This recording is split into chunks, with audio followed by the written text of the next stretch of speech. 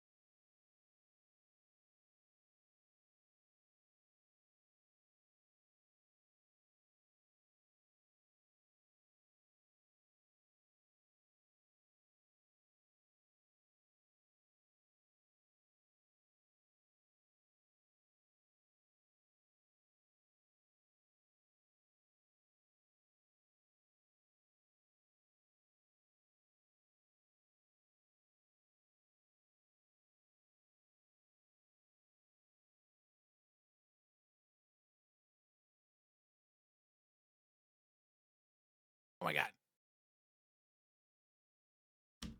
What's up? Hey, Scott, hope you're feeling better. I assume you are. Yeah, can you hear me? Yeah, we can hear you Yep. just fine. Can you hear me? Yeah. Sorry, it crashed my Discord coming into this. I'm about to mute myself. Very nice. Be right back.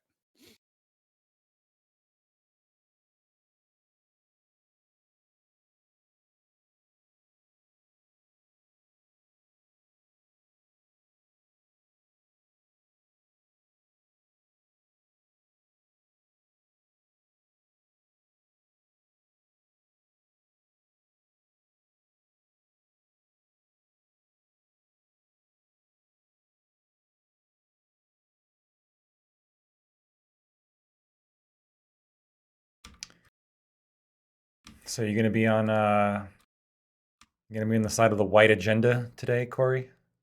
Absolutely. I'm always on the side of the white man. The white man? Okay, good. Just making sure we got that white camaraderie or whatever. Hold on, can you still hear my mic? Did I Yeah, unplug? sounds Okay. great. All right, good. I thought I just unplugged it, but I didn't. I'm assuming you're also going to be on the side of the woke agenda. Or the anti-woke agenda, I think, right? Anti-woke United. It's a rebrand. Well, I mean, really, what's the difference, right? It's anti-wokeness is communism. Thank you for having me.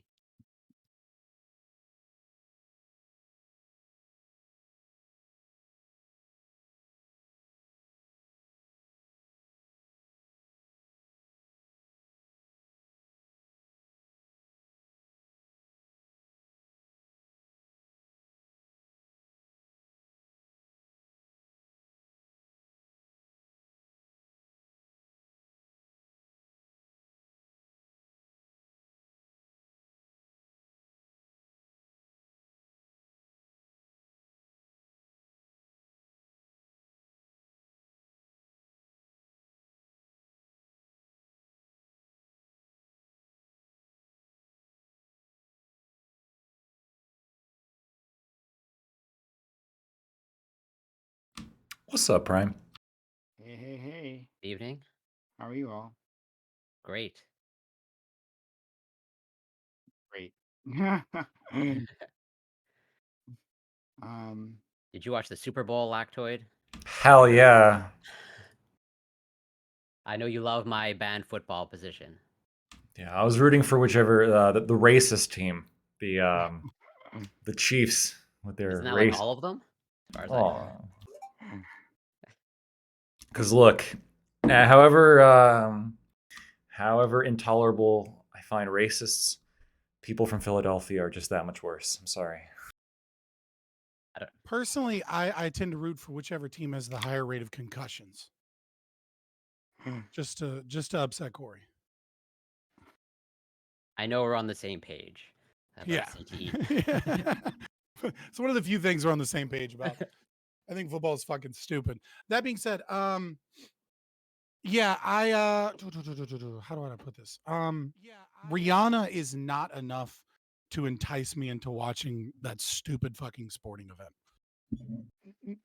I was gonna bring up Rihanna specifically. And like if you had seen the actual for fuck's sake, my camera. If you've seen the actual event, right? Like um I mean, I I thought that saw was the people worst. commenting on it. I just I don't thought get that it. was the single worst halftime show that I've seen. Really? Because yeah. I didn't I watch it. mean, I have no like. I only read oh, headlines, and from Yeah, what I I gather like from I saw a headlines, couple clips and I didn't care to investigate. Is she pregnant?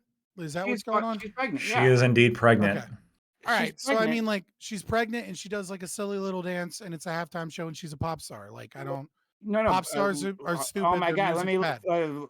finish my words, and maybe then you can comment on the words. So yeah, my problem is that like, if you watch the show, she like does nothing. She like does nothing. Um, these shows, especially like some of the past ones like Beyonce, are like supposed to be highly energetic, the biggest concert on earth, right? Hmm. But she doesn't move. Like she just like jiggles her arms and like barely moves around the stage because she's pregnant. And okay, great, yeah, I get that. You're a pregnant individual and you have limited mobility in that state. No problem. she's Come back dancing next for year. two. Yeah, come back next year. And that would have been fine. But she specifically she specifically decided to do this, like, and it was just bad. I don't think they should have a pregnant woman there. Like, So what you're saying is that James Cameron is, a warrior for warrior women, and you are a sexist, ableist piece of shit, Prime Guys? yeah, that's his I don't know. nailed Is it. pregnancy a disability? So what about Um, the rest of the show? Like, did you like the commercials? I thought I think I have long ago given up on Super Bowl commercials. Like, I mean, I guess I technically no, and even then, I barely watch it for the commercials anymore. The Super Bowl is the only sporting event I watch every year. Um, but Um, like those commercials are so rote at this point. They're all like trying to go viral, and they have like a few like archetypes that they do over and over again. One of them is like, let's get as many famous people as you know, right, who are in right, pop culture or music or whatever, right, and right. then they'll all be in some sort of group, and we'll create some sort of artificial conflict between them, and they'll be running around or some shit like that, and pretending they're all friends, like all famous people are friends with each other. Like, I don't. It's super weird, and I hate it. Yeah. But did you watch the Flash trailer? I think that was released. Oh, that was I good. did Yeah. watch the Flash trailer. What Looks pretty about good to Um, me. we've got a panel coming up in a couple days at Lethia's on the woke Jesus commercial at the Super Bowl, hmm. and then the whole series, like, because there's been like 7 or 8 of them so far. And it's I don't know if it's gotten much like play in like normie circles, but right wing media has been having a heyday over it. Yeah, I don't know. I just, beer, booty, and ball. It seems to be like the three things that just somehow magically captivate most normie guys. And I don't care. Yeah, I actually didn't know Super Bowl's on until I started seeing I, like people commenting on it as it was I only happening. I only knew because my ex was like, like when I'm getting the kids for the weekend was like, oh, we're out of town, watching the Super Bowl and stuff. And I'm like, oh yeah, that is a thing that happens. Yeah. Like, I'm just like, I'm just like, I all live right, in whatever. Dallas, so normally I know in advance because like people I know are having a Super Bowl party or something like that. But this year, just kind of like I don't know, that stuff escaped me this year, so I didn't even have that much notice. And Prime, and maybe to your point, so I have no idea how these halftime shows are booked. Is it possible that like Rihanna was booked like way ahead in advance, and like there was no like idea that she would be pregnant at the time? I I don't I know. think. Well, it depends on how far along. No, they are booked ahead of time. I'm saying that they should have gotten someone else. Um, So I don't know exactly how far ahead. I couldn't tell you. But they should have gotten someone else. I get it that like she's in a state where it makes it difficult for her to perform, and that's fair. Then wait till next year. Just do it next year. They could have easily found the Super Bowl. Certainly could have easily found another mega artist who wants to do the fucking Super Right. Bowl. I'm just sort of like, who do you place the response? Do you place it on like Rihanna or the people booking it? Because I think I'm just thinking out loud, like I'm like speculating. She was like, if they were booking it, they had no idea she was pregnant, and then turns out she shares it, maybe a week before, and they can't fire. I don't know. Like I assume they can't like remove her, right? I can assure you it wasn't a week before that they knew. They Yeah, I like don't know. because well to even set up the performances, right? Like Yeah, that's done rehearsal, way all in that stuff. advance. And like because they have to create the stage, right, to match the Sure. performance. And they had this whole stage that assumed that she wasn't gonna move. Like it had her high up in the air, and there's like this tiny little platform. But anyway, like the whole stage was planned around her thing, right? And then of course you have to get the Child, dancers her and thing. This her is this sorry, is pregnancy. this sorry. is I this know. is very clearly an issue with the NFL because a group that is sponsored by Pfizer should know that you shouldn't sign up for certain things if you're pregnant or expecting. Is it sponsored by Pfizer? Again, I have no idea. I have no idea either. I didn't know whether or not she was actually pregnant until we started. I was just I making bet a they joke. already have like. But also, like, plans for- isn't everything sponsored by Pfizer at this point? Like, Probably, yeah. All the surely bad they things already in the have world, next year's certainly. like plan. Like they already started planning on next year's Super Bowl. Like it's got to be at least a year out.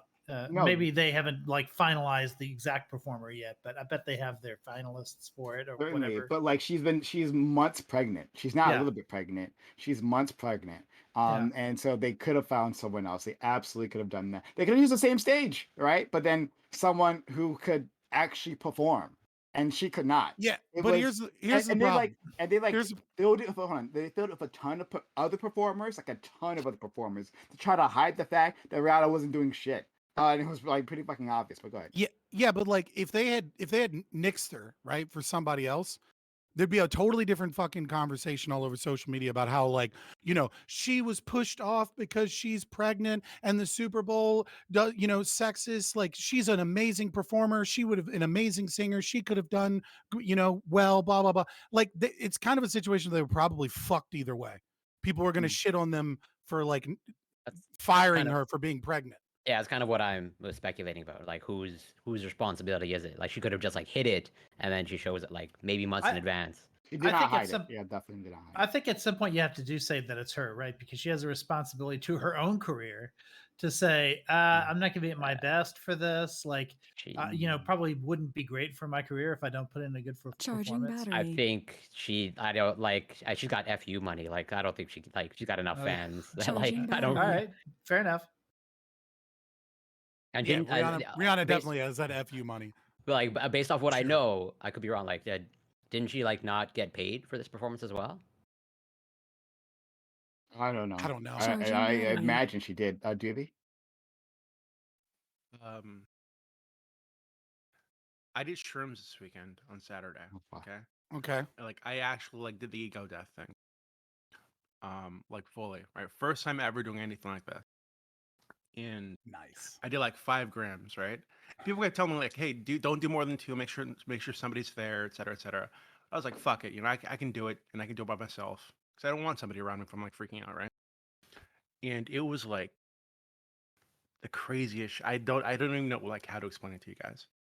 Like The best explanation I've ever heard was from a friend that said the next morning when we were sitting out smoking a cigarette, looking at the grass, I used to think that grass was green. Now I understand that it's dull green. Yeah, Bro, what? yeah, actually accurate. Like I was sure I was gonna. I was sure I did die, and then I was sure that I was seeing like fucking like God, but it was like eyes and diamonds and shit in the sky. It was fucking crazy. Yeah. I recommend it to everybody actually. Was this planned? Told you. Or this was Told you, bitch. So shut up, fuck you. So I actually No. fuck like Told you. you. Okay, Scott, you're right. Fuck you. Okay, so like that ego like, death really playing. 3 months ago, I got I watched a Wisecrack video actually. about microdosing, right? And how people found this beneficial, or whatever. So it's like, it's legal. I can legally order this stuff online. So like, why not try it, right? So I did the microdosing thing for like a week. Um, Felt like, I guess, a little more positive, but I'm generally like a pretty positive person anyway, so I didn't feel like it was that interesting. But with the package that I got from this website, was a chocolate bar that was like 5 grams, and each like little square you were supposed to take like individually, basically. And so I've been doing research and reading and talking to people for like 2 months to try to figure out, okay, should I do this? Am I gonna go fucking crazy? Like, am I gonna die? Like, is this a bad idea?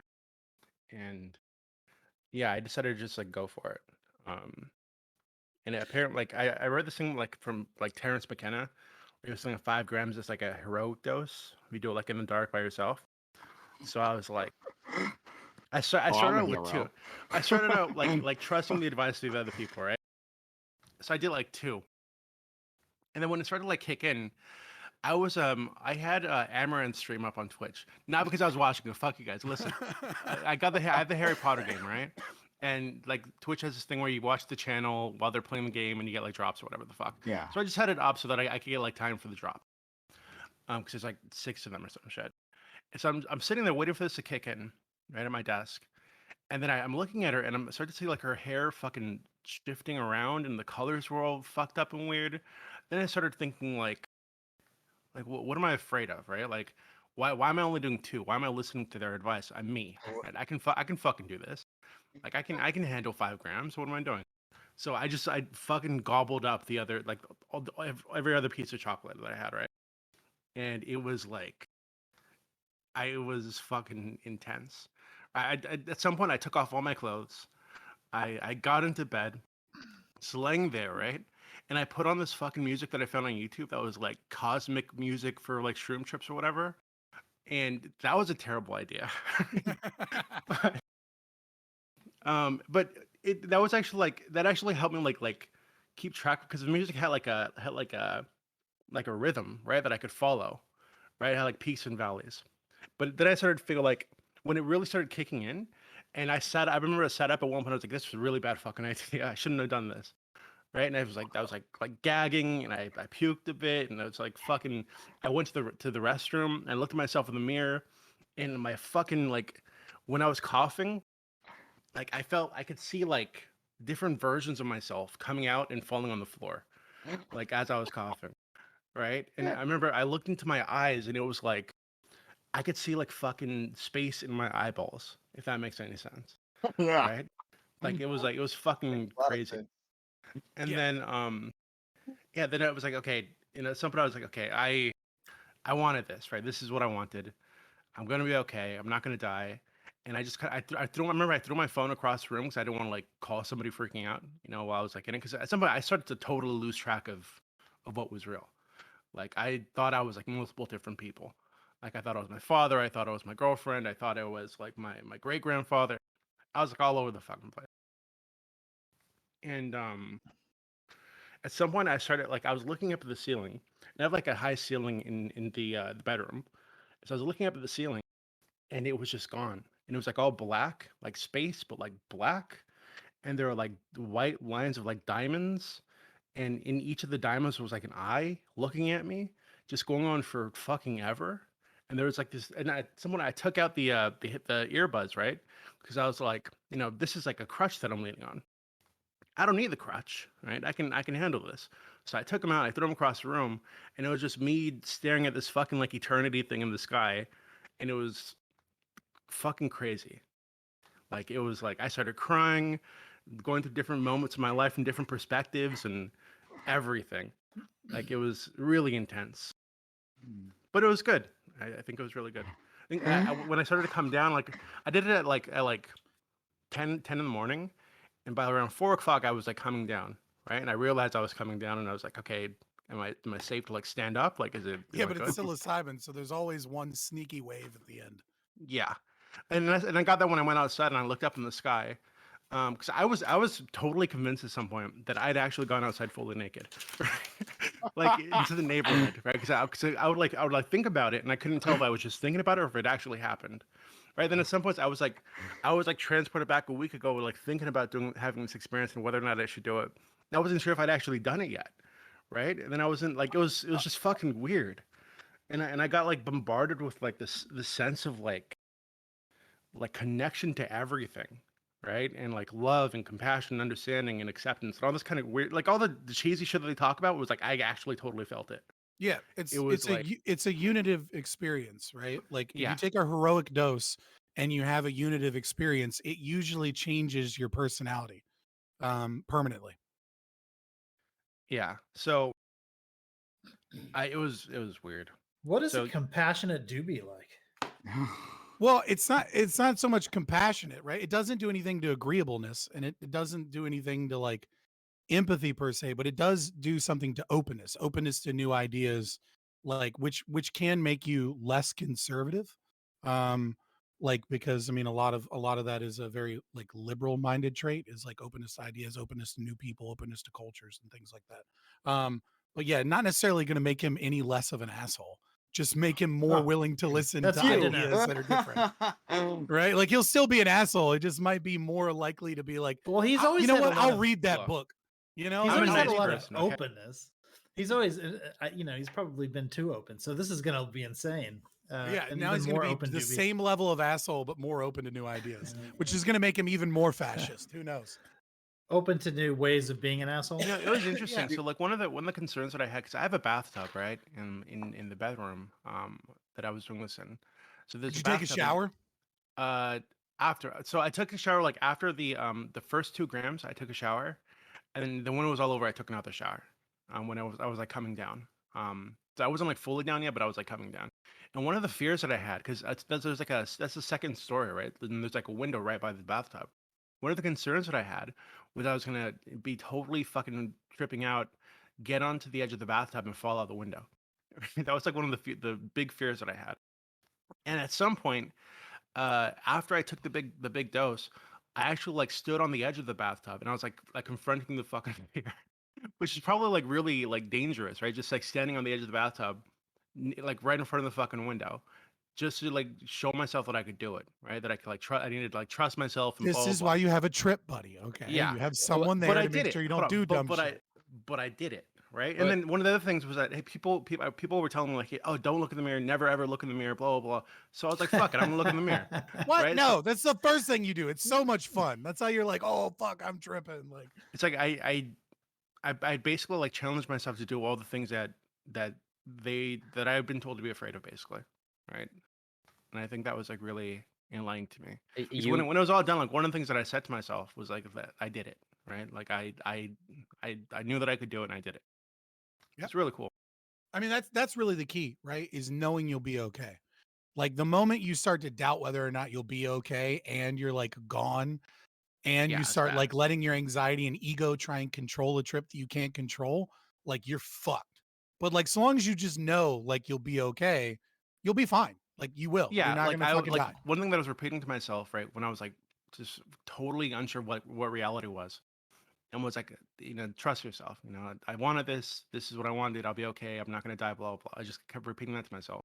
And at some points, I was totally like convinced that not only that I was God, but that I was like multiple other people. And at the end of it, I had to like that it was all the same thing, right? So everybody's God, and I'm me.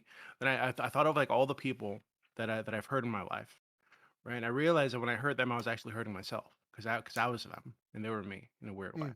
Yeah, right? unitive. And it yeah, and it was like I don't know. I spent like a good 4 hours afterwards trying to like piece together my personality. It felt like and just like You absorbing everything.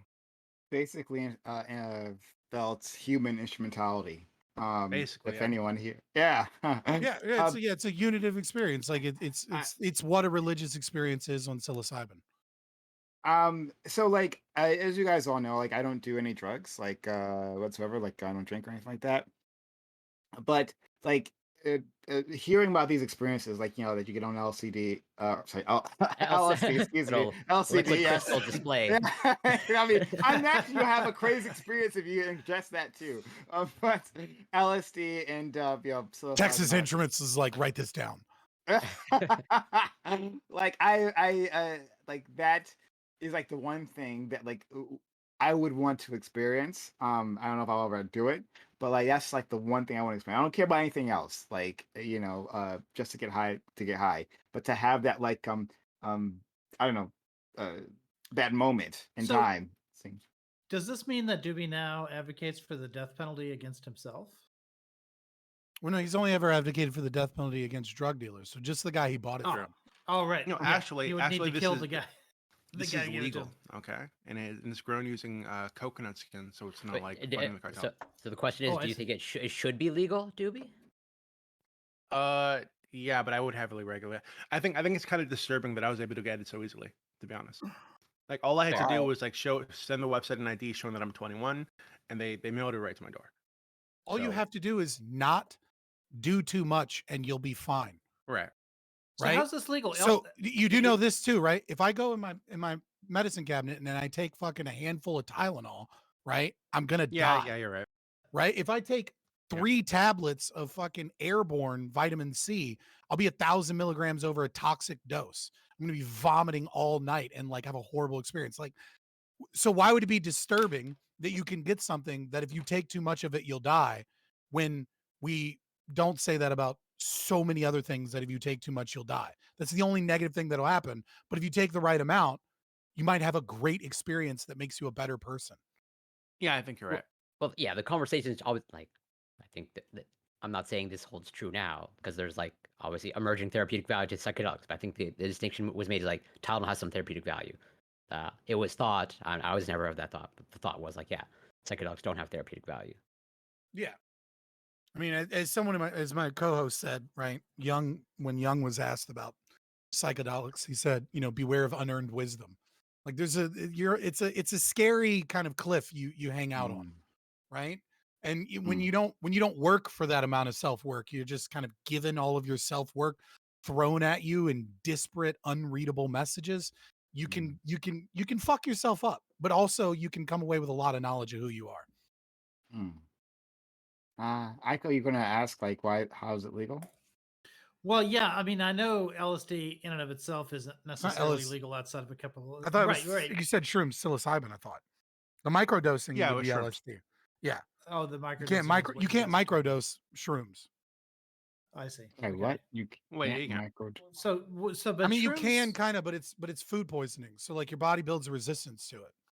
If you Yeah, do it like people, every people day. do like schedules basically, right? So they'll do Yeah. like 2 on, 3 off, or something.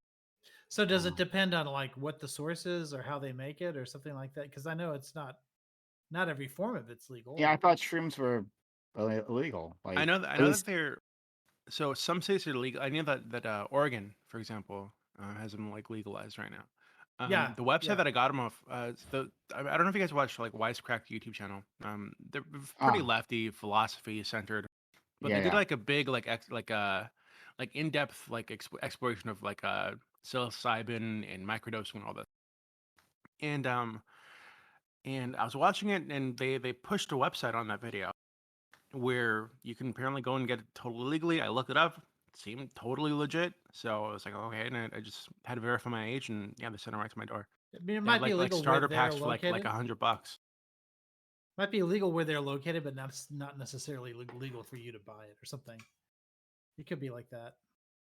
Yeah, potentially. I The don't know. last time that I did like a heavy dose of psilocybin, I was writing over and over again in a journal, "The mind is the lie that they tell you."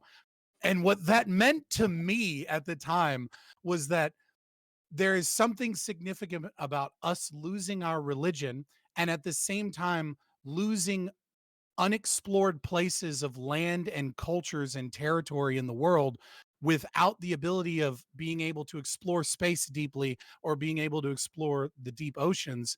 And because of this, something was going to break in our psychology that inevitably destroyed all of humanity unless we were able to explore space soon enough, because there's something inherently necessary about both religion and like those concepts, as well as like exploring new frontiers. That I don't know. Maybe I was right. Maybe I was wrong. Maybe I was just really fucking tripping. TBA. Yeah.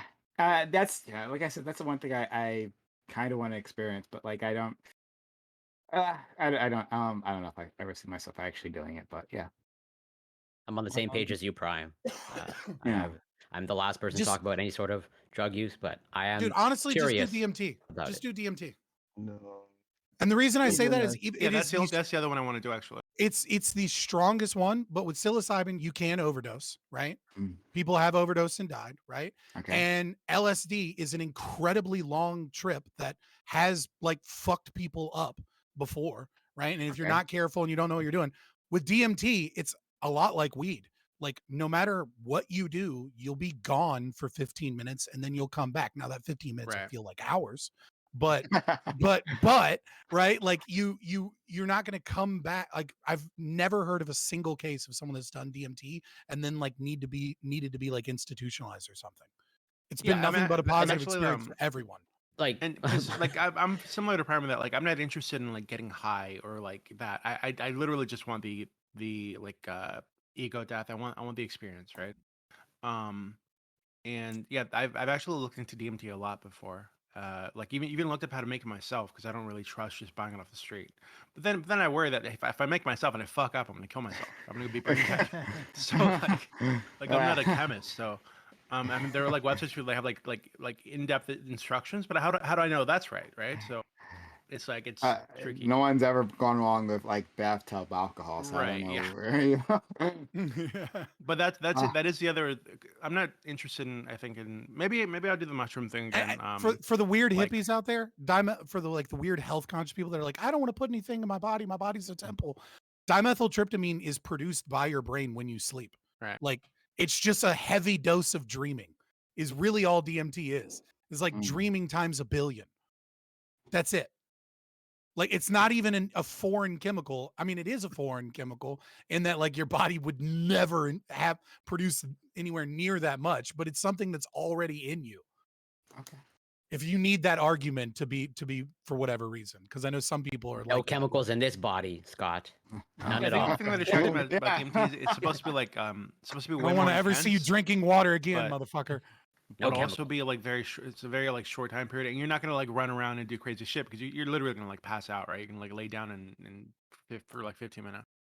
So that's the next thing I want to try out. I think the only Yeah, other I thing just wanna try out. I went down. I smoked it and I went down. It was like Yeah, like, I've I was watched back in 15 like minutes. fucking a dozen videos of people like doing it on camera, right? And they literally just like lay down, they're there for 15 minutes, and they get up and they have these crazy like stories and shit they're gonna tell. I mean, fuck it, dude. You have money. Like people in my chat are saying, like I know that you have money, Doobie. Like, just fucking take a week or two off and like go do a real fucking ayahuasca ceremony. I can't. Right? Like, I've fucking actually go. looked into that before too. Okay. The issue with that is so one, I don't want to be like influenced by fucking Native Indian Americans. chanting and I all know that, it. like religious shit. I want to be in my brain. Not You don't want to dealing get with- back to not your worrying own about- roots.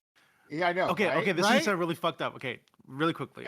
When I was going through this experience, at some point I felt like I was going through my entire like family tree, basically. And I was thinking of all the people that came before me. Right. You were resurrecting the father, my guy. that struggled and fought and to survive and to build for their children. At the end of that line is me. Right. I'm the child of all those people, and all those people were inside of me. Right. And I'm all of them. And that somewhere along that fucking family tree, I literally saw myself as like a fucking native guy, American guy in the fucking desert, right? like unironically. So it was weird. It was a weird experience. Yeah, so you should get back to your native roots and Oh God. like do that. He I felt just don't want to be unity- influenced by, unity by with like everyone. other What people's if- shit. Hold on, Doobie's gonna go fucking do an ayahuasca retreat and come back and be like, "We got to do something about these white colonizers." And be like, "What happened?" Yeah, I just don't want to be influenced by other people's stuff. You know, if I do it, it's gonna be me by myself and in a dark room, just but like in my own brain. Maybe with someone like guarding the door so you don't actually And the go window. outside naked. Yeah, or No, the dude. window like bolt No, the dude. windows. DMT wouldn't be like that. He would just fucking pass out on his couch and come back after talking to the elves. All right. So let's move forward. We have one other person coming, but they said they're gonna be a bit late. Um, but thank you all for coming through. This is the Every Roundtable, which we have Mondays 8 p.m. Eastern. Fantastic group of people. I actually was really excited about all the people who said hi or not hi. I said yes. Well, hi in yes in Japanese is hi. So yes, I was correct. So I was really excited that we got a few of these people here. So yeah, guys, if you enjoy what just happened, leave that story. All right, hit that follow button in case you haven't done so yet, and make sure notifications are on so you know I'm going live. Also consider subbing to the channel, gifting bits or gifting subs. It's a huge help.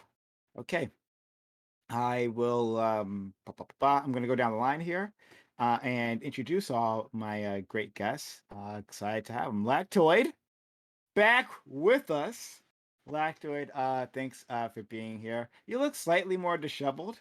Uh you look It's Monday. I'm wearing a sweater, Prime. I don't know. it's the Dude, hair. no, it just doesn't have that FUBU drip. Nah, there's that too. You know, Perfect Can't be topic a s- for it too. Fuck. Like I'm curious, like, do you ever do like the slick back hair, right? You know, like the 1920s like Mad Men slick back hair. Have you ever done something like that? In the past, maybe, but now I just jump out of the shower and this is it. Wherever it falls, it falls. I think it looks pretty good. I don't know. You're That's my fine. You're opinion. fine, Fred.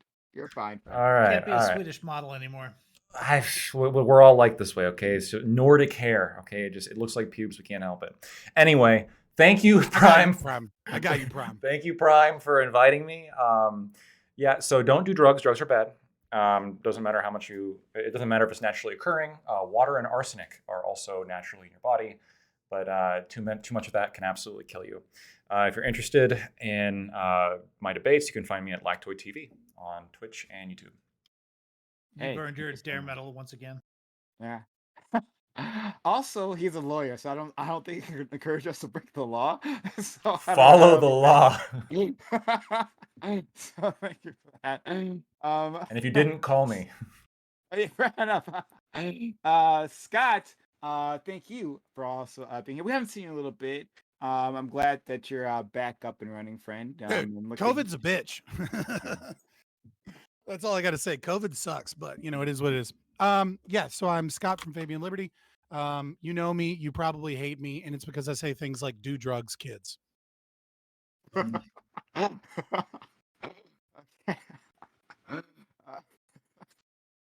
That was really good. All right. I think Scott is a funhouse mirror version of Lactoid sometimes, right? Like Corey, uh, thank you again, Corey, the reusable voice here in the chat.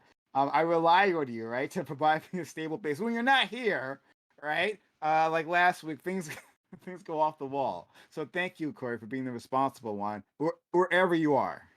Well, I super appreciate it. Always grateful to be invited and to be on.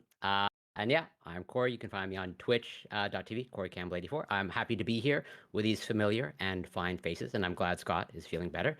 I hope continued recovery. And I'm glad, actually, thank you, Doobie, for bringing up psychedelics, because on the topic of my streams, in addition to the workout streams that I do science streams. And just this past weekend, I covered some of the research about ketamine and its use in alcohol use disorder and depression, and I do cover other psychedelics as well. Oh, yeah, you can find me on Twitch, twitch.tv, Corey Campbell 84, and Twitter and Instagram, literally, it's Corey Campbell. And thank you so much for having me here. Okay. All right. Next, we have Griffin, who is vying for Best New Addition to the panel. We've been happy to have you come through. You've been doing a great job. So thanks for stopping by today. It's great to be here. I'm really enjoying these panels. I will say the last one was not what I was expecting at all. But these topics here have me really excited. So I won't spoil them this time. But I am really excited to speak about some of these. I believe some interesting perspectives, and I'm also happy that we get people like Joe Lewis and Bam here because boy, I feared I was going to be outnumbered on this topic. I'm worth 5 black men, so and all the women agree. But Griffin, like, what did you what was it last week that you didn't expect? Like, what happened? Again, So that probably explains it, but um, the conversation with Casimir, I expected us to talk about things that we could actively, physically interact with and measure, and not like this, like satirical, like a priori type thing where he has like these mystical relationships to property and things like that. It was mind baffling listening to that guy just ramble about nothing. yeah, all right. Sounds like Cope. Sounds like Scott. Let's go to our friend Aiko. Aiko, thanks for coming back and being part of this. And Yeah. your beard, I feel like you've brushed it, right? Or do It's- you normally brush it? Like I feel like do. this I is have not a always been brush right here. straight. Yeah, it's right here. See, Okay. I do that Oh, it's looking every once awfully in a while. dapper. Yeah, I was gonna say when you mentioned disheveled, I thought you were talking about me for a second. Oh, yeah. When, instead of lactoid, I am the king of that. So you can compare any disheveled guest to me, and they'll feel better. I do have, by the way, I don't normally have it with me. I have my my gavel from Student Congress, which I don't know why it's here, but for some reason it's here. So if you need anyone to bring order to the proceedings, then I'm available. All right. Okay. As long as you decide that Scott's guilty in the end, then it's good with me. Right. Yeah.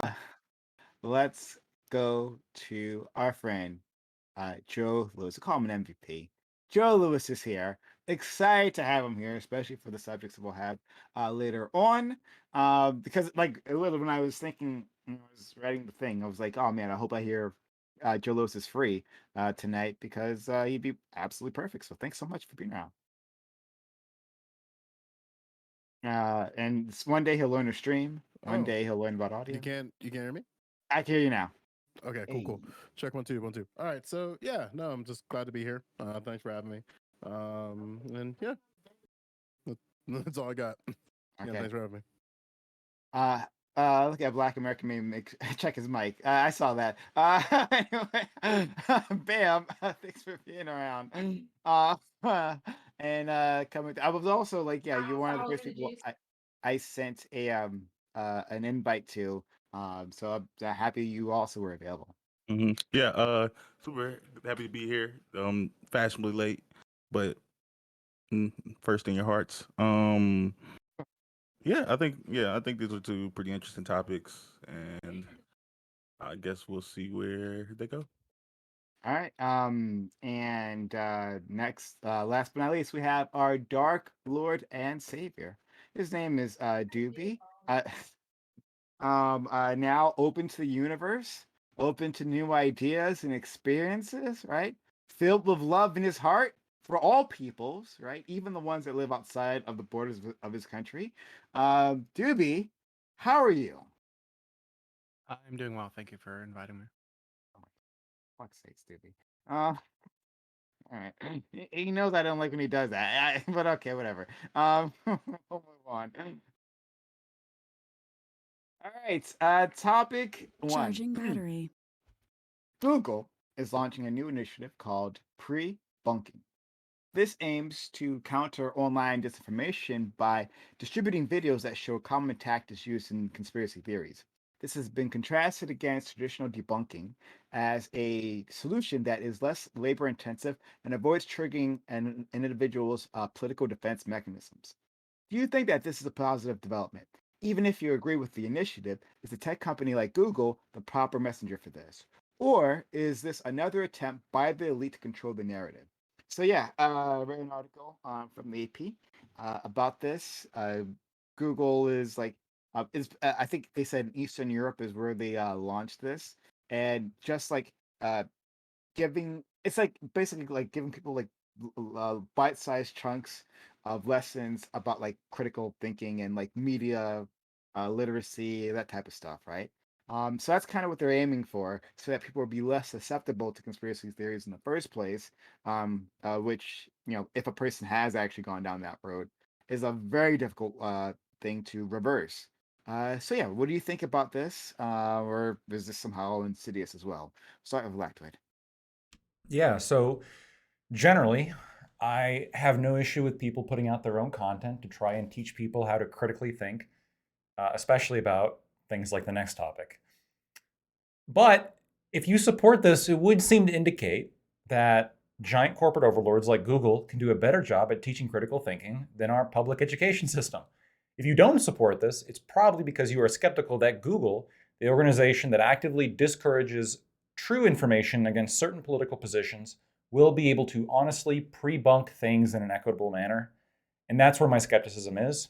I hope my skepticism is shown to be wrong because there's nothing wrong with the principle of it, but I'd be surprised if it's not. Okay. Thank you. Let's go to Scott. Yeah, so initially it seems like a good idea, right? Like who wouldn't want, someone just paying ads to teach people that like fear mongering, scapegoating, false comparisons, exaggerating, and missing context, quote unquote, are a good thing, right? Like you would think that that would be good.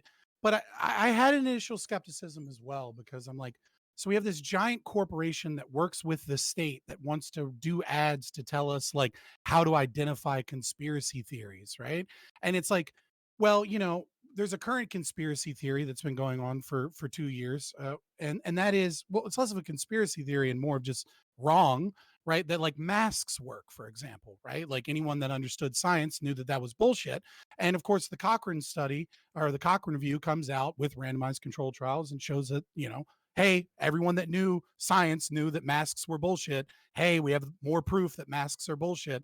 And you have like the CDC director coming out. So I wonder, it's like, well, that's like a thing that needs to be debunked. Like, is Google going to engage with like, um, corporate talking points and government talking points and understanding that missing context is often, skeptics, in science that is healthy, or is it going to be, more trust the narrative? So I did a little research and I was like, hey, well, let's look this up. Well, the people that run it is Jigsaw Research underneath Alphabet Corporation, run by Beth Goldberg, who's in many of these articles talking about it. And you know what? They already have an English version of pre-bunking that you can easily look at YouTube if you just type in Jigsaw Research pre-bunking. In it is a 33-second ad about why you need to get the COVID vaccine and why anyone that thinks that you shouldn't get the COVID vaccine are fear-mongering crazy people. And they put nice, happy music behind it. And then they say that the vaccine is that you are 1,000 times more likely to die in a car accident than you are to have a serious adverse effect from the vaccine. I was like, well, that number seems crazy. Let me look it up. Oh, well, according to the CDC's own numbers, not VAERS reports, not uncaptured data, just what the CDC is saying, 5 people per million doses get go into anaphylaxis, right? Which is, given the fact that we have 613 million doses in the United States, is 3,000 plus people that have had this one specific serious adverse effect where they will fucking die if someone doesn't give them something to stop it, such as an epinephrine or adrenaline shot or something like that. Well, according to them, only 46 per people per year, looking at car accidents, 46,000, have any serious effects at all. That includes death and every reaction. So they're off by an order of a magnitude of over 100 times based off of just one thing, based off of the CDC's number. So their pre-bunking video is you need to trust the narrative, trust the science. Oh, and by the way, we're going to engage in false comparisons, exaggeration, and missing context. So no, pre-bunking is just Google trying to get you to do exactly what the state wants you to do. Thank you so much, Corey. Okay. So I kind of lost my train of thought there. Yeah, so in principle, I am not, let's say, totally opposed to it, but I share some concerns that have been aired already by, let's say, Lactoid. In terms of like, I think it's a good question to ask of like, who do we trust more, the companies or our public education system? As in, I'd be all in favor of some sort of media literacy course that needs to be taken in our public education system. But pretty much to answer the question of like, I perceive misinformation and disinformation as a problem, a large societal or global problem. And the question is, how do you address that? At least I think it needs to be something that needs to be addressed. Do I think that this is a potential thing to try out?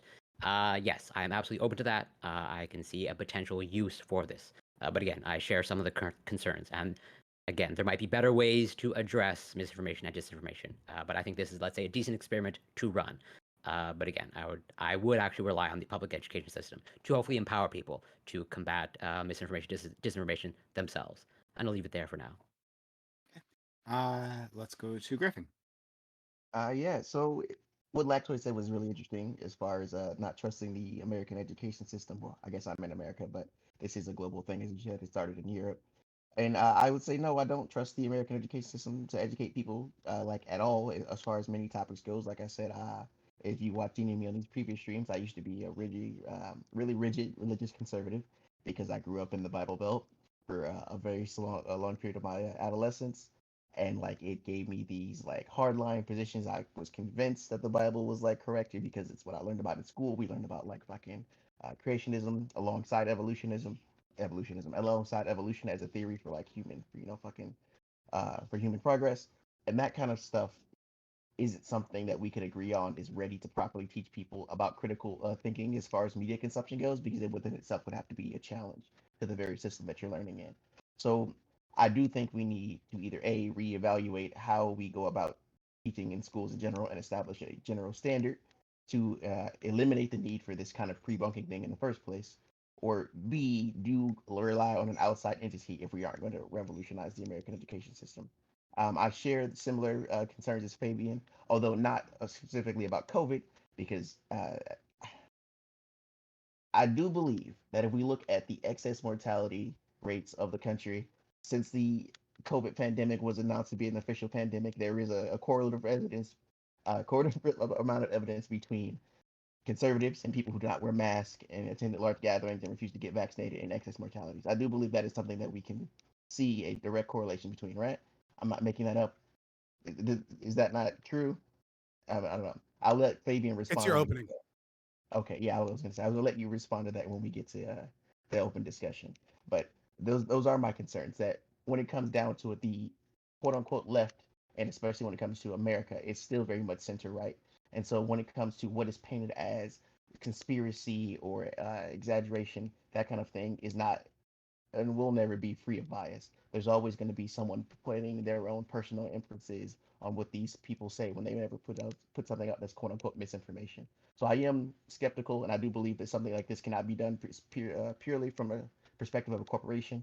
It does need, I believe, heavy civilian oversight. I would say government, but at this point, I'm pretty sure Google is government oversight as far as this kind of thing is concerned.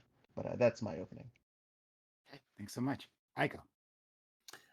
Yeah. So if you've ever studied the history of rhetoric in the world, one person you might have come across is the late Roman philosopher, late Roman Republic philosopher, Cicero.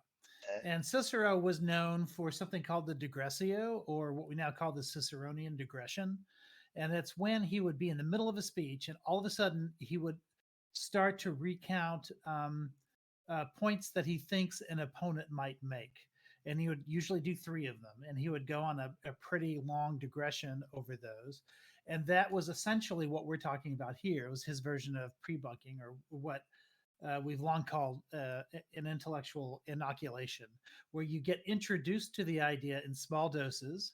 You get introduced to what the flaws of that idea might be, so that when they come up, and you'll see this often in debates, you'll hear someone say, "My opponent will say this, this, and this." And the reason people do that is so that you can skip a couple steps in terms of what the answer might be to that thing. It forces your opponent to go more in depth defending that idea, or maybe abandoning that idea if it doesn't work. We use that in academic debate as well. And it's often known as what's called a time suck in debate, which is to say you're saying something in a short period of time that forces your opponent to spend more time defending that position. All of those things are benefits of what's being called a pre-bunk here. And yeah, I think it's a good idea. I think it's effective, and I think it forces like all sides to come closer to the facts in terms of what they're saying. Thank you. And Joe Lewis, please. We should mandate internet literacy from at least starting from third grade. And if states don't comply, they should get their funds stripped away. That's my take. Thank you so much. That's why he's so valuable, right? He's efficient. All right, let's go to our friend Bam. No Ciceronian digression there. Yeah. Yeah, I think the media literacy in general is something that you're seeing like clearly is something I don't think anyone could predict how poor it is in the country, regardless of what position on whatever issue you want to go to. I think that's something that like generally is agreed to like, oh, okay, people will believe a lot of weird stuff if you tell them that. So yeah, I think the idea of pre-bunking, like I don't think it's a solution, but I think it's probably a decent band-aid. Um on the idea of like, oh, okay, we're about whenever you're dealing with a controversial topic like let's go ahead and let's pre-release facts on, on what something is because most people are going to form like most people aren't going to do their research. That's not a like very few people actually do that thing. They watch they watch YouTube videos, they watch Facebook videos, they may read something that their close friend like happened to post, but they're not going into hours and hours unless they have something that they personally gain out of it, whether that be cloud or money, etc. So like I guess like whenever you're dealing with a issue that may come with some level of controversy, like pre-releasing the facts and letting that be one of the early the earliest things that the general public can look through and not necessarily forming opinions about it seems to be pretty useful. And like I said, some general tips related to how to navigate through information and how to see when conspiracies come about. Thank So you. yeah, I'm in favor. DB? I think that I half agree with Bam. Right? I think it is a good band-aid, but it's obviously not a good solution. I think long term. I think that there are like some positives associated with this. I mean, in the lead up to this, I watched a lot of pre-bunking videos that are on YouTube. That they were like putting up as ads before like political videos. And I guess the idea is that hey, if you teach people to like look out for this kind of manipulation, before they encounter that manipulation, they're going to be on the lookout, so they won't be as vulnerable to it. But I think one of the some of the downsides to something like this is uh, something like what Jewish people deal with, right? So people talk a lot about, hey, the Jews, if this happened to them in the Holocaust and yada yada, and you shouldn't talk about this because this is anti-Semitic and yada yada yada, and in a lot of ways, the pushback or the attempt to pre-bunk or to dismiss conspiracy theories before they formulated in somebody's head makes somebody curious as to why there's so much attention there. Why are you trying so hard to keep me from looking under that rock, basically? And I think this is something that for a lot of people that I've run into online over the years, at least, has absolutely led them to believe that there's some kind of deep, dark, esoteric knowledge there that they're not supposed to know, and they're told to stay away from it. And they're told that it's bad because it's true, right? So I think that's like one of the few downfalls that I can find with like pre-bunking. So I think long term, it makes a lot more sense to just focus on the reasons these conspiracy theories exist in the first place. A lot of times, these people aren't really nefarious actors; the people who genuinely believe this. So deal with the reasons they genuinely believe it, right? So I think that makes a lot more sense long term, but that's obviously like a lot more complicated. All right, I, I back to the panel. yeah, I think that people are like some people are generally contrarians. Like it's because it makes for more interesting stories. So like the, there's people who form positions that you're not going to be able to reason them out of to begin with, and those people are absolutely lost. Like, but like I said, I think there's a lot of people that can be a lot of people who just don't feel like it's worth their time and energy to go down and do deep research on whatever topic you feel like they form their opinion based on like whatever source they see first, and that was basically it. And I think that these people are like I think we should make efforts to um not necessarily take control, but We should legislate them out prepare of people. existence. I I'd don't like think to So that. ask. so I don't Well, so I don't but think you can Bam, do do it. you think I'm that saying, Of course you can. I mean, you Put it can, in a but mandate. that's a 50-year issue. That doesn't Yeah, it doesn't help yeah, somebody but like, and this 61 is today. and we got here on like a multi-decade problem, so it's gonna require a multi-decade solution. So yeah, legislate the shit out of it. Sure, but I'm saying, but you have to do. I think you have to do What? something in between. Legislate How do what? you I didn't how do you catch that. legislate? Yeah, you create a culture in the education system where people have proper literacy around the environment that they're in. Like we're in a digital age, so it's unacceptable that the education system has not caught up to that yet.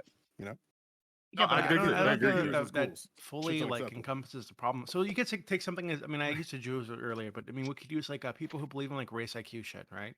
And Mhm. believe that like And you can directly that debunk that, maybe. Like, you can when you do an IQ test, right? You can isolate yeah. things. So I know that we can like debunk it directly, but So people what I'm saying is that hypothetical. people who fall down these kind of rabbit holes, typically it's not because they're just like too far gone We don't have they're education like for it. they're like racist and evil or something. It's they genuinely think it's true. They've been presented with a set of facts, quote unquote, um, that are that lead them to a conclusion, and they get to that conclusion, and then they see all these things in the background that are telling them that hey, stay away from that conclusion. It's bad. But they don't know enough about how even how the studies that were put together that got them to that conclusion. They don't know enough about all that works to even what's the word Point I'm looking for that to built These even people upon like aren't reading studies. Yeah, they're not. yeah, wait, Again, what? it's the No, same that's thing not I'm true. saying. Hold on, plenty Like of they don't race have the realists, contextual deep race understanding realists, for the like things they read understand. studies. Like that's just not Yes, true. the deep This ones, isn't. but no, This that's is what I'm saying. rocket science. When you concern yourself with the deep ones, like you're not dealing with like the people who like the general public who believes these positions. People like I So said, people aren't like going through they're doing tons of research to form these opinions. so They're watching a I Yeah, but YouTube if you don't video this deal with is those by so guys, someone this who like is said that you're with never tons going of to get to meetings. the rest of them because so this they're isn't the ones that are leading the rest of them to that position. So this isn't a problem of like educating people enough to have critical thinking skills, because some people will never have deep critical thinking skills, no matter how much you fucking educate them. And if you That's try and act like still that's not. not true, that's just not true. Like Yeah, because that but we have to have a culture of education around it. We but don't have listen, that. the reason people fall into things like race IQ or anti-Semitism or certain things is because because the taboo nature of the topic creates a Gnosticism, right? So No. Oh, listen, Let them cook. when Let you them say cook, Griffin. It takes a while. it's I'm not coping just because I'm fucking making an argument, Joe. No, I'm just saying you So talk a when lot. That's it. so when you say like, look, we can't talk about racial IQ, and talking about racial IQ is racist, and then there's a group of people that says we'll talk about it, right? You have one group Right. of people that refuse to discuss the topic openly and debunk things, and you have another group that says we're speaking truth to power.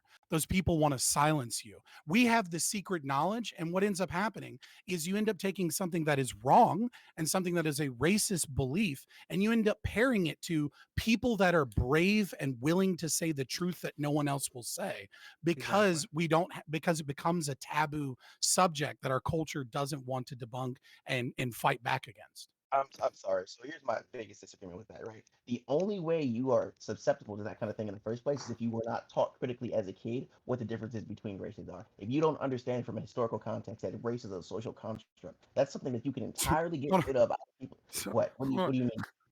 What do you Just mean? No, What so do you, if keep we cooking, just have Griffin. enough Keep cooking, Griffin. CRT fucking training, Fuck then like off. then we won't have keep this cooking, Griffin. problem. We'll fix the problem. Yeah, hold on, Griffin. Griffin. first off, So stop. I don't. Wait. No, let me finish my Good thought. Yeah, go for it. Because I don't. First off, if you think fucking CRT and teaching that race is a literal non-existent construct, you know that biologists don't classify humans as black and white, right? They use fucking a bimodal scale, right? Like, you understand that. I hope you Yeah, I'm don't fully aware. actually. I'm fully So aware of why the would difference you? between race and ethnicity So why the fuck would you act like we can't teach second and children all that? clines and things like So that. why can't you? So why do you act like we can't teach second children? Because you're saying that we Mm. can engineer people to have the right We're not ideas, engineering. We're not and engineering. yeah, Stop. I don't want to use no you're literally protocol. saying that. Like you're No, saying, no, if no. we just educate people enough, and we have enough control over their education as they grow up, they won't develop these ideas later, and that's just simply not how people work. It is Well, how I mean, people work. relating When to you race and provide, IQ, it is. This yeah, is a like, very online topic. Like yeah, yeah. even like No, racist that's white, not true. even hyper Now, racist white people will make the argument it's not genetics. Like it's actually fuels their racism. They're like it's not black people aren't worse off because they're genetic. It's because they're like their culture teaches them Culture. to be Yeah, lazy. yeah. Like no one like the race IQ thing this isn't mainstream No, media. I don't think that's true. I think most like racists, like actual racists that I've ever run into or communicated with or or just heard about in the real world, right? These people, they're probably not going to get into deep debate lord mode, right, and talk about the fucking studies about race and But IQ. nobody's gonna say But they're Klein going to scales. say, but they're going to say that black people are less intelligent than white people, just like naturally, genetically. They're so right? whether or not they know this is what they're doing, this is what they're doing. But you have to discuss where it comes from. We in America do not have a universal system of history teaching. We just seen issues with states like Texas and fucking Florida not properly teaching. Fuck, in my school, we didn't even teach how slavery actually happened. We didn't even, you know how many people I have met that unironically did not understand that there were nations in Africa and that they assumed they just caught black people with Oh, nets and that brought triggers the them fuck out of me. Hey, I've run Mr. into a lot of Griffin, those too. I just have a because quick what, question. Can you name a school system in America that teaches flat Earth? that's my Can you point. name one? That's literally No, the point. That's no, literally no. my, Yeah. Can you name one? no, that's the point. Is because So we then why is it that everyone is taught the truth about the heliocentric model of the universe, and yet adults, after having been informed of the truth, develop these ideas about there flat was Earth? a But I think precedent it seems to because be overwhelmingly successful. I think I think far more people now believe in round Earth than ever before in history. and not to mention there was a That doesn't. precedent. That's irrelevant. No, But it isn't irrelevant you're because arguing we're for a trying to change non-zero the general. number. Yeah, yeah. Like piggyback off Bam, and to respond to you, there was a precedent for a long amount of time, for like thousands of not thousands of years, I would say like maybe 600 years, in which it was actively considered against the church to believe of like certain theories about the planet shifting, things of that nature. There you have to battle an entirely different set of history when it comes to this kind of thing. Race realism and like these kind of arguments are relatively new in comparison to the geography of the planet. So I feel like you're comparing apples and oranges in a way that doesn't really like come No, together it because actually strengthens my argument because we've no, it known for doesn't. so much longer that the Earth is not fucking flat, and yet, and our education systems tell people all of the things that they need to know about shadows, about like seeing ships disappear from a very young age. They're given all of the information that they need to do this, and yet that there's still a lure, right, of like of censorship and bias and the way that we have conversations where people are drawn in by this idea of secret knowledge. And what I'm saying is that you cannot engineer people with enough critical thinking skills to where there will not be a subset of the population that is not taken in by that lure. Okay, two But You're questions. talking about like hold on. one in And I 10,000. think that I want I to, because I feel like what you guys are arguing isn't critical thinking skills, right? Like at least how you described it, Griffin, because how you described it sounds like, well, if we give the facts, right, and that's a person memorizing data, but that's not No, like being able to take in new information, process it, and output like something novel, or understand like a break, or do the opposite, and which you break down information into constituent parts and that stuff. so I get what you're saying, and my only real like clarification, I guess, to counter your point is what I'm saying isn't about keeping people with the facts more say, it's more about the framework. We have to understand the frame of how people came to be where they are in order for you to develop these kind of thoughts. The issue I had with Fabian earlier is that he can talk about how everyone in school is taught about how the earth is round, but not everyone in school is taught the history of like fucking chattel slavery in America or the truth about colonization. So at the very jump, you can't compare the fucking history of the earth being considered round versus like race realists because we haven't even established a universal system of teaching yet. I can, and Go I to, proved what you were saying wrong. let's go to Lactoid. Aiko, did you have your hand up? I Like did, yeah. alpha palms, buddy. All right, so there we go. Lactoid, Aiko, Doobie, and anyone else? Okay. I'll be on Lactoid. the end of it if you want. Okay, cool, Joel. Cool. Griffin, I noticed you I'll said just something. interrupt randomly. I, Cool. surprise. Thanks, Fabian. Fuck you. New thing. Griffin, I actually have. You said something interesting that I want to point out. When you said when it comes to the heliocentric, or sorry, I guess the geocentric universe. You said, well, this was something that the Catholic Church had reinforced going back, for 1,000 years. And to me, what I heard is this large institutional power backed a false statement and pushed it as ideology for thousands of years, and it turned out to be wrong, and we had to undo it. Now, I have no problem when it comes to like teaching how to think, right? But from what Scott said, based on the video that he watched, this isn't just how to think and how to question. It's more they give you facts, right? They gave specific facts about the ratio of acute Which were events. wrong. Yeah, acute events to car accidents. They Which- Google engaged in Right. misinformation. Well, and that was blatantly wrong. So you kind of similar to the Catholic Church, you have a large institution that is directly pushing false information on people. I mean, aren't you concerned that if they continue doing this, this might create problems down the road that we have to undo, like teaching people, like undoing the geocentric universe myth? We also have to undo this acute COVID incident myth as well.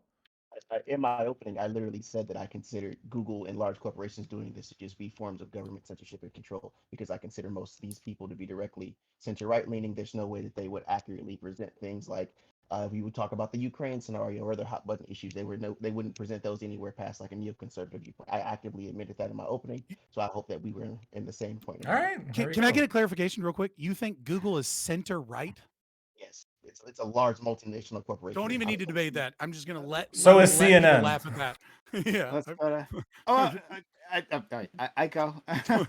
There's so many lines of reasoning that here that could like totally take us off topic. So I'm not going to address those, but I do want to address something that I heard a couple times now. I think at least once from Doobie and once or twice from Fabian, and that is this idea of like these I guess debunkable ideas being addressable and yet banned and dismissed, put outside of what should be in conversation. I don't think pre-bunking does that. I think pre-bunking does the opposite. It engages, or it seeks to engage. And this is the choice that NASA was faced with. I remember about 20 years ago, like NASA had to reverse itself on a position to say that at first and for decades, NASA said, we're not going to like engage in this stupid flat earth stuff because it's not worth talking about. It doesn't need to be in the discourse. It's obviously laughable and shouldn't be, we shouldn't dignify it with an answer. And then about 20 years ago, they decided, you know what, that's not working. Because nobody's answering this stuff because nobody wants to dignify it with an answer. And so NASA decided it was going to sort of pre-bunk these ideas, put it out there for people. And so they were like, okay, but they were also addressing like the moon landing stuff. And like, so they started answering all of the like common objections to why the moon landing never happened and stuff like that. And that was the opposite of refusing to engage or dismissing something without engaging in it. This pre-bunking stuff is about how to engage, and especially how to engage before you ever come across these ideas. And it's not supposed to be about the idea itself. It's supposed to be about the processes that these conspiracy theories sort of rely upon in order to get there. And then you can sort of recognize it on your own. And that's really what I wanted to address, was that this is a way to give somebody the tools so that they themselves can can come up with explanations for these things when they come across them, and not just have to trust real quick, an authority. That's the claim, but it's not true. Real quick, right? can we separate what Jigsaw research is doing and the idea of pre-bunking? Because I feel like I've already shown that like Jigsaw research is not doing pre-bunking. What they are doing is actively debunking things and then trying to label it as pre-bunking while supporting a certain state-run corporate narrative, right? Versus the general idea of just being like, here's what this logical fallacy looks like. Here's some examples from the past that aren't necessarily problematic right now, where you can see what that looks like. Because I love the idea of pre-bunking. I love that idea. I just don't trust Google. I don't think Google's going to do that, and I don't think they're going to do it well. And I think that they've already kind of shown a predisposition and a bias to not do that and to actively engage in misinformation themselves. So what's an alternative that you would find acceptable? There are plenty of actual pre-bunking videos on Google. If you just search pre-bunking videos, right? That the market can perfectly give to people, and that individuals can choose to watch. Then how can we trust the market if we're using Google? What? You just said, do you have skepticism with Google? Is that the claim earlier that you brought up? Okay, so then why are we using Google to find about things about pre-bunking? I don't know if you know this, but like Rumble exists, right? Like you mentioned there are Google companies that you can, other than you Apple. mentioned that you can go on. Am I getting gaslit right now? You mentioned Google as a means to find out these videos, right? Is that what you said? Like there's plenty of other options you can go on Google. So why are we using the same website or the same like umbrella that you just said you're skeptical about? I have no problem with these videos being on Rumble. You have no problem. Wait, but you have a problem with them being on Google. I don't have a problem with Google's existence. I have a problem with like certain ways that they engage with the state. I have So a then, certain how problem. could you trust? How could you trust their? I don't know. We can move on. I'm This isn't questioning your the inconsistency and dunk you think it skepticism. is. Can I? I don't think it's a dunk. I don't understand what the fuck you're talking about. I'm Wait, trying to clarify, but Joe, it's Well, getting more here's confusing. I something wanted to that address Ico Maybe too. Ico can Yeah. help me or somebody like. yeah, look, here's something that confused me about your answer there just for a minute, Fabian, because I heard you use the word market and perfect in the same sentence, that the market solution that has a perfect solution to this. Google is part of the market, and maybe they have too much power, they need to be broken up, or We they're don't have a distorting free the market, somewhat. so there's no such thing as a Well, you perfect didn't say market free market, you unless just you're said unless you're talking markets. about an evenly rotating You said economy. you said to engage in the market, right, Yeah. Fabian? So then Google's part of that market, but you have skepticism for Google as that market. So how can we have a free and open market of ideas if Google is a participant of that market? Great question. Abolish the state. What the fuck? All right. We can move okay, on. Joe, we can have can some I? market. It's actually a reasonable It's gonna response. do- Wait, it's can gonna do I? I want to Oh, respond to that. I'll I let you jump tried, in. I I'll tried. let you jump in right now, but then I gotta go do it because he's been waiting patiently. So as much as I appreciate abolishing the state, I think even if we didn't do that, maybe a good solution could be that the videos that are being put out should not take a position consistent with Section 230. So the videos themselves are not like, hey, insert false thing about adverse effects in car accidents. Instead, what it should be is like, this is, XYZ logical fallacy. Here's like a really broken down example of how this works. And here's like, old examples of why when you do this fallacy, you can Exactly. think you're getting to the right answer, but in reality, you're getting to the wrong answer. And so just educating people on those specific fallacies. So when they go in and they get new inputs, regardless of like the political slant of those inputs, they know like, okay, are they engaging in these fallacies? Right? That would seem to I be. don't think that's a legit way to deal with humans. But yeah, my bad. Doobie, then Joe, then Bam. So yeah, I agree with Latoid actually. I'm not aware of this jigsaw research. Bitch, I said it first. Okay, I agree with you too. Okay, but I'm not aware of this jigsaw research thing. I didn't find any of those videos, but I've seen stuff like that before from other companies. That I don't know their names. Maybe it was jigsaw research, but I've seen these sorts of things where they like try to debunk, right, and label it as pre-bunking. But when I was looking up like videos of pre-bunking and discussions about it earlier, the videos that I was seeing was like, hey, here's this video with the little girl and there's scary music playing in the background. If you're seeing this, they're probably trying to manipulate you. Hey, here's whatchamacallit? Fuck, what was the other thing? Here's an argument. Do you see how it's incoherent? Yeah, make sure that if someone's giving you an argument or telling you to believe something, make sure that it's consistent, right? That it makes sense, right? And they have like a little devil guy trying to sell you the scary idea, right? And they're just trying to break down like how to find these fallacies and whatnot. So I think things like that could be like really useful for people. Like Yeah. even in something as simple as like the thing with the scary music in the background or the sad piano music. Oh yeah, they're playing this in the background while they're telling you this fact, or they show you this meme that they're probably trying to manipulate you somewhere. So be aware of this. But I feel like that only works on like really old people who've never been on the internet.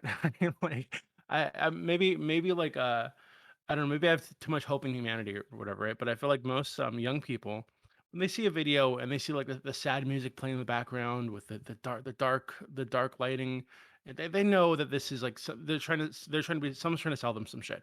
In the Um, arms yeah, of I the feel like angel. Just make the ads I feel like unskippable. to Big problem to solved. Griffin's point earlier, I don't. It wasn't really Griffin's point. I just say everybody, but I don't think. I think we make an excuse when we, or not excuse, a mistake when we think of these people as unintelligent or lacking critical thinking skills. Because I mean, Prime, you've interacted with some of these flat earther types before. They're not unintelligent people. They're very smart people. A lot of them, right? They actually devote a lot of time to figuring out this conspiracy theory, right, about the Earth being flat and why it's being hidden and all this kind of shit. They'll go through all the math with you. They'll show you all these stupid pictures and videos that they have on command. Like they've done a ton of fucking research a lot of the times, right? So they're not idiots, and they are doing. In fact, they're probably doing more critical thinking about that topic than the average person does about the fact that the world is around at any point in their fucking lives, right? Because most people they hear this like, oh yeah, that makes sense. Oh yeah, I remember the cartoon I saw in kindergarten. Yeah, that makes sense. It's round. And that's it. That's the extent of their research, right, into the topic. Maybe they'll do like the shadow thing with a candle or whatever to like try to reinforce it, or whatever. But these people are like deep diving, like fucking angles and fisheye lenses and all this Yeah, kind of the shit. lenses. Yeah. Yeah. So I think we're making a mistake when we think of them as like lacking critical thinking and unintelligent. I think the Doobie, issue is just that yes, Doobie, this is the problem with Gnostic beliefs, right? Like once someone takes a spiritual belief that they have a secret knowledge that other people don't have, it's actually the smarter they are, the deeper they go into an ideology. right, You yeah, see the same thing with communists or people that believe in CRT, right? Is that they believe they have a secret knowledge that like society is all about class warfare and the bourgeoisie. And so, and like you ask, like, for example, I'll give you an example of like CRT, right? So like they have this Gnostic religious belief that is false, and no amount of data will ever prove their religious belief wrong. So if you ask someone that's kind of dumb, that like is kind of woke, why toothpaste is racist, they'll be like, I don't get it. Toothpaste isn't racist, because it's obvious that toothpaste isn't racist. But if you ask like a super smart person, that's, like if you were to ask Ibram X. Kendi and he felt like answering questions that day, he often doesn't. But if you were to ask him, he'd probably say something about like fluoride and like the drinking water in low socioeconomic status communities, and how black people are given too much because of the toothpaste industry, and the idea that like whiteness is to be seen as pure, and like we sell whiteness and whitening products because we believe that whiteness is beautiful instead of the natural color. And so like black people are being harmed by environmental racism that includes the government forcing poison into the drinking water and then doubling down with toothpaste, and that's why toothpaste is racist, because he has a knowledge that white supremacy is the answer to all of the fucking problems. And then from that point on, the smarter he is, the more he can fit it into a fucking box that goes off of his preconceived notions. Okay. Okay, I Okay. have a No, no, question. guys, before you, Toothpaste Love is God, I racist. don't know, engage I know. with that. So what Scott That's why I did, don't brush right, my is teeth. what I've decided, right? I just now decided is the bait and club, right? He baits you in with sweetness, right? Like something you might agree with, and then he literally clubs you over the head and makes you regret ever listening ever what he ever said. I mean, my But favorite cadence in the army was clubbing the baby seals. I know, Arf, I know arf. it. I know it. All right. Well, thank you. Dude, do you have anything else to say? Then we're going to Joe, Bam, and Corey, and Aiko. yeah. I was just gonna agree with Scott. I've Oh, of spoken course. to fewer CRT people than I have like Holocaust deniers, right? And even there, right, the level one is like, oh, you saw a few memes or infographics on 4chan that tell you that the Jews were bad, so the Holocaust didn't happen. But then the deeper you go, the more intelligent a person is, they will fucking go through like talking through like the logistics of like transporting the coke to the crematoriums. How much fucking ash does a human body leave behind when it's fully cremated? They'll go through like step by step into fucking wild shit that if you don't know anything about this topic, if you haven't done your own research, they're gonna make you look stupid, right? Even if they're wrong.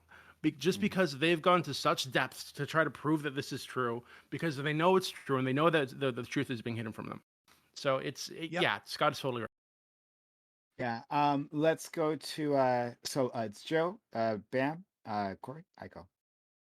Yeah, generally, I just hear just a more stronger case why we had to federally mandate the curriculum that exists in all public schools, and just do it in such a way where you assist school districts in the funding of it, and just include just like the basics things. And this is why I've just been hearing, like, we need a better understanding of like the ethical production information.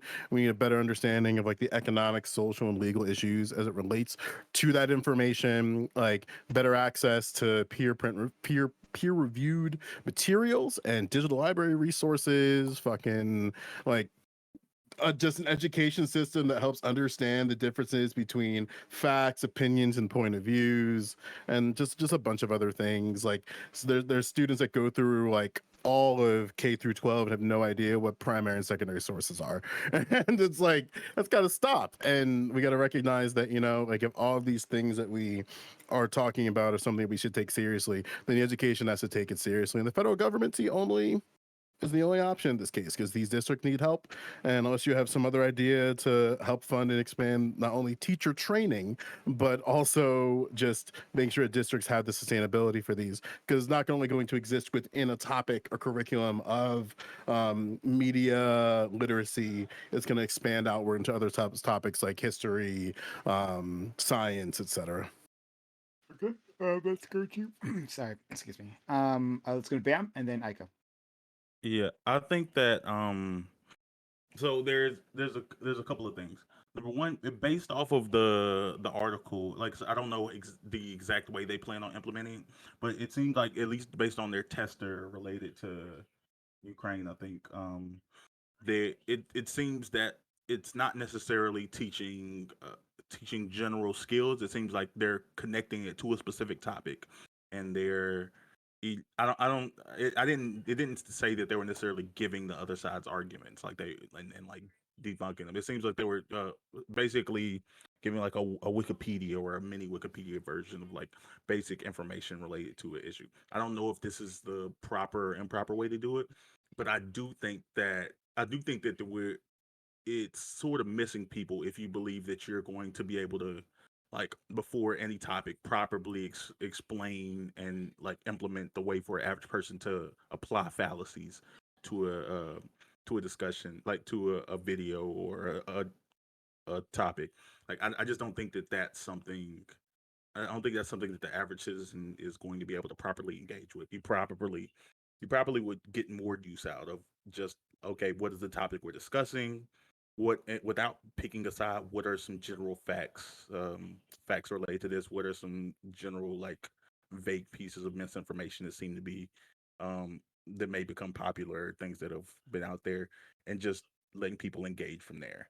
Because yeah, I think that we have like weird expectations of people. Even the Doobie and Fabian, like and Lectoid, I think all three of y'all have made this argument for this argument like that deals with this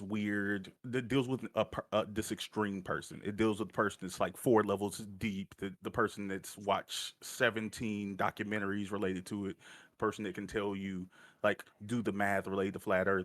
Like I don't believe that appealing to this person as the common denominator is useful to any of the topics you're trying to deal with. Like I said, generally like relate to the idea of flat earth in general. I just don't I believe that we actually have been pretty successful in dealing with the issue, even if we know that some people exist to still have the opinion of flat earth. I'd say it's probably less than 1 in 1,000, probably closer to 1 in 10,000. According to a New Hampshire survey, it's 10%, but that's a survey of 1,000 people.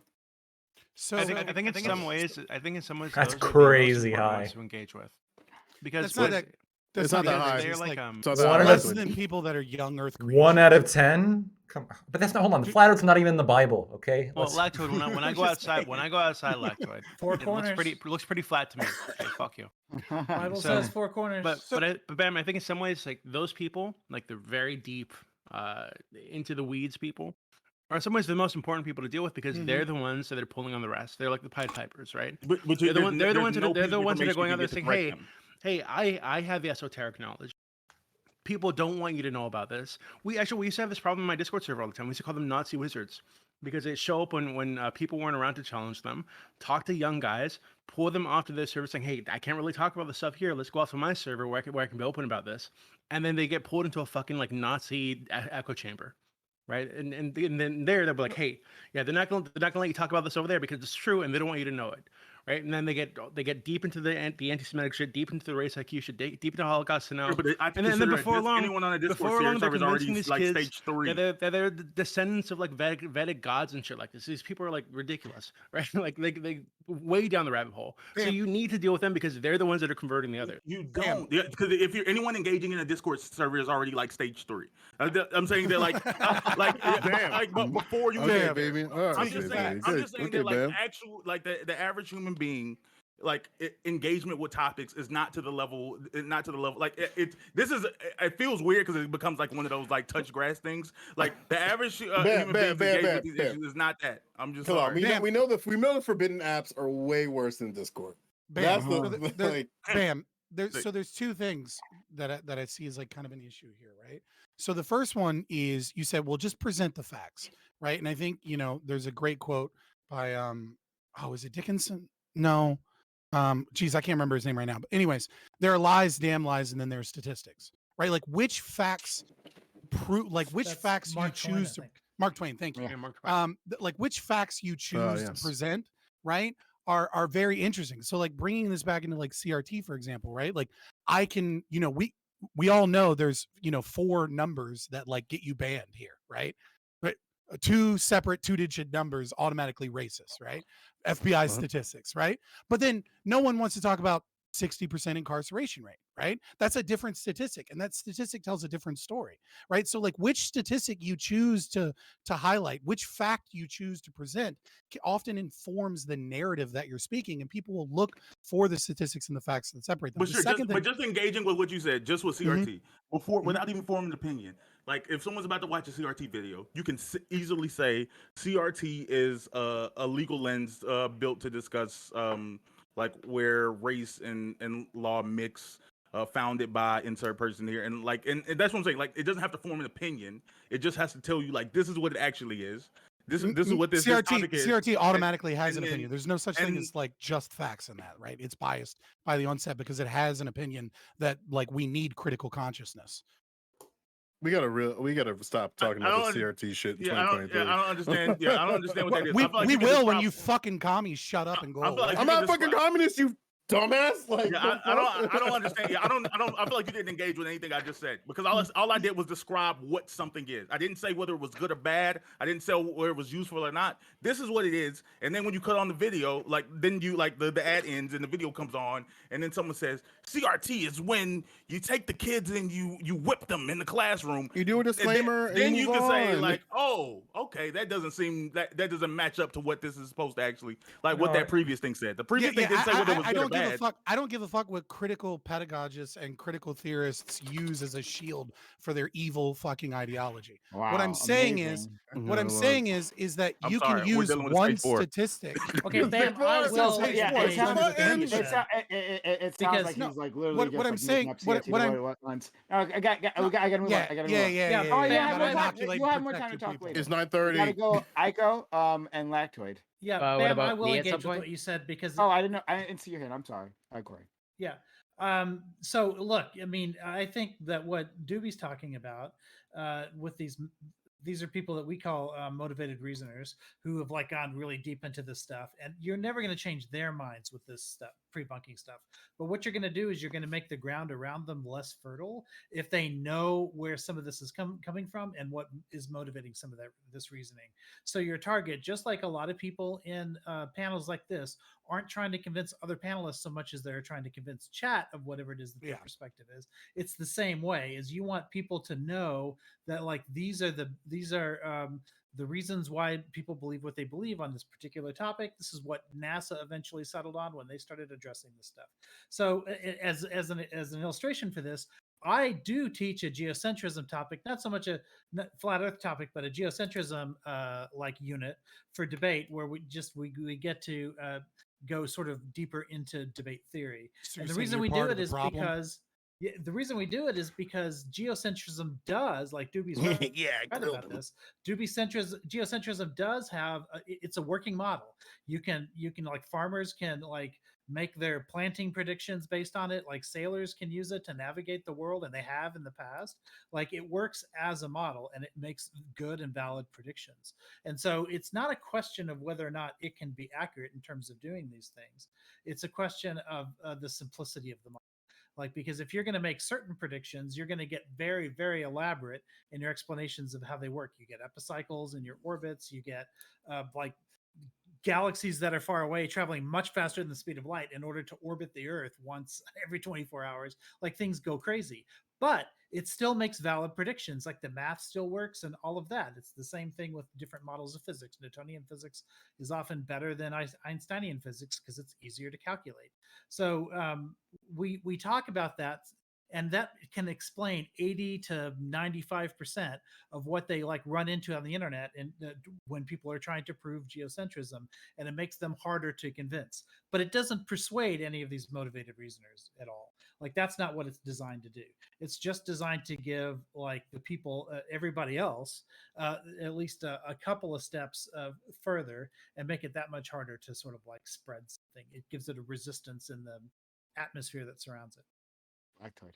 I wanted to support something that Scott just said with a personal example.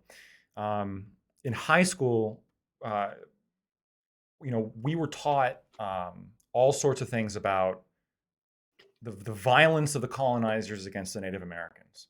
This was brought up consistently, okay? Mhm. And there was absolutely like, although everything that was said was true, right? They brought up all the battles, they brought up the attacks, they brought up the reservations, they brought up the Trail of Tears, they brought up all this stuff.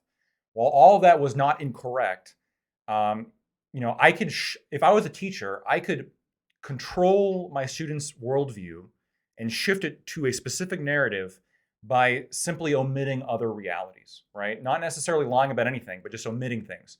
So when I went to university, I had a perception that the natives were all very friendly people who just got clobbered by these genocidal Spanish maniacs. And then I had, I guess, a more in-depth education about, the history of the New World, specifically the Aztec Empire and the Incan empires, how incredibly brutal and enslaving they were, how most of the army that actually defeated the Aztecs were surrounding native tribes that had unified with the Spanish because the Aztecs were so incredibly brutal and just like a horrible, from every kind of moral standard we'd hold today, one of the worst empires ever to He's exist on trying the so face of hard the not to planet. say savage. No, I'm just by moral standards, they were equivalent to Nazi Germany or some of these like incredibly super evil things that we think of. But I had no idea because I was never taught that. I was only taught one side of the narrative, right? And so I went in believing a narrative, and that shattered my worldview. And it also led me to have this sort of, well, why the fuck wasn't I taught about that? Why was that left out? And I think this kind of emphasizes one of the problems that we have, or I guess I'm predicting I'm going to have with the pre-bunking stuff on Google. Because again, even if what they're doing is factually accurate, if you only do it for one particular narrative and you sort of craft the public perception to aim towards one particular narrative, even if I never lie, and even if all I do is correct misinformation, I can like very predictably make you believe something that is not the full story and is not the full context. And that's literally what happened to me. And so, when Scott was saying that, if you omit certain facts and you correct certain facts, you can control a narrative. That's 100% true. And we can't just pretend that anytime you correct misinformation or anytime you add context, that there isn't some kind of motivation underneath it. And that motivation isn't always directly biased. So I'm gonna go to Corey, then Doobie. Corey, so I realized I did see your hand previously, right? And no lie, at the same time, I was giving myself a mental pat on the back because like, oh, I don't forget anyone's names anymore. Like I'm pretty good at this now. So I apologize, Corey. That's So Corey, okay. then Doobie. We're all human, myself included. Lacto, what you brought up earlier, and like maybe springboarding off of what you just said a little bit, or I'm going to add to it as well. But so basically, you brought up the question earlier in your opening statement of, should we trust companies like Google to do this type of thing? And then later on, you described the type of sort of like actual pre-bunking, not like just a series of facts, but like actually, logical fallacies and things to look out for when it comes to misinformation. And like it's in the prompt as well in terms of like, should a tech company like Google, are they the proper messenger for this? So would you be okay with like pre-bunking happening in schools, like a video just not by Google, but like a video shown to, let's say, students in a media literacy course? Yes, if it's like I think every student should be taught the logical fallacies, and most frustratingly, this is what I run into the most. I think people need to learn how to understand and engage with a hypothetical, because that is the number one issue I have running into people. You mean like two schools hypothetical? How does engaging with a hypothetical connect with media literacy? So the reason why understanding what a valid hypothetical is because you can make comparisons where even if they are, they might seem accurate or they're like have underlying accurate information, the methodology of the comparison is inaccurate. And if you understand what a hypothetical is and you understand what makes a hypothetical valid or what makes a hypothetical invalid, you can tell the difference between, oh no, that's an invalid hypothetical and here's why. here's the distinguishing factor, right? Captain is to plane as sailor is to boat, and here's why. But if you're getting caught up on something and you can't quite make that connection, like controlling your narrative is going to be a lot easier. Well, something that I learned when I was in persuasive comm was just the idea that like there's only two things that exist. It's either that the premises are true or the conclusion is faulty, or that one of the premises isn't valid. So like we can do something like that, no? Instead of going down the hypothetical route. I mean, obviously we'd be able to engage with like different sort of ideas and being like, hey, like here's an example of like 3 premises that equal to a conclusion. One of these premises is faulty. Why is this premises faulty? And then it's like, okay, here are 3 premises. All 3 of these are true, but why is the conclusion faulty? Right. Because something that happens a lot in discussion is that people will just, and this happens on Twitch all the fucking time. You do it, I do it, everybody fucking does it. Where it's like, instead of like actually engaging what people say, because that's the hard part, it's like we just replace a conclusion with another conclusion. And it's like, congratulations, that's not an argument. Where it's like you're gonna have to connect like why something could be true, like 3 things could be true. Like say like if you believe that like whatever the fuck Fabian said in his cool story earlier was true about CRT, like how, like let's say if those are true, but then the conclusion is faulty. Okay, how is that relationship? Why does the relationship exist? Shit like that. But I guess you're saying like the hypothetical route is like a way to go about that then. Yeah, I think it's a way. I'm not denying that we can do that way too. I just think like being able to teach students conditional reasoning, which is like the basis for understanding hypotheticals, is important, because otherwise they're gonna have problems grasping principles, right? When somebody says, well, this is the case, if this is the case, and this also, if this is the case, then this must also be the case. If somebody has a difficult time with hypotheticals, they might say, well, but that's not the case, right? But no. I didn't ask if that was the case. I asked if that was the case, right? No, and that's the number one issue I run into. Well, yeah, I mean, like, or we can even do some shit like, I don't want to get like Corey back into. I'm sorry, Corey, I interrupted you. Where it's like you can say some things like you can even just create premises and conclusions. Where it's just like, okay, class, make up a premise that's absolute bullshit, but like present it in a way and structure it in such a way where you can connect all 3. Valid. Yeah. Like. Let's go to Corey because we've been waiting for so long, and then Doobie and Graham. Yeah, just a couple. And like, so I take your point. Learning how to engage with hypotheticals is super important. And I think so. To bring up, let's say, past panels, I think you got a taste of that and a slight frustration when we were talking about ADHD medication, and you were bringing up the idea of like, well, how about we just try a different school? And then it's like, how about 2 schools? Yeah, if we had 2 schools, this is a great example. This is a great example of failure to understand conditional reasoning. Thank you. Well, and I was backing you up. How can you imagine 2 schools, side by side? It's like, no, but there's still transportation costs, and but like, yeah, but what about 2 schools side by side? And also what you brought up earlier of like your experience with like providing context. Like, I agree with you. Like the better the context you can provide, like the better. But at the same time, like a limit, like, we can't teach all of history all the time, right? And a line is drawn somewhere. And so like, how much context do you provide? How much do you zoom out? Because like just going with your example, you can just go back in time to provide like the full context, and then you really understand all of whatever human behavior in history. But like that's obviously not realistic. Let me respond to that real quick. I want to respond to that specific point because I want to add real quick. I agree, Corey, that this is the number one pushback I get is, well, you have to draw the line somewhere.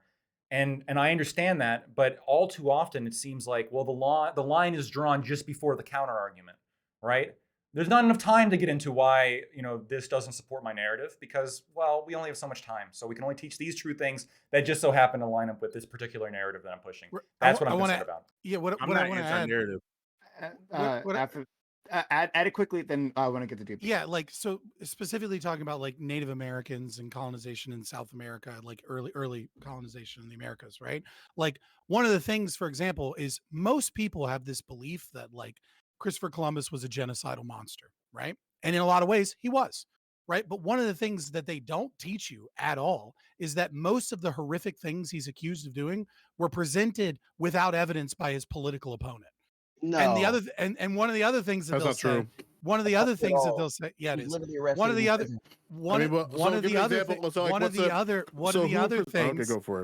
things is that they would say that, oh, well, he just allowed people to rape. that like raping of the Native Americans was seen as a positive thing, and yet we have records showing that he cut the hands off of rapists, right? And so it's like a lot of what he did was monstrous, right? But at the same time, there are details that would like that make the narrative less strong, and we will just like omit those just to be like, well, this is the fact. And the other thing is like there are other positive things we don't talk about.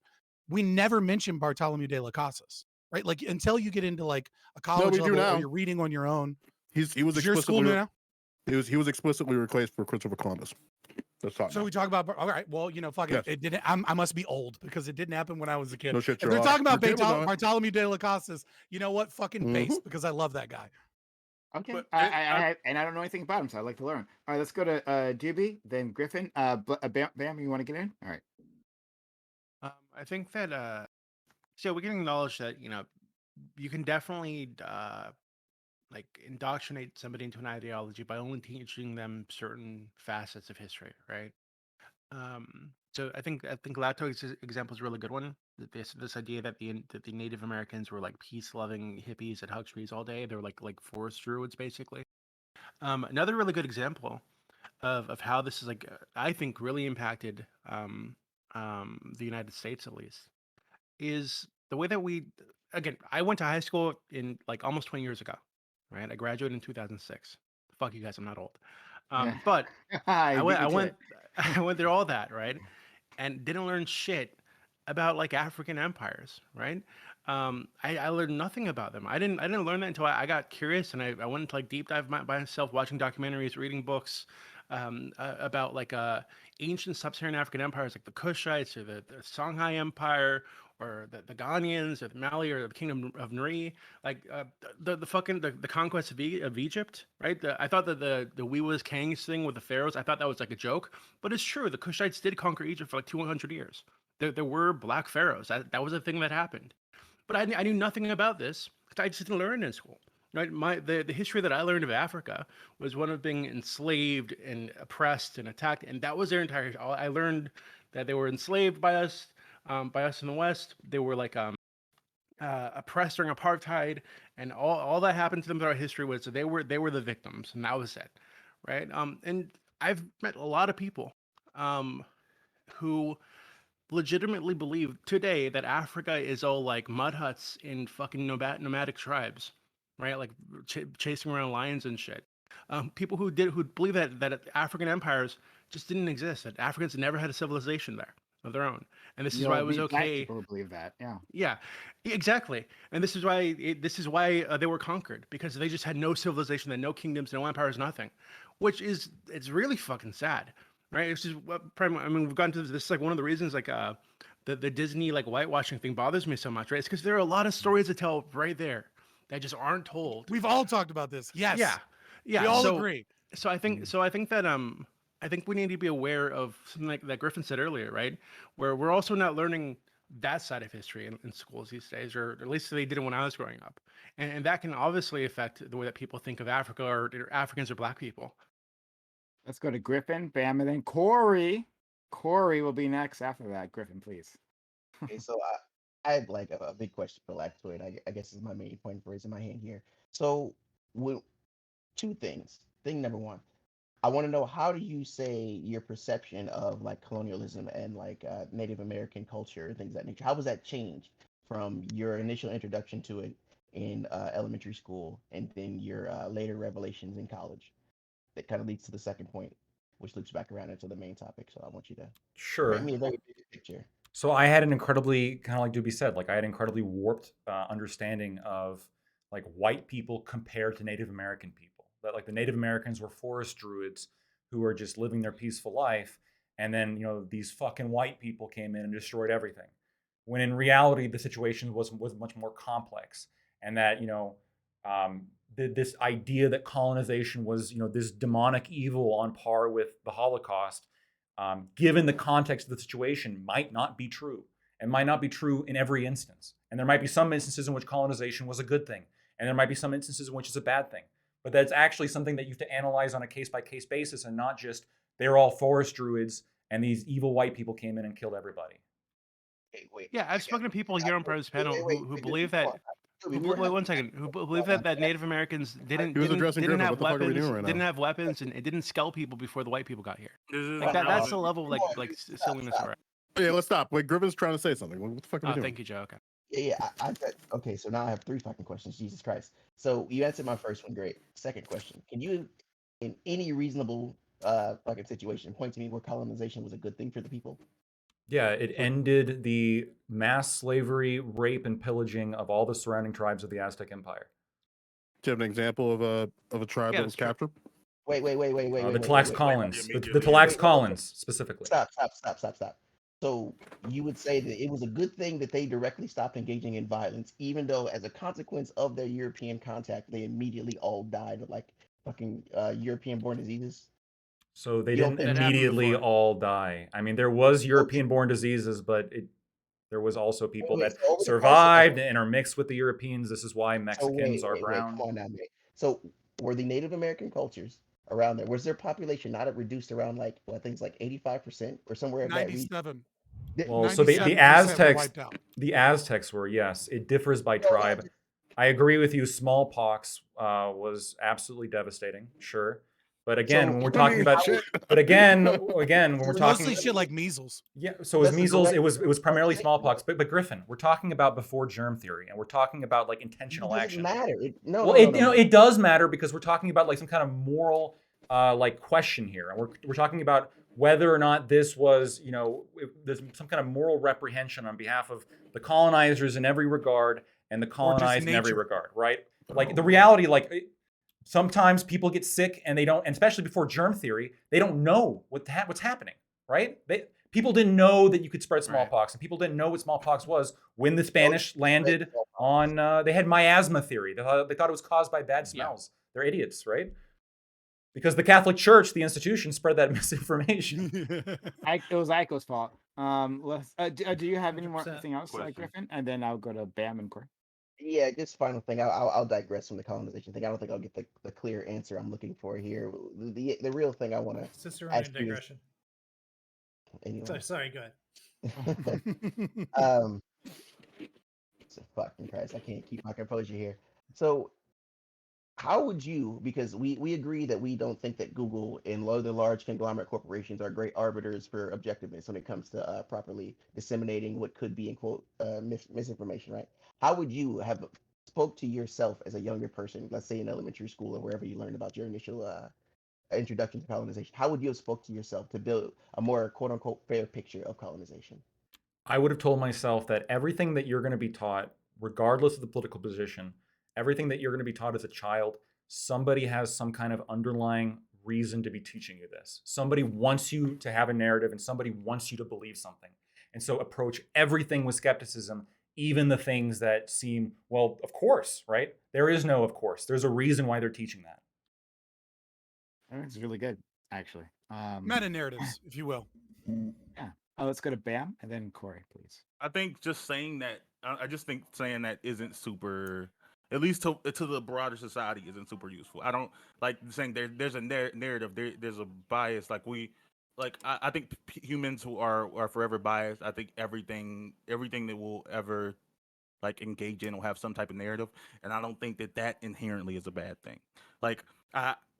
There's at the end of the day, there's only so many hours in a school day, and I don't know. Well, actually, I was gonna jump to a universally bad example, but that might not be the case anymore.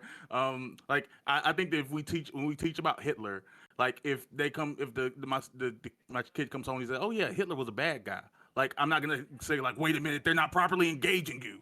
We have to learn about his art. We have to they've got a bias. He was they got a reason." right. He was a very good socialist. The Man. TB vans, factory beautification. You know what I mean? Whatever.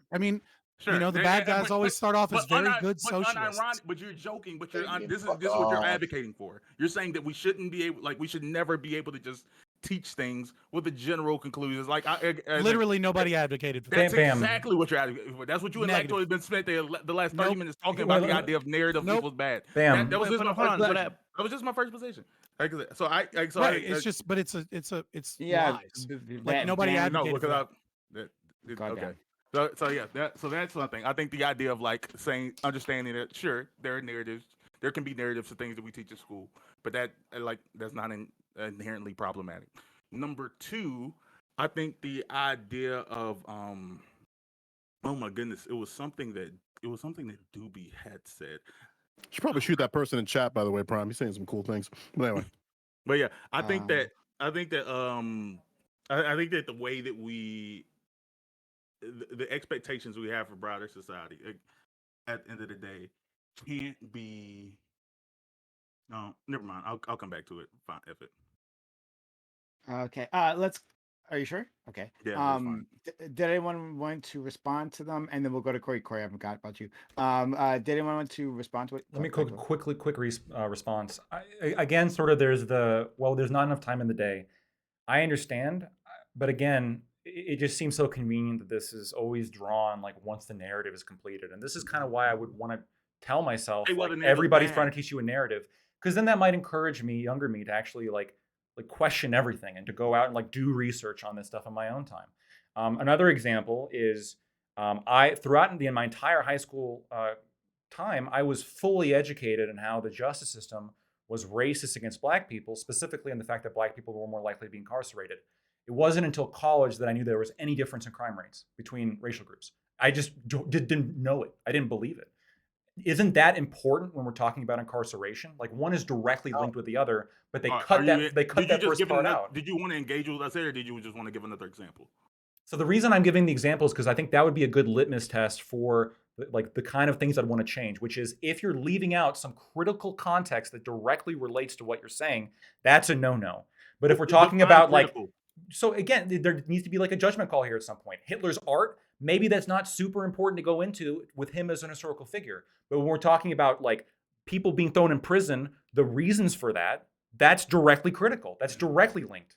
I mean, first of all, that's on the K through 12 education. That's something that we barely engage in the first place, like the idea of criminal justice and reform. But like even the idea of saying that like, oh, there's a different rate. Like this isn't a conversation about systemic racism, but and like the history behind that. But like I think that like that piece of information, like, oh, there's different rates. I don't think that changes the. I think this. Oh, I'm sorry. No, you good. I think this is more what this highlights, right? More is a problem of education system teaching people what to think as opposed to how to think. I think, a great book that everybody should read, it's a not book, article. It's difficult to read, right? And Sterner Nights, I don't know where you are, but maybe you'll get some love now, is The False Principle of Our Education by Max Sterner, right? When we were transitioning into kind of the modern education system from the kind of the classical education system. And one of the things is that because we're given a base amount of knowledge, right? These historical facts, this level of competency in literature, these, math principles, and some of that is really good. But like what we should be doing more is less standardize the curriculum so that we all can be tested on these exact specific facts. And hey, we're in history, we're talking about the Native Americans, we talk about this a little bit. Now I want you all to go and read a history book and do a report on the things that you learned and write about these things. And then as it's class together, we'll learn about different things that are there. And then the teacher sits there and goes, well, I don't know that that's necessarily accurate. And maybe there's even a little bit of back and forth discussion about it, as opposed to these are the facts. Everyone knows these facts, and those facts kind of tell a story in it. Argue why that's better. Like there's a lot of because it teaches people how to go out and learn. But I'm saying no. Like Fabian, running from it. Fabian, in your own running from it. Oh, sorry. In your own premise, you're skipping about like 30 steps.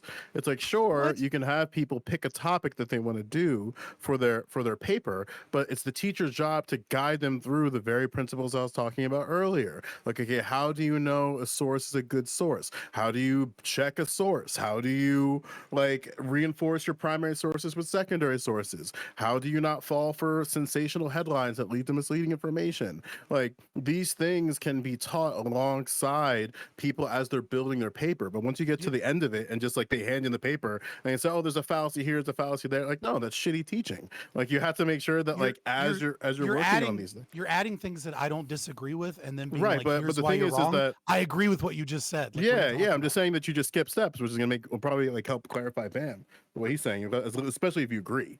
But there are some people who think that my thing is I mean, I'm like, not- obviously, you need to know those things in order to write a There's good some people who paper. don't believe that, Fabian. That's why I clarified. But that's not even I my don't think point. My anybody does. perspective is because again, I said something, then everybody like y'all jumped out like nobody, no, I don't agree with that, and I'm asking again because you keep standing on the exact same position as before. Why is it better to give no perspective, to give no guidance into opinions?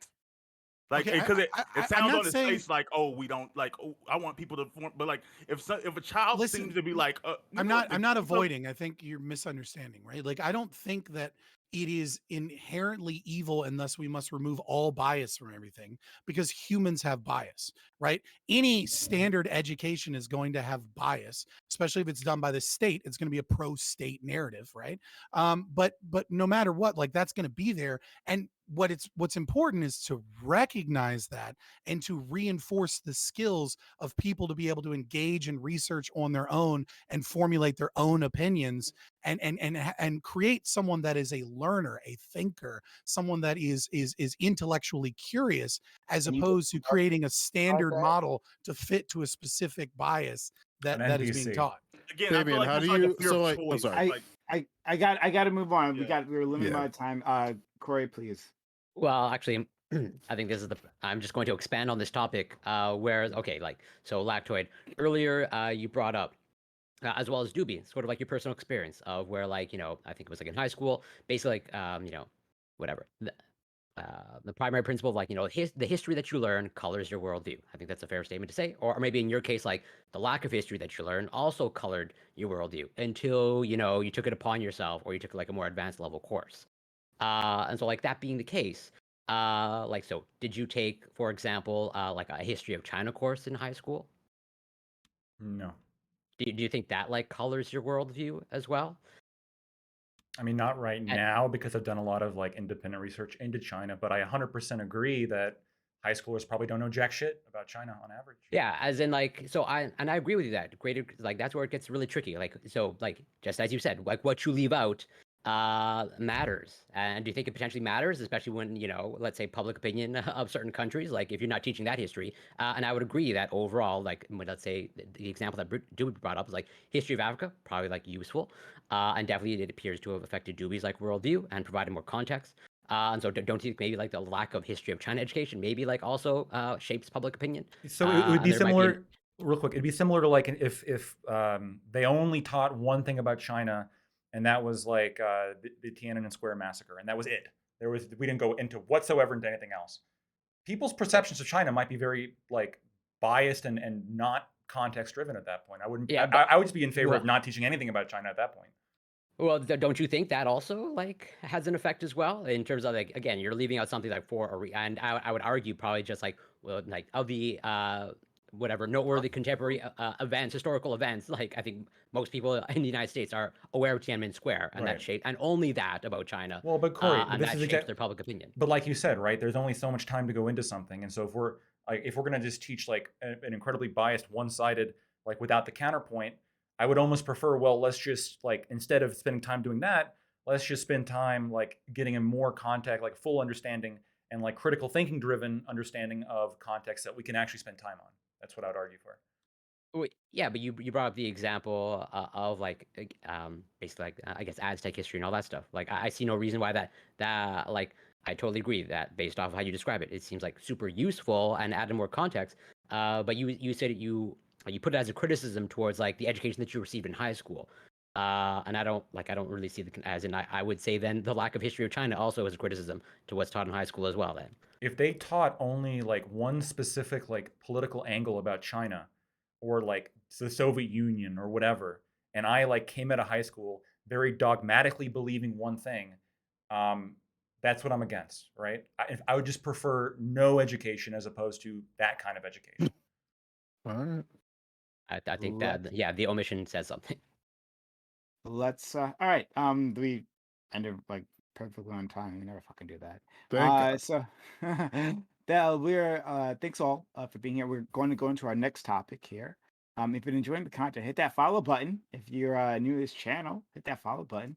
Make sure notifications are on. !for social and chat for all our social media. We got a bunch there, especially at our YouTube. That's where you find the VODs in case you miss anything. Like, comment, and subscribe. And consider supporting the channel by subbing to the channel. That's how I can come back week after week. So consider subs to the channel, gifting bits or gifting subs to this community to keep it up and running. Okay. We'll move right along to our next thing. Topic 2. A YouTuber named Charlie Cheon argues that white people bear an unfair amount of discrimination in our society. He says it is now culturally acceptable to attack them in ways that other races are protected from. Do you agree with this sentiment? Do minorities not have the power to discriminate?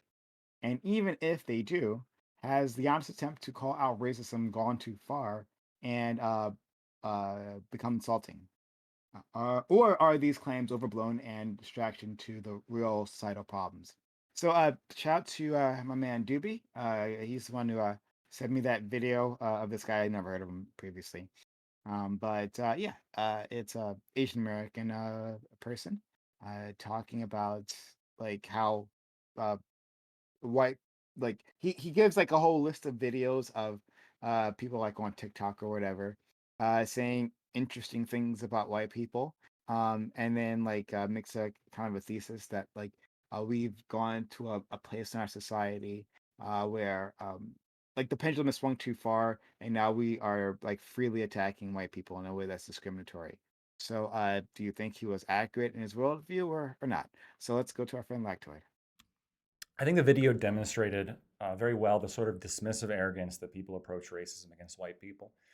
I was surprised in the video there were so many Asians being blatantly racist against white people, especially when, according to the measures of power, Asians score above white people, right? Asians are the most discriminated against by affirmative action because they do so well in school on average.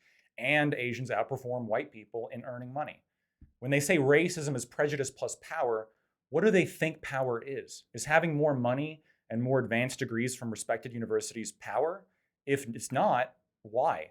What about Jewish people? They make dramatically more money than your average waspy white guy, nearly twice as much on average. What are you pointing to when you talk about power?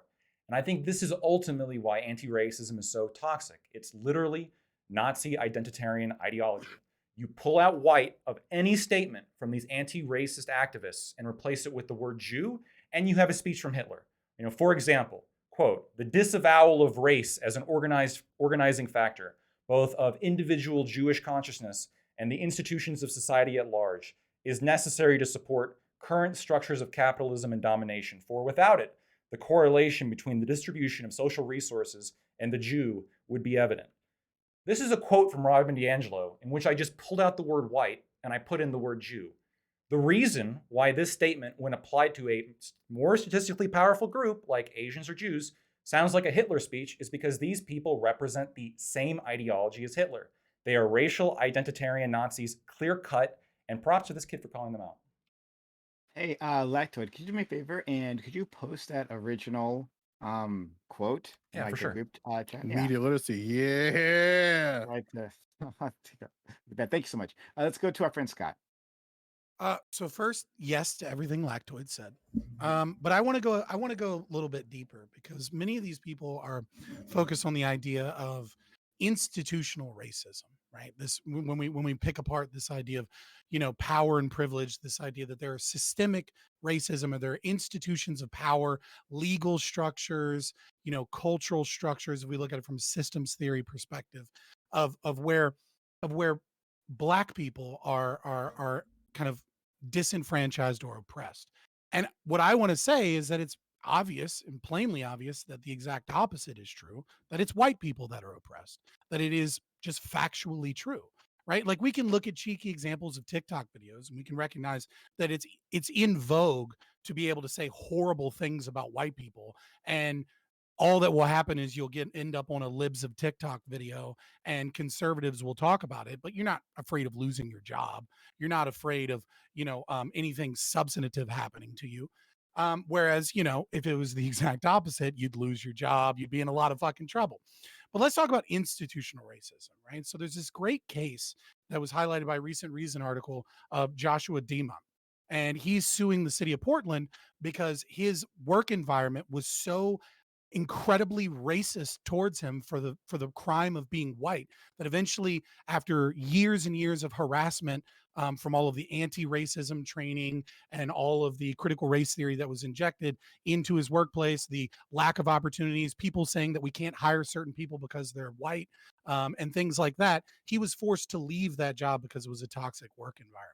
For example, the BBC has job listings and has had job listings for years that say that cis white people are not allowed to be hired for this position because they need to increase their diversity, which basically means, oppression against white people. But there's also a cultural kind of backing of systematic oppression of white people. If you go onto your Grubhub or your Uber Eats app, right, or DoorDash or any of these places, you will see specifically that they highlight black businesses, that they have sales for black businesses. The government also uses the power of tax money to give loans towards, economic disadvantaged minorities. And all of this is a form of discrimination against white people who may be low socioeconomic status, who may not have the same opportunities that black people or other people have based upon their life, and yet they are systemically oppressed. If we go to Wikipedia and we search Asian pride, it talks about how amazing it is. Black pride, we talk about black liberation, how amazing it is. But if we search white pride, all of a sudden it's this evil, racist, terrible KKK thing, right? 4chan ran a social experiment, which was, can we get the media to lose their shit and talk about how racist it is to put up signs that say it's okay to be white? And the media fell for it immediately. And they talked about the horrible white supremacy that was invading neighborhoods because people put up signs simply saying it was okay for white people to exist. So I would put forward that not only has our culture shifted and made it vogue to be able to attack white people, but also we are the number one people suffering from racial systematic oppression from both the state and corporations today. And there's just no argument against that. White power. Okay, thank you. Thank you so much, Scott. There's no one like you. You said it, not me. Okay, all right. Let's go with Corey Campbell. Yeah, I'll keep it brief. Where pretty much, in principle and philosophically, I agree with what Lactoid outlined in terms of yeah, pretty much like everything that he read. And so, just to pretty much summarize it, like, I'm not going to defend it, but it's understandable, given history, why it's socially acceptable to be racist against white people, or quote unquote racist against white people. Do I think it's a real societal problem? Not really, and I'll leave it there for now. Hey, Joe, are you still there? Or okay, let's go to Griffin. Oh, I had to take a break there. I thought I was gonna blow my top. So here's the issue I have with the premise of my. I guess I'll call you peers for now on this nice stream. People like Fabian and Scott. When it comes to discussing racism, you have to discuss I'm the not a actual. schizophrenic. I'm Scott from Fabian Liberty. Sure, mate. Um, but so when it comes to discussing racism, right, you have to the de facto thing that's most important is how it affects people, whether it be on a macro or micro level, how it affects your personal life and how it affects people in large groups. The issue we have when we bring up things like Lactoid's comparison of Asian people, right? They, on average, do perform better when you look at a broad statistical view of the like highest grades and things of that nature and high incomes.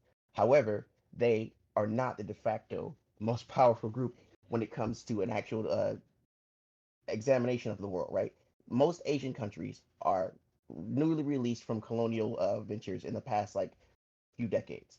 Uh, and then from there, they were embroiled in horrible wars. Like when you look at South Korea or Cambodia or like, Vietnam, these are not people who have geopolitical power in any way, shape, or form. The issue I have with things like Lactoid's speech that he gave is that you can replace a word, but the word matters because the context matters. The material conditions of those people matter. The reason why we can use this specific word is because those people have a material condition that make them fit better in the rationale we're trying to make, rather than the outward group. Not to mention, you have to understand what white means. There's a reason why there used to be signs that said no N words, no fucking Irish or dogs, right? It's because the social construct that is whiteness is an ever evolving thing that focuses around exclusion. So, unless you actually tackle the history, because we agree that race is not an actual biological thing, it's a social construct, unless you tackle its history and how it has changed with our culture and properly understand what it means for a person to be white in the first place, you aren't even taking a real stab at this concept. So, I'll let us actually dive into that before I go more into it. Okay. Let's go to Joe. If white Americans believe they have an injustice claim, as far as their discrimination in the United States, then you should probably support the mandatory reporting of every police department when they report crimes, and then the federal government getting access to that information and compiling and figuring out the actual data that comes with injustice that exists within white Americans. Currently, the FBI has mandatory crime reporting, and a lot of states, whole states are not compliant. There's only one department, I believe, in Florida that submits their data. The only state currently that is completely compliant is, I believe, Delaware, which has all of their precincts reporting, but a vast majority of states have very limited reporting on their hate crimes generally. I want to believe that white Americans are being oppressed, but it just seems like dog whistling, and I just want data. I just want actually like sound data that we can look at. We can look at the things that are happening to white people in America, and we should take them seriously, because I do believe that we need to take white Americans seriously for their problems, and the inaction has led to a lot of consequences. It's, on one hand, you have white teachers who think it's a good idea to do like slave rallies in gym class, and on the other side, you have a bunch of white people who think it's a good idea to go storm the Capitol because the election was stolen or whatever fucking reason they decide to change the rhetoric on for that. You get the impact of white Americans in the Midwest just dying of heroin and other drugs. But then at the same time, you get politicians who stare at their face, Democrat or Republican, and just say, hey, you don't fucking matter. Like, obviously, white Americans have an injustice in the United States, no different than any group of people. Because whoever within that group of people, in this case, white Americans, has the loudest microphone, they're the ones who can be establishing the rhetoric, the language, and how to go about these issues. And it seems like time and time again, like there's something that's going on with white Americans in terms of their socialization, their politicalization, and their ideological framework that makes them an uncapturable electorate, whether it be Democrats or Republicans. That's why I see time and time again, like different groups are captured electorates on either side of the aisle. But when you look at white Americans as an aggregate, they just poll at like 50 to 55, swinging one way or another, and that's a problem. Like, it's very clear there's like a very vast polarization with white Americans, and I think it's up to white Americans to work together to come with a plan and injustice claim, like to articulate their injustice claim. But I can't do that for them. Neither can Bam, Griffin, or any other racialized person. That's like it's supposed to be the heads of white people that they take themselves seriously and come to terms with how they are being socialized in America, and like to try to tackle these problems. Like, I'm sorry, Charlie makes these claims for you, but it's not Charlie's job to make the claims of white people for. It's not his job, you know. Let's go to Bam. Yeah, I guess like a lot simpler. Like, I don't like when people excuse interpersonal racism. Like, I don't think the comments. I don't think it's cute. I don't think it's funny. It probably is bad for, like, probably does have negative impacts for society overall. But the extrapolation from that to say like, oh, okay, like someone said something like really uncalled for to me on TikTok. Systemic racism doesn't exist. Like, I don't even know how we got there. I don't even know where why those words came into the conversation, but here it goes. I yeah, I believe that I want actually a future to go forward where we don't have to compare like every situation that involves like a white person on the internet to either the Holocaust or black people in slavery. I think we can we were just talking about use of hypotheticals, and I feel like we can use some better ones to describe the situations that happen in the world, but we will we march on. We shall overcome.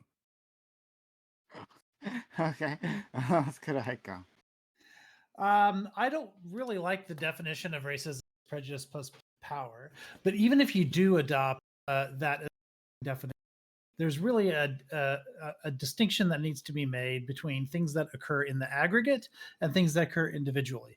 Of course, it is absolutely possible for members of any race to have individual members of any race to have power over individual members of any other race and express racism in a way that includes like the power that they have over that individual. Like those examples abound. You can find them any level of intersectionality that you want to go looking for. But I think that gets conflated a lot with the dynamics between races and ethnicities and other groups like that when it comes to the power that they have in the aggregate.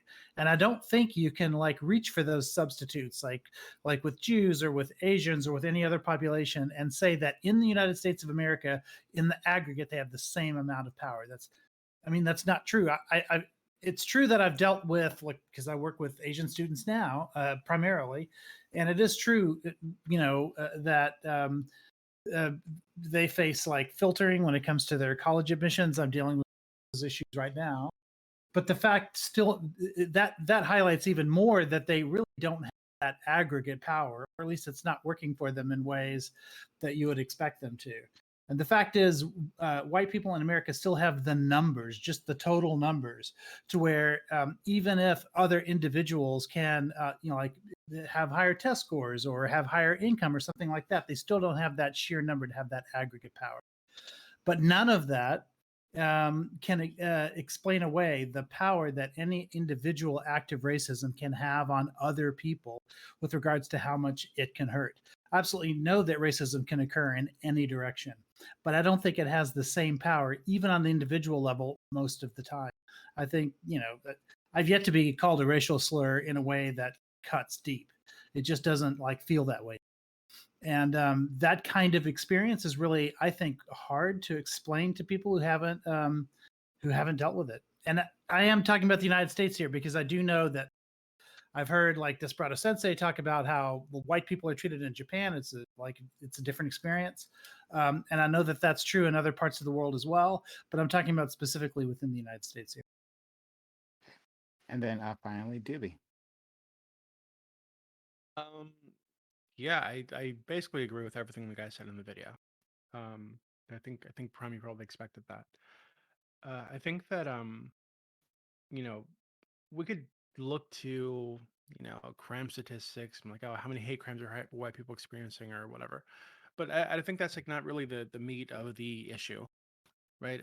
For me, the meat of the issue is that it's become acceptable. It's become it's like encouraged in some ways for people to like to be just casually racist toward white people. In fact, white people are applauded when they shit talk themselves for being white, right? Like, how many white streamers have we seen in this space? Like, oh yeah, I'm white, so blah blah blah, or I'm white, so whatever. Or when a white woman cries on Twitch, right? The joke is, oh god, it's white woman's tears, right? Like, I feel like it's like it's really toxic to not just to this space, but to the country, to have any group of people being targeted in this way and being made light of because of their skin color, right? I don't want to be like super like a cliche, but I think that somewhere along the line, uh, from like Martin Luther King, right? This content, There we go. Bring 'em in character there. thing, right? Yeah, I think we went through the color blindness thing. Somewhere we decided that was a bad idea, and we went the total opposite way. Now we need to be aware of people's skin color, and now because we're aware of people's skin color, we need to treat them differently based on that skin color, and because we're treating them differently, we need to punish people for the crimes of their ancestors, or punish people for the poverty rates or something, right? And this is why it's okay to shit talk white people. It's okay to shit talk white women. It's okay to give black and brown people access to grants and to funding that white people just don't have access to because of their skin color. I feel like we've gone totally the wrong direction, right? And I don't understand like why anybody would be okay with this. And like even this idea that whiteness is like it's an exclusionary concept, right? And it's like evolving.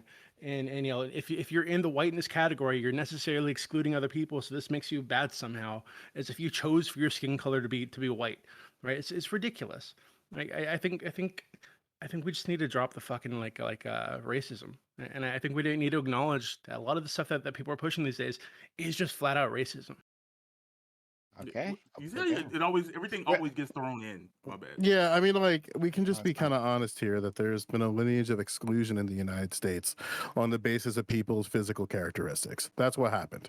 We had a lineage of exclusion towards Asian Americans, and we have a lineage of exclusion towards Black Americans. We have a lineage of exclusion towards women, and we have all these groups have a lineage of exclusion.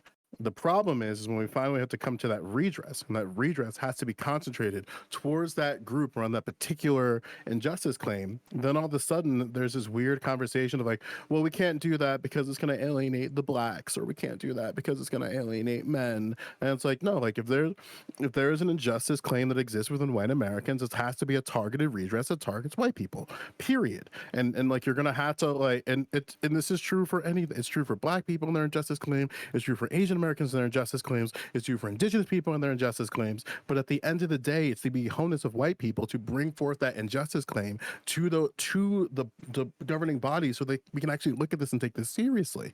That's all I'm What saying. injustice? Okay, How when you is say this- injustice claim, what do you? Because I mean, Scott gave How an is this example earlier, any right? difference? of- How is this any different than just saying the kulaks need to be punished? What are You're you literally talking saying about? that an injustice There's- claim is going to have to affect There's three and parts. intentionally harm other races of people. No, like this that's is such so. a This racist, is such a authoritarian no. This is thing to such say. a silly thing to do when you're not taking a topic seriously. We can recognize. I'm taking it very seriously. So let me. You're not taking it. You're advocating not taking it political seriously. You're not violence taking it against seriously. whites. You're not taking it seriously. I said explicitly, if white Americans have an injustice claim, you can't give treats to other racialized groups. I explicitly said that. I'm going to say it again. So in case you're not understanding what I'm saying, I'm there's not three- these white people. Stop putting me in a category, a racist fucking Oh my category about the God, political. you are so You're not movements of listening white to people. what he's You're saying. not listening to what I'm saying because you actually agree with me, but because you want content, you're just trying to drag it along. So I'm just going to say what I'm going to say, and we can Bullshit. move on from that.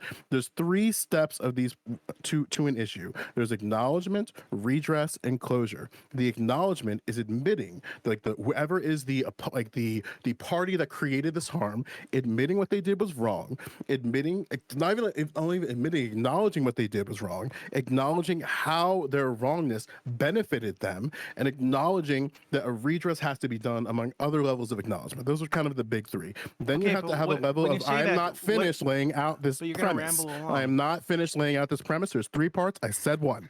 The second part of this is redress. Redress involves a collaboration with both parties, in this case, white Americans, and the other case, the federal government, to figure out, as it relates to the injustice claim, how we go about this redress. And when you go through that redress, it's going to involve white Americans at the table, all white Americans at the table, to the best representative body that we can as it relates to the injustice claim presented. And then finally, you have closure. There's 2 parts of this. There's closure, that white Americans will hold the federal government and those who are responsible for their oppression to account, and that they're going to keep tabs on them at all times. In this case, it's the federal government, and then the federal government and whatever oppressive bodies that are acknowledged within the injustice claim also agree that they will never go about this route again and will do better towards that group of people, in this case, white people. That's just arc. It's like Yeah, simple. this is But- evil. But apparently this is that's pure bad. But fucking apparently evil. that's but yes, apparently it's pure fucking targeted- evil. It's pure fucking evil to say that I, as a white person, have to lay claim and fucking suffer for some form of restorative justice for my goddamn ancestors. Whoa! I don't think you're understanding what I'm you saying. have no claim against me. I don't think you. We can move on. White You're people on different have no levels I don't here. think that's We're on different that's levels okay. here. not what he said. Don't but, listen. okay. You're on different No, levels well, here. Let's go to white let's go people to have no Griffin. fucking responsibility for this. Of course Zero. not. Of course not. Of He was course talking about not. white reparations. You're not listening. Like Yeah, he was talking about you're white speaking into reparations. something that he's not No, saying. No. Yeah, this Griffin. isn't- No, sorry. We'll do it later. Griffin, Lactoid. Bam, I'm sure you want to say something. Doobie will want to say something by that point too. Speak to Doobie bringing up MLK earlier. I'm thoroughly disgusted by people doing this all the time. So, if you're gonna bring up MLK, you can't just bring up that one cherry pick quote that you see all over the fucking popular media. It just doesn't have the context of his character or what he was really trying to speak to when he's speaking to these things. Because you can't have race blindness while not acknowledging material conditions. At the end of the day, the entire point of claim of discrimination is, like Joe said, the system of exclusion that we have actual data to track. We have a system in which women were not allowed to vote, We have the Chinese Exclusion Act that took place in the past in America. We have Jim Crow America. This are all things that we can list and say have actual de facto harmful repercussions to the specific groups that they were targeting. So if America, as it stands, has current policies and laws that you think have serial, similar material outcomes as Jim Crow or the Chinese Exclusion Act on white Americans, then I would posit that your claim has some kind of merit. However, when we look at it statistically speaking, the average white household has like what $100 to the average American, to the average African Americans, like a single dollar. So when you look at wealth disparities, right? There's nothing there in wealth disparities. What? Well, hang on, Hey, Griffin. That's a little disingenuous. We can recognize that the wealth disparity that exists within white Americans is concentrated in areas, particularly in the Midwest and the South. So there are white Americans that are suffering at the hands of the federal government. But the problem is when it finally comes to when like for those white Americans to like lay out their injustice claim, those who are in power ignore them. And then instead of like actually like trying to help them, they just get roped in politically because for whatever reason, in this case Republicans, they're a captured electorate. I would agree with you, Joe. That's why I know Fabian's gonna hate this. That's why I, as a fucking communist, understand that you can have class warfare as well as race warfare. Two things can be true at the same time, and we can deal with these issues simultaneously. We can address that we have to address the material conditions of the working class and people who are not being properly cared for by the system that they ascribe to, as well as the fact that within that same system there are outliers that have been purposefully disaffected by it. I mean, like disenfranchised by it. Those two things can be addressed at the same time, and I would never disagree that we couldn't at the same time hold up working class people regardless of their skin tone, while at the same time recognizing the specific laws that targeted people because of skin tone or certain immutable characteristics. Yeah, I mean, like Actually, for It's I'll go for it. crazy. Yeah. yeah, Lectoid, Bam, Doobie, Scott, because if you can behave, we'll see. Scott and Joe, go ahead. So I got a number of things to say. I'll try to make it quick, and then you guys can respond. So Joe, I think I understood your point, but I guess I take issue with kind of how you're framing it. Of it's white people's responsibility. They have white people have to get together and go to the federal I hope government. black people, just to be clear here, Lactoid, I hope that's to all groups, including black people. Right. So, well, that's interesting. So you might hold that position. What I tend to get from most people is that like individual prejudice is sort Yeah, of they're not politically serious. I know. okay. It's sort of like Well, it's say sort of like your thing. Could you say that whole thing, Lactoid? okay. So when you say, and I'm not going to pretend to know your position now. I'm just saying kind of what I perceive about society, which is when there's a statement of it's a white people's responsibility to seek this redress, right, with the federal government if they've been discriminated against. I don't think this is, when we're talking about like a social context, this never seems to be done for other races, right? Like prejudice against any black person, I think it'd be very dismissive to see your white coworker just like saying horribly racist remarks, and then when your black coworker comes up to you and is like, "Hey, like this keeps saying racist things," well, that's like your guys' problem. If you guys want to fix it, you guys can go to like the Black Caucus and do your thing, right? It's not my issue. Well, no, like when I see somebody behaving like incredibly prejudiced, like with Yes. other races, it is kind of my problem, right? But Yeah, absolutely. but like the statement of it's white people's responsibility. We're not saying like redress from the federal government. This video was about how there's a cultural phenomenon occurring where people are just comfortable shitting on white people. That's just the cultural. And so what we're trying to Sure. what Doobie's and my argument really is trying to push for here is just like let's come together and culturally Mhm. push back against this phenomenon. And when we hear somebody talk shit about white people, say, hey, that's not okay. Like what we're people too, right? Sure, we had to push back on the inadequate education of race in the United States.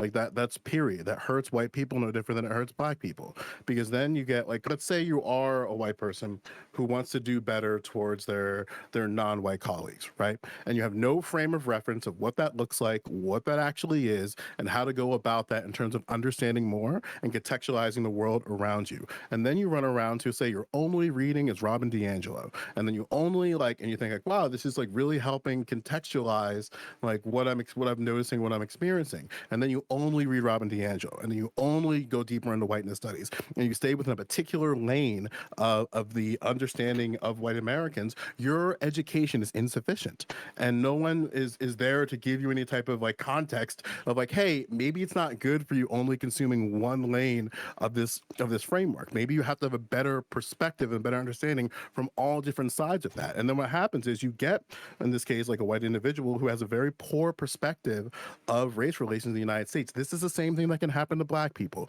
It is the same thing that can happen to Asian people, Latino people, is that we need to have a better and take the recognizing that, yeah, race is socially constructed, but we socially inherit whatever racial context we find ourselves in, unless you disagree with that. But Joe, no, Joe, Joe, you're- wait, right. I don't think that's the reason I brought up this point is because again, I feel like you're maybe you're making your own point, but I'm just like pointing out that I'm pointing out though that people are mean to white people on the internet. This is true. Our position on this is it doesn't necessarily involve like redressment with the federal government.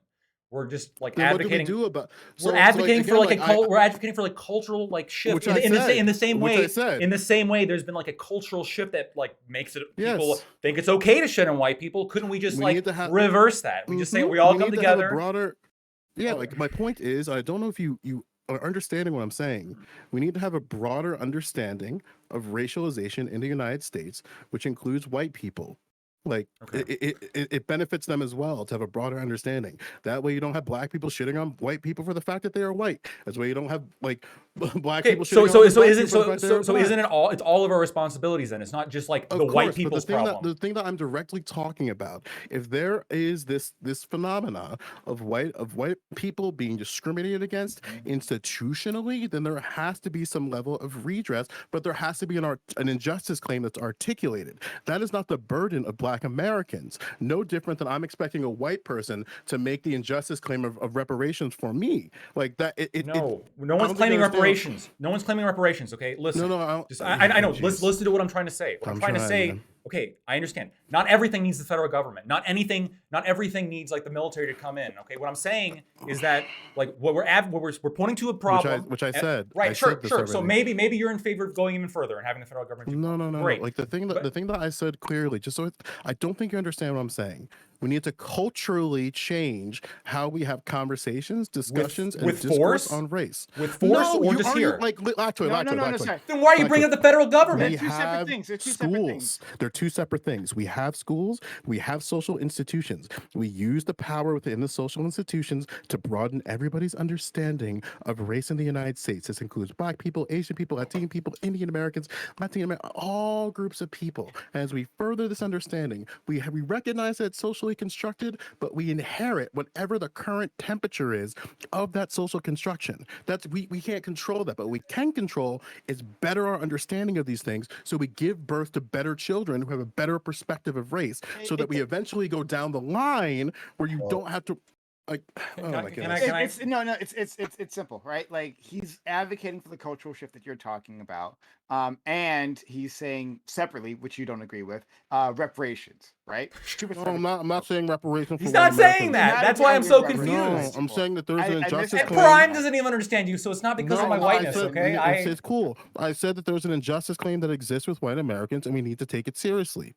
But it's white Americans' duty to bring forth that claim to the public, and it's my duty as a Black person to treat it seriously. Okay, great. I'll file with the feds. But I wanted to quickly point out one other thing. So Aiko, with your intro, right? Okay, when you look at Asian Americans compared to white Americans, when we're talking about institutional power, you have more degrees, a higher average earnings, and far lower arrest rates. Now you could point. Which is, interesting that you would point like, well, yeah, they're disproportionately affected by affirmative action. That's discrimination. I somewhat agree with you, right? But if we're going to say that, guess what affirmative action also applies against? White people, right? And the only reason it applies disproportionately against Asian people is because they're so good at getting degrees disproportionately as a percent of their population. And then also, when we're talking about that is true. I have all the numbers to back it. And then if you're saying like raw numbers, well, white people have the raw numbers, that way they have power.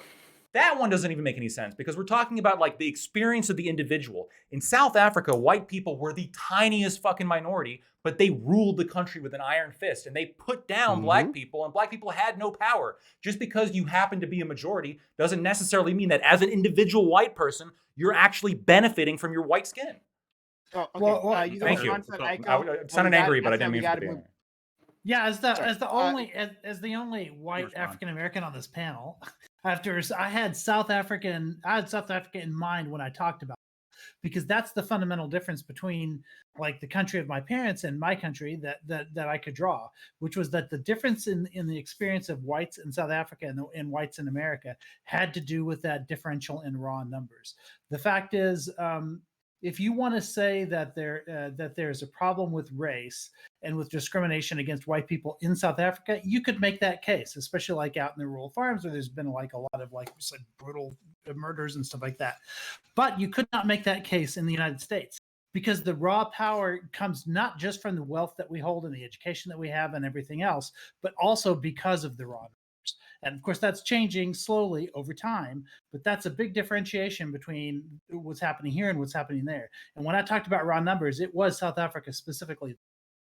White genocide going successfully. I'm Let's waiting, go to waiting my Bam. turn. No, it's here's the list. Bam, Doobie, Scott, Joe, Corey, Griffin. I got it written down. All right, Bam, please. Yeah, I think that I think that one reason we deal with issues, like, first of all, the person in this video, they were talking about like a shift in, they weren't just saying that like, oh yeah, sometimes people of color, even though that's a weird word, like say mean things about white people. That wasn't like, if that was the entire position, that would be like, okay, yeah, that probably does happen. And again, my first point was like, yeah, that's probably not a super healthy thing to allow. But it made it seem like because they're saying mean things, that means we've had a massive power shift in America, and actually white people have no power in America. That was like the that was like the weird conclusion they were drawing to, and it just felt it felt very childish.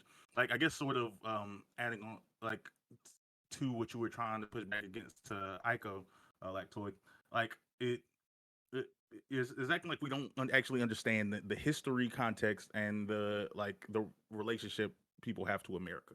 Like, it's not systemic power isn't which people have some money. It's what like it's engagement with institutional structures. It's what share of like overall resources like does someone have as a pool. So like, sure, some Asian people might do well financially. Some individual Asian people might do well financially, but that doesn't mean Asian people don't control like 60% of the U.S.'s wealth, or control like or have any like political engagement with our institution. They're actually one of the lowest voting population. So it's like saying that like, oh, okay, they must be systemically the most powerful because they make 10 grand more median income than like the average white person. I don't know. I just think that's I think that's a lazy engagement. Okay, so every minority should not have as much majority power as a majority, right? Unless we're giving disproportionate power to the minority.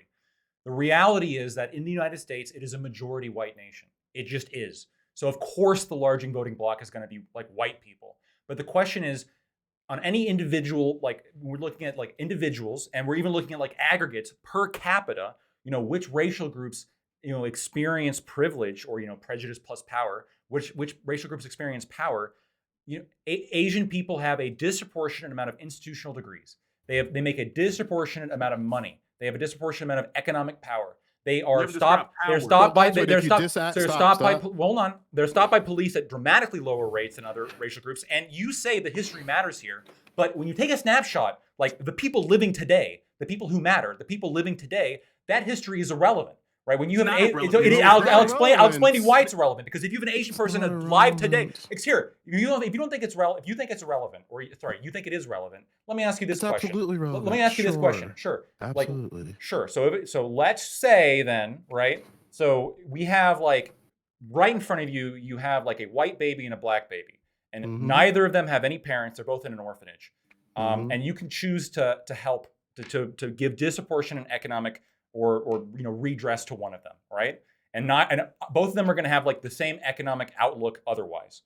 Does one of the babies deserve more help because of the history, or do we look at their current situation and what is the life they're going to live right now. Because the life that You Asian look people to live their right now is lineage. better than your average white person. That's not true. When you disaggregate the data, the largest wealth gap exists within Asian Americans. What are you talking about? The problem that exists within Asian Americans currently is that the ethnic groups are not disaggregated within data. So you That's get the same thing with white misrepresentation. people. That's just when you compare No it to, shit, yes. Sherlock? No shit. Okay, so if we want to break down like Asian to all these different categories.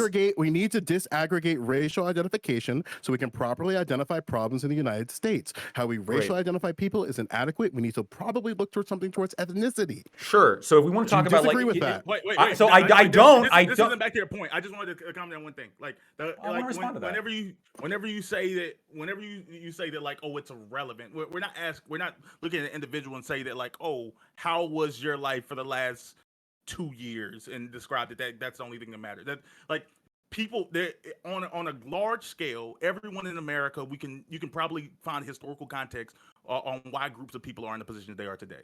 Would that be black people? You say they're like, oh, okay, why There's are black lineage. people? Yes, there is, because their parents were, because their parents were, because their parents were, because their parents were. Why are white people holding the primary number of political positions in their position financially? Because their parents were, because their parents were, because their parents were, because their parents were. Why are immigrant? we got it. But I'm saying, Can I respond? but it's a different point. That was 2. The third point: why are immigrants, like specifically Asian Americans, succeeding economically? It's usually because they're at most Asian and African immigrants actually are at most first. The or lineage second of exclusion generation. as it relates to the United States is not there. Correct. Okay, let me respond now to the point that Joe brought up. If we want to talk about like breaking down racial categories into like all the various Racial disaggregation, yes. Yeah. If we want to break it down to all of its different ethnic categories, we can do that. I mean, we're just literally having like more specific identitarianism at that point, I guess, because even within those ethnic groups, we have all sorts of different people experiencing different things. This is one of the problems with like these arbitrary identity groups to begin with. It's not arbitrary. It's not arbitrary. It matters. But right.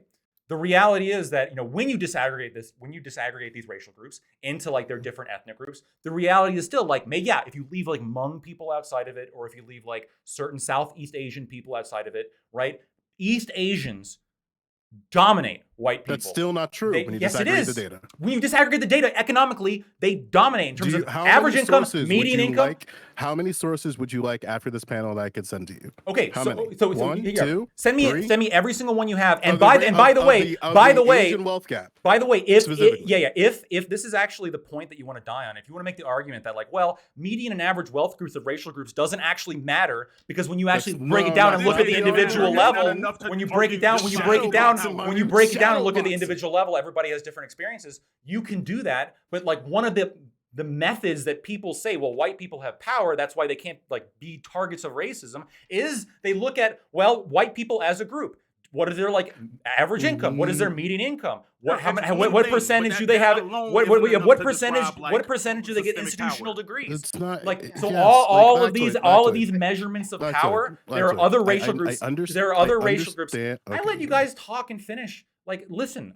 So like, it's weird that you're like planning to play victim right Yeah, now. I guess- I'm talking so fast, and I wouldn't have to repeat myself if you guys wouldn't fucking just listen, okay? Yeah, let it finish, please. Let me finish this one thing, okay? So again, by the exact same measurements that you're using, or that people use, maybe you might deny using it, but that people use to measure like white privilege and white power here is things like, very commonly accepted national statistics such as median income, average income, institutional degree achievement, property holdings, like all of these things, right? Like these are like common ways. And then it turns out when you look at them, it's not like your average waspy white guy that's on top. And you are not comfortable with, so far you guys haven't been very comfortable with the racism against white people, which I appreciate. But people are not as comfortable with being racist against Jews and Asians as they are with white people. And I think that's the problem.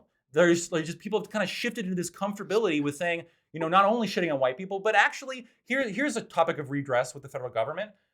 The fucking stories that were linked in that video of people just flat out being denied positions because they're white, right?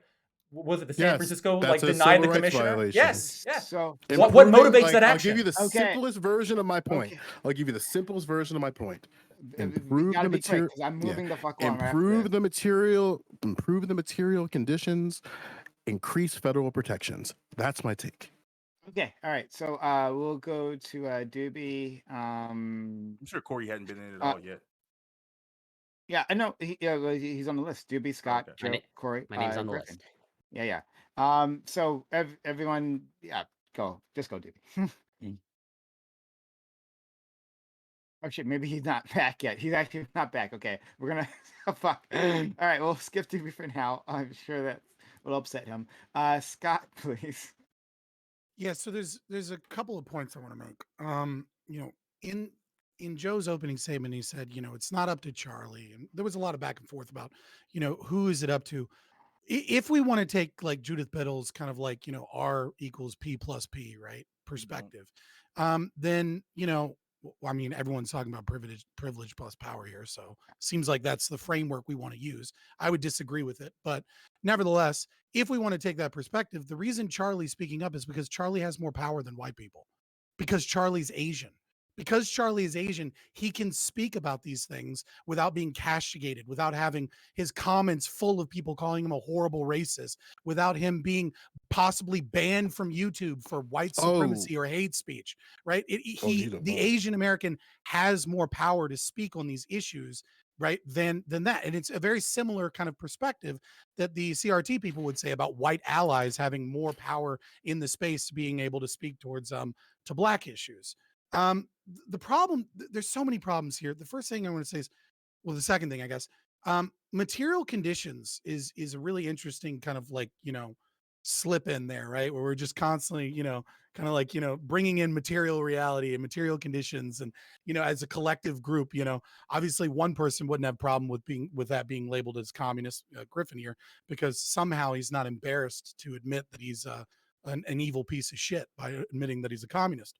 But Ew, Says the material ANCAP. conditions, we're not doing yeah, that. what evil? The material conditions collectively redressed, right, means stealing from other people to give to other people, and How doing was the so wealth based off accumulated of in the first racial place? identitarianism. How was the wealth Like accumulated in the this first is place? Hey, come on, this we is got to. fascism. We'll, Let him you're go. you're Let in him go. line, but we got to just move This on. is fascism. The thesis here is very simple. Cultures and identities don't have conversations, people do, and cultures don't have experiences, individuals do.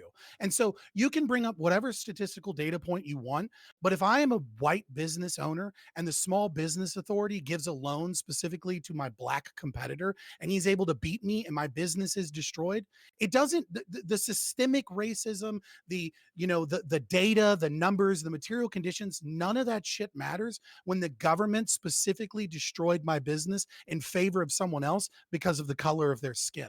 That is racist as fuck, and supporting things like that is a problem, and it's one of many problems that we have currently. Because you're acting like we can Can just I? start the race today and say go, like, and like from everyone with So their current position. hold on, no. I want you. I'll let you finish your point. But like, it seems like we're having an issue here, and it's like the one I kind of predicted. That like we're Race talking might about be a two hot different. button topic. Oh, Yeah, For yeah, white right. folks, it is for sure.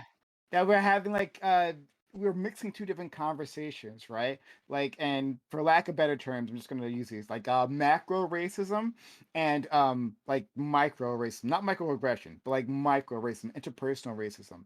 That we are describing one thing and we're saying there's a problem like macro racism, and we're acknowledging that. And then we move seamlessly into interpersonal racism, and then we say, well, you're not acknowledging the pain here within this interpersonal relationship. So, like, I think we need to be clear as to what we're talking about at each individual point and address that.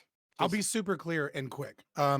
I am an individualist and I don't buy the identitarianism that is explicit within discussing issues like macro racism, because racism doesn't happen at a macro level. It happens at an individual level. You can aggregate that and attempt to try and study how multiple instances are occurring and call it macro racism. But at the end of the day, it only happens to an individual. White people are not harmed because white people never will be a monolith, no matter how many different cultural subgroups you break them down into. Racism is always experienced at the individual level. I'd love to jump deeper in that with you sometime. But like, let's Bam. I want you to finish your point. Then we're gonna go to Doobie. And we're gonna go down this list. Yeah, like when you're acting like you can engage with these positions by saying that like, oh, okay, the world before didn't matter. We're only engaging with individual levels, and we can just start the race today from everyone's starting points, and like, and that's just reality. Like Am I? But and yeah, yes. Did I say that? Yeah, in my opinion, yes. So Go ahead and whenever set up we, this straw man. whenever I'm not. Whenever we talk about like we can have this conversation again. That like the negative part is like I'm willing to agree like to the personal stuff being kind of cringe. Like I said, I'm willing to acknowledge that like yeah that like interpersonal racism is a real thing.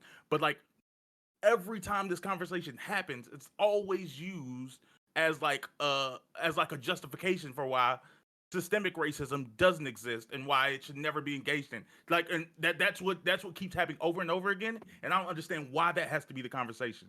But I don't want to take So up it's more real. time. It's real. It's real You simple. don't have to right? respond. We can go on to Doobie. Yeah, I know you don't want me to respond. You want to be able to make your straw man argument and then not have me respond to your bullshit. Correct. That's exactly So, what I want to do. I don't want you to respond. I want to straw man you real good. So yeah, well, you straw man me, right? Like, then let me do it. It's the straw's already set. Go ahead, Doobie. All right, go ahead. So the problem here is that you're saying that I don't believe that racism occurred in the past and that it has effects. Never made that claim. That would be a silly claim to make. Obviously, if let's look at like the LGBT people, right? And we can say that in 1973, cops were letting gay dudes burn alive in New Orleans and being like, "Oh, I guess that gay club's doors are barred or something. I don't know." Right? Like people are alive today that were facing that horrible shit happened to them.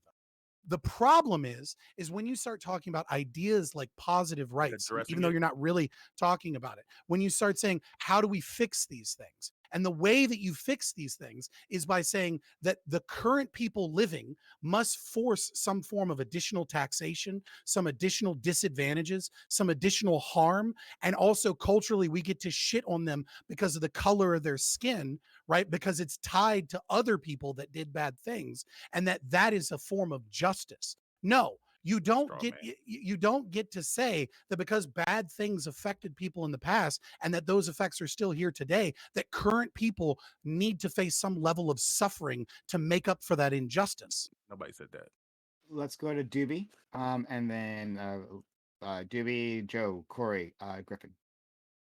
Yeah, so I think that I agree that we're kind of mixing the interpersonal and the Charging systemic thing. battery. But if we wanted to talk about something that's like actually government level, there are like many grants and loans that are specifically business targeted support, toward specifically among others that are specifically targeted toward minorities that white people do not have access to, whether you're poor or not poor, right? So these things exist. So all these people here saying, hey, if there's like a grievance that needs to be addressed, my question number one is, would you consider that to be a legitimate grievance that white people could have? If you want to go to the interpersonal level, I don't buy this idea that like, oh, we just need more critical thinking. We need more people to learn about what race is, etc. Because Joe, you're a great example of this. We need more CRT praxis. It'll be less racist then. Like Joe, That's the totality of my argument, but keep going. Yeah, sure, you're an intelligent dude, but like last year, like fucking like on March or something, you called an Asian dude white presenting and tried to use that to dismiss his argument when you guys were talking about race in America, right? So like, I can pull up fucking countless examples of you just being outright racist toward white people, in my opinion. Okay. Right. That we've all so given that you're an intelligent person who understands race as a social construct, it doesn't seem like that education helped you be less racist toward white people. So what would keep you from stopping that behavior? You should have seen how racist he would have been before. Oh yeah, brother. Joe's always been pretty racist. I've always considered Joe to be like a pretty like open. Yeah, every single black person on Twitch is racist. We know. It's okay. I don't. Okay, so first off, that's ridiculous. Don't try to equate yourself with all black people. So for example, I don't think Prime is racist. Griffin doesn't strike me as a racist. I mean, Prime was called a racist explicitly by Fabian. I think you specifically are a racist, Joe. That's cool. But there are plenty of black people that I know of on Twitch. Are the racist Are the racist? Right? How many racist stamps do I get before I get a discount at Wendy's? Well, the thing is, this is the difference between us, right? So I'm talking about you as an individual. When I think of you as an individual, I don't think you're representative of all black people. Right? No shit. So yeah, okay, no shit. So why would you generalize and say, oh, well, he's calling me a racist, so he must think that all black people on Twitch are racist? I'm calling you specifically a racist. I'm saying you said racist things. Cool. Right. That's So great. given the argument that you were making earlier about how black people need to be aware of this, they need to stop doing this, and we need to educate them so they stop behaving this way toward white people. What could we do to make you less racist toward white people?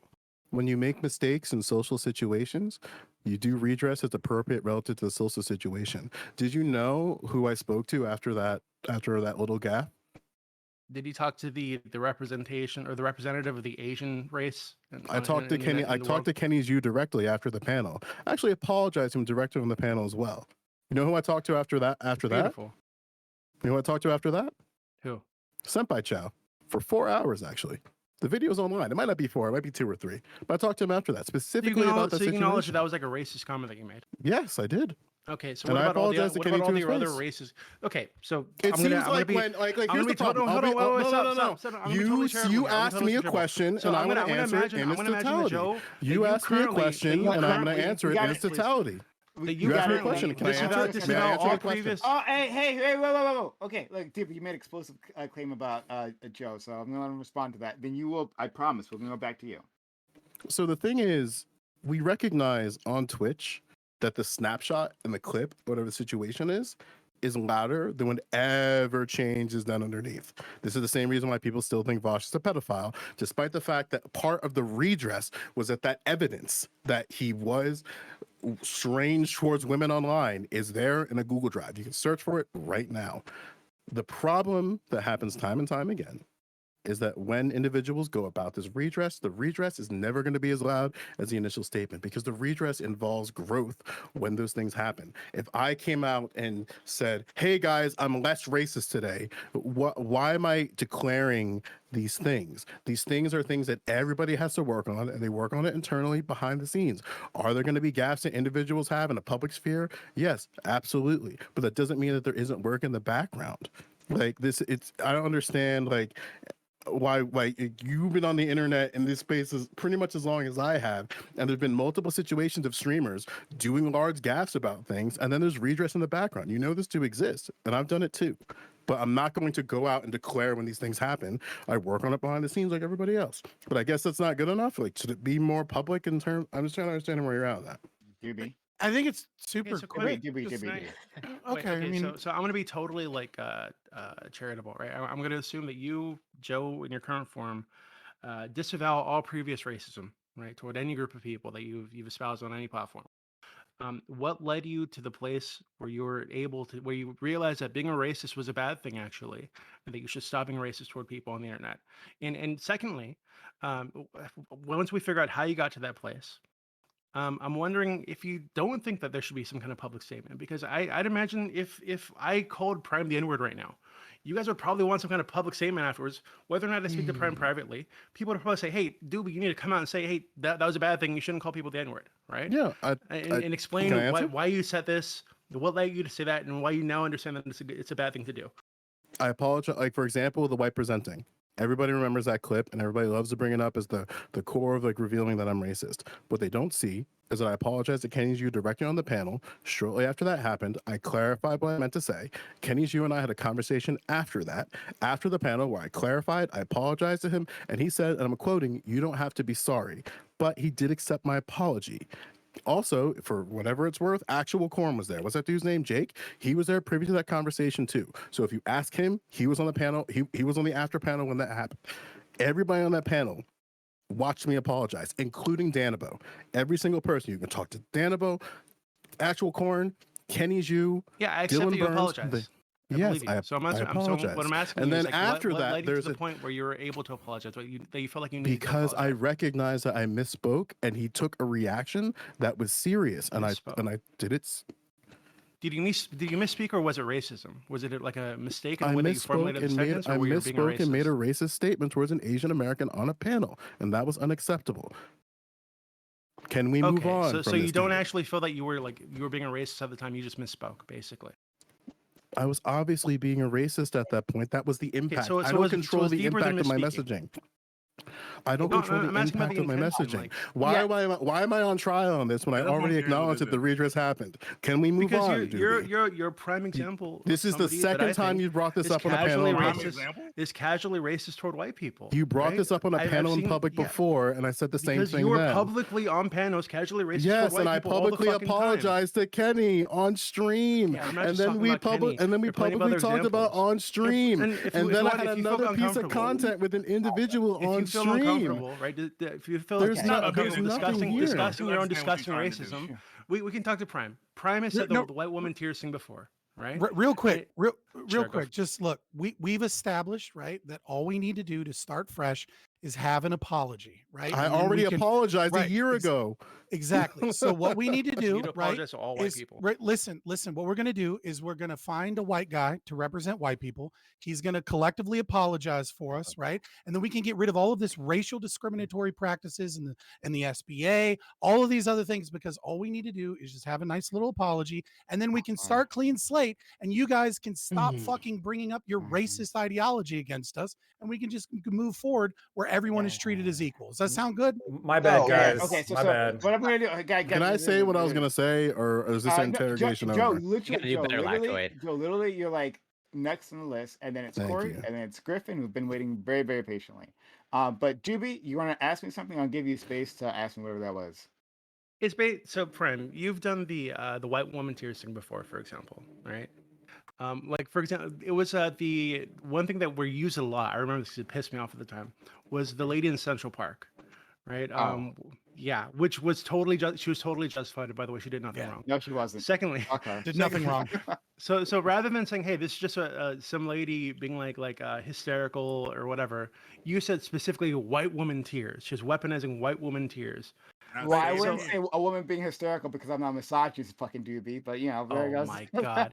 I'm just describing what she's a woman, and you felt she was being hysterical at the time, okay? I didn't say. But I didn't say that. you felt like she was being like He's intentionally, racist, not like sexist, weaponizing okay? weaponizing racism. It's against this black 11:01. man. Yeah, it's 11:01. You sat in for a 3-hour panel. Like, deal with it.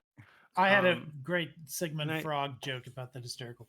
I wanted to see Yeah. Doobie. Okay, finish so the Prime. point. Is it? So Prime and Joe. What led you guys? Well, Prime. I don't think you would back off the white woman tears thing. But so what I was trying to ask Joe is like, what led you to the position when you felt like it was actually not okay to be racist? First off, and secondly, are you guys actually okay? I'm not. Are you actually like, are we've you had are this you guys conversation actually before, Doobie. okay with getting rid? Are you guys actually okay with getting rid of the blatantly racially discriminatory policies that I brought up earlier, like these grants and loans that are available specifically to non-white people?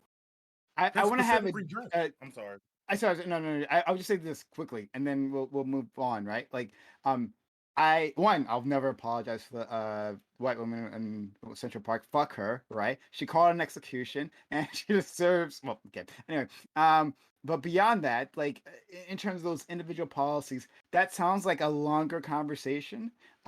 As that because this is exactly what I'm talking about. Just in say it's terms of, racist. like, Don't say it's a longer no, I don't think it's conversation. fucking racist. It is a longer I- conversation. I think you were talking about like disparate impact and like how even though you are making up for it within a macro scale, on the micro scale it hurts. It hurts an individual person, right? Like the thing that Scott talked about, like a white business owner not getting a loan that his black counterpart got, right, would hurt him in business. I can acknowledge that. But there's still something called disparate impact, and it doesn't take into the account that there are other opportunities available as a white person that simply exist that don't exist for a black person. That's the thing that happens, Name right? one. But like again, this is I'm not gonna do that. I'm not gonna do that. Yeah, Like I just said before at the start, there's a longer conversation. I would love to have that longer conversation, but like I can't do it justice here. So we're gonna move past that. Okay, so. Joe, it's your turn. Corey, Griffin, and then at the end of the list, if someone wants to jump in, then do that. Bam. In the United States, there's a lineage of exclusion. That lineage of exclusion is going to vary from group to group. If we look particularly at schools, for an example, when we were trying to integrate schools, we recognized that there are disparities in education and a more educated populace is an important thing. We asked the states this: please admit black people into your institutions, or we will give you money to build schools for them so they have schools for themselves. These are known as, what are they known as, ma'am? Well, oh my God, I'll mute it. My bad. Oh, Lord. So, what are those schools that were built for black people so that they can get college degrees? What are those called? Oh, HBCUs. Why are they called historically black institutions? Because Like historically black universities, rather. Sorry. yeah, because black people before didn't have opportunities to go to anywhere else. So, would you say there's a lineage of exclusion from universities all across all America on the basis of race? For sure. So, if I am, say, Rutgers University, is it possible that Rutgers University has a policy or had some type of policies in place that had a lineage of exclusion towards Black Americans? Almost definitely. Does that no longer exist? No. However, yeah. Right. So you have to look to each institution one by one and essentially ask the same question. Did your university have a history of lineage that excluded people along the lines of whatever identifier you're looking for? That's how grants came about to be.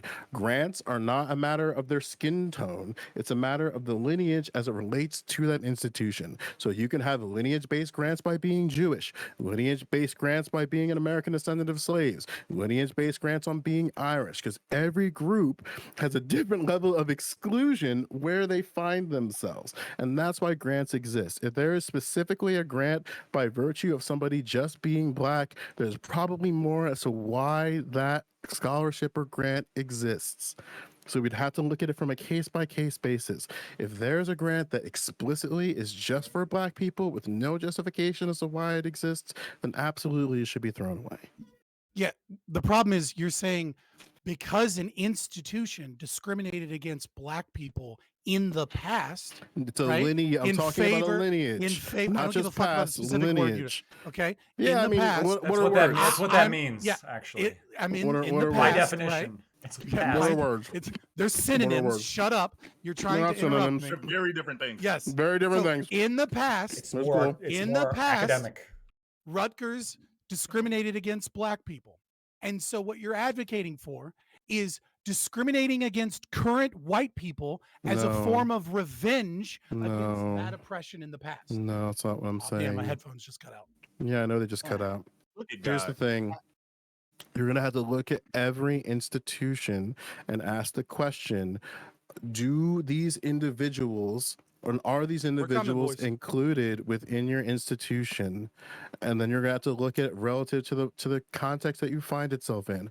Rutgers made their redress. I don't understand why there's this like hold up for redress. We do this all the time. We did that for the Italian Americans in Louisiana, who 11 of them got lynched, and we gave them money. We did that for Japanese immigrants. We did that for Jewish people. We did that white for slaveholders. we did it for white slaveholders. We did that for survivors of the, what was it again? I was talking to Aiko about this. That ended up creating, the hostage situation. Where was that again? Iran? Are you talking Iran. about 1979? Yeah, the Iran occupation. Like we redressed them because there's like diplomatic immunity for countries. America has a lineage of redressing people directly. We do it for 9/11 victims, and they can make a claim all the way, I think it's like 2080. We recognize that there is a lineage of disenfranchisement based on where you find itself in, and that's going to require a direct lineage-based redress. And like, you're not going to hear people complain like, why are all these 9/11 victims getting all this money? This isn't fair to me. Like, no one's going to say that. Like, because we recognize the targeted legislation and targeted things who people who have certain lineages is how we go about to solve these problems. So it's real simple. I'm going to create a school, right? A daycare facility, right? And what I'm going to do is I'm going to steal all of the lunches from the black children for 10 years, right? And just steal their lunches. Black children, you don't get to eat lunch. You just go hungry, right? And then someone's going to come along and be like, hey, that was wrong. So what we need to do is we need to steal the lunches from white children that are totally different children for 10 years. And that will address the lineage of oppression that your institution has committed. It's Only bullshit. I can There's work no with this. point- I there's can, no, no I can probable do this. I can do this. restitution. No, I love this. I love this example. I love this example because I know where this example comes from because I've also exist on the forbidden apps. Let's say I literally just 10 made it up right now. You fucking. I know there's an argument that exists there on forbidden apps. You don't know what those are. It's really cool. So let's say for 20 years, More admissions of racism. I don't know.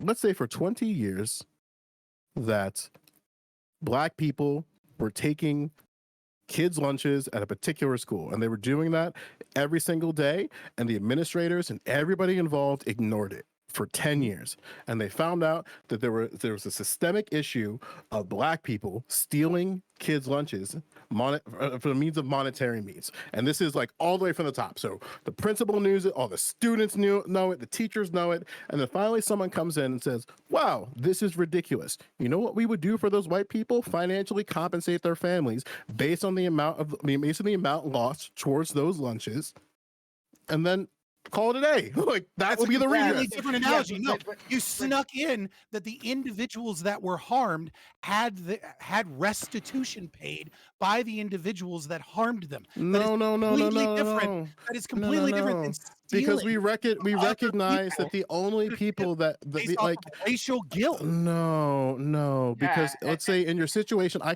got this, Prime. In the situation of correct white that, people though. getting lunches stolen and the principal co-signed it, the teachers co-signed it, all those individuals, you don't fault the individuals at the bottom for this. You hold the institution, those who have power responsible, because that was their fuck up. So you financially give restitution to those white people who were hurt by that. No, you're giving restitution to the white people for the crime that the school committed was intentionally being negligent and allowing this to Yes, occur. and Wait, then, wait, and so- then here's the best part. individuals. Here's the best part about closure is that it's not just a matter of the redress. It's acknowledging that it happened, laying out all the benefit, like all the acknowledgement benefits as to why that happened and how people benefited from that. And then it comes to redress for the people who are directly affected, and then closure is involved, which is an agreement between the people who were wronged and the institution. Okay, so It's here's what not happened. No, hard. shut. You're You guys doing can't the hear each thing other. from the Shut up. beginning.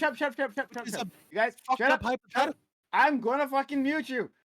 You can't hear each other. I'm gonna give Lactoid a chance to make your fucking point for you, right? And then I'm gonna go to Corey. After Lactoid speaks, the next person that speaks is Corey because he's nice. All right. So if we wanted to make the hypothetical actually like comparable, what it would be is, let's say there's like a very small group of black children that are stealing everyone's milk or everyone's lunches, and the principal knows about it and the administrators know about it, but they just don't do anything about it. Okay, and they know this small group of black people are stealing everyone's lunch, and then like later on, what happens is, in order to basically compensate the white students who had their lunch stolen, they take a little bit of money from all the black students, even the black students who had nothing to do with stealing the lunch, and then they give that to the white students who had their lunch stolen, right? And that's shitty policy. So, but you can say that's shitty policy, and maybe you're advocating for like specifically going after the individuals who can trace specific amounts of money No from shit, slavery. Sherlock. That if that's the argument, then I mean that's not an argument for taxation-based reparations. This is or the federal government or anything. This is an argument for like going after very specific money. I'm good. I'm done. I'm good. I'm gonna take a walk. Okay. All right, Corey. You're wonderful and beautiful. Please go. My And then butt Griffin is and tired, Bam. and that man is stupid. Don't slander me like that, Prime, with that nice label. Can't take it. So yeah, I want to engage with something that you brought up, Lactoid, earlier, maybe like an hour ago at this point. Thanks, Corey. But so you I think you said something along the lines of creating a culture around basically kind of like socially acceptable to races against white people. Is that like a sort of a fair assessment, something that you said? Yeah. Yes. So okay, and then I'll let you finish, but I want to read off some stats that back up kind of what I'm saying. Wow. Right. Oh, okay. Sorry. Yeah. Okay. So I thought you were gonna read those stats now. My bad. Yeah. So with that in mind, so would you agree that like language is a social construct? Yes. Yeah. Okay.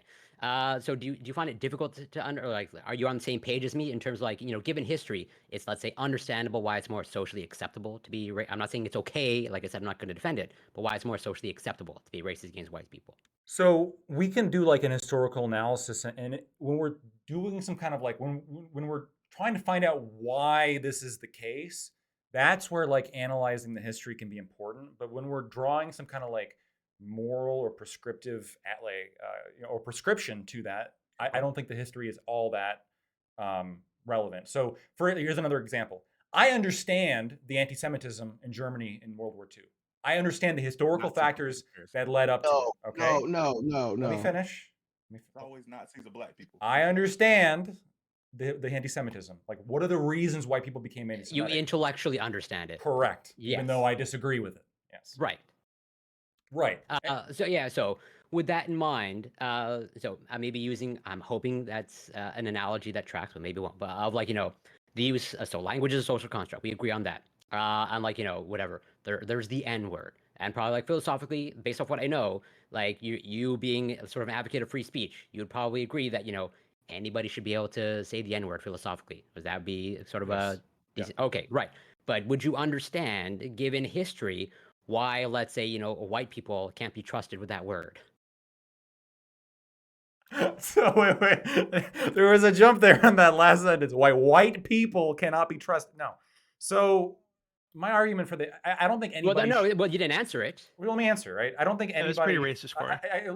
I don't think people should ever call each other racial slurs. I think there's a weird like phenomenon of like there's certain words that have almost become like Voldemort words, where even if you try to use them like in an academic setting or in a neutral way, they're just like if I said it, even like we can't even say the word we're talking about, because if I said it, Prime might ban me and then Twitch would ban me too, right? I'd just be everyone would come after me, right? Because there's history there. Yes. Well, no, like, but so there would be history like if I was using it against somebody, but like this is unique in that like the mere utterance of the word has like intrinsic power, because language as a social construct is meant to convey certain attitudes. That's the only reason why language is useful. You're trying to convey to somebody else what you feel. And if you can use a word without conveying to that person like that you're racist, or that you actually like you think that they are something, right? But you're simply like expressing an idea.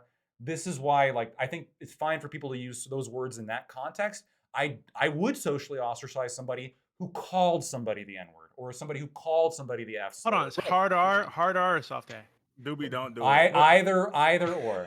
Okay. right. Well, So like, that's okay, but like that's stupid. Don't do it. If you say that if it's soft A, you're just ignoring the social context of the N word with the A. so I still want to engage with that. I but, can't like, say either. Hold on, you absolutely can if you're the right skin color on Twitch, because the platform is run by racists. Okay, sure, no, I understand, but I can't, right? Because I have been deemed by the gods to be inferior, apparently, and I can't say those words. They'll burn my mouth. Yeah, but like, just as you said, you intellectually actually understand the anti-Semitism that took place in Germany. Can you intellectually understand why certain demographics in the United States can't be trusted with that word? I know it's not about like whether individuals can be trusted simply based on their skin color. I understand why people might be kind of adverse to hearing that word, like, oh, that's that's kind of harsh. I understand that like on a social level, but like that's different. Like you're making a prescription here of like white people cannot be trusted with this word, even if used academically. No. I'm not. I'm actually not making that prescription. As I said in my opening statement, in terms of like, I philosophically agree with you. Like pretty much, it's never okay to be racist. But that's why I added the sort of like the addition of like, given history, like I understand why I don't partake in it. Okay, just as I don't partake, saying the C word, or I don't engage in name calling. But at the same time, I understand, just as I have no desire to say the N word. But I real quick, understand. So Corey, really, I have a little Corey, story. I have a little story. You're gonna like just this. really quickly, I promise. Okay. So, because Corey, wanna I read think my stats what you're then. saying could be applied to like any racial slur. People probably shouldn't be using racial slurs on any platform, right? I agree. I would agree with that sentiment. Okay, Yeah. but the reason you said white people can't be trusted with this one specifically is because in that context it's not actually a racial slur, right? It's the word is being used in another way, but you can't trust quote unquote white people to use it in that way because you have this weird assumption that they're going to be using it in a racist way, right? Despite the currently existing social context where people use it to replace buddy or friend or whatever the fuck all the time. Yeah, I just want to respond to that because it's so funny that We'll going get to your story later, Scott. Going to like the last topic, we're talking about history, okay? And Lactoid pretty much shared the personal story of like, given certain how history, the full context of history wasn't provided, and then once the full context was provided, like things became much more clear, and let's say he understood the world better. And then here, in this different topic, understandably, you just kind of like want to ignore history, where it's like there's a clear history of a certain group being oppressed and disenfranchised by another group, and you don't want to ignore that or add that context. Where it's like, again, I have no desire to say the N word. I have no desire to be racist, but I understand, given historical context, why it's socially acceptable. Sure. Again, I don't support it. I don't engage with it, but why it's socially acceptable to do I'll that. tell you a quick little Lactoid, story. no, no, You'll no, no, love no, it. no, no, no, no, no, no, no, no. Lactoid, give It's gonna your make your panel stats, so much better. and then I'm gonna go to Griffin, who's been waiting patiently because he's a gentleman. All right, so fuck you all. And then Bam. So please, Lactoid, So and then I go. so Corey, like this is. Let me ask you a quick question. So let's assume that you and every No, person. don't ask him a question. Don't ask him a question. Like, get your stats out. Okay, if you and every person in the world knew for a fact that I was not racist Wait, so answer the whatsoever, question. would you have any problem with me saying the N-word? And if you say no, then what it appears like your actual problem with me just saying Oh, the I'm N-word definite again. is that you're making me you're making an assumption, like a prejudgment, that because of my skin color, that I am somehow being racist, or that I could be somehow being racist, even if like you know me and I'm saying it like in an academic setting. And the stats, right? So these are some stats I just wanted to say. So in America today, it seems like identity and racism is actually like the least problematic among white people, right? So 59% of Hispanics, 59% of Asians, 74% of Black people say that their race is very important to their identity, while only 15% of whites say the same. Those other three groups, Hispanics, Asians, and Black people, all have very high favorability ratings of their own race, and they all of them share the lowest favorability rating of white people, while white people, on average, have similar favorability ratings of all racial groups on average. So white people tend to not care about their race as much on average, and white people tend to not judge people by their race as much on average, which is not the case when it comes to Black people, Hispanic people, and Asian people, according to the numbers. Let's go to Griffin, Bam, and Aiko, and Scott can tell his story. I'll do it for the outro. Okay. I'm sorry. Like I've been sitting here for so long, I've kind of lost the plot a little bit. So I'll just go from the most recent things I can comment on. I guess I don't want to ask. Aiko, we can hear. Mute yourself. We can hear you do stuff. Yeah. Go ahead, Griffin. I don't want to ask any questions because I'm afraid of where we'll fucking end up. But so what I was understanding from Joe's point earlier was that when he was speaking about the culture redress, I assumed that Lactoid understood him, but the fact that we keep dancing around this makes me feel like he doesn't. So when I earlier spoke to colonization and whiteness as a construct of exclusion, the reason I was bringing that up and the reason I thought it was important is because the reason we have normalized, as you guys would say, these kind of like negative stigmas towards white people is a result of people being in abject, worse material conditions due to their relative relation to the system and white people, right?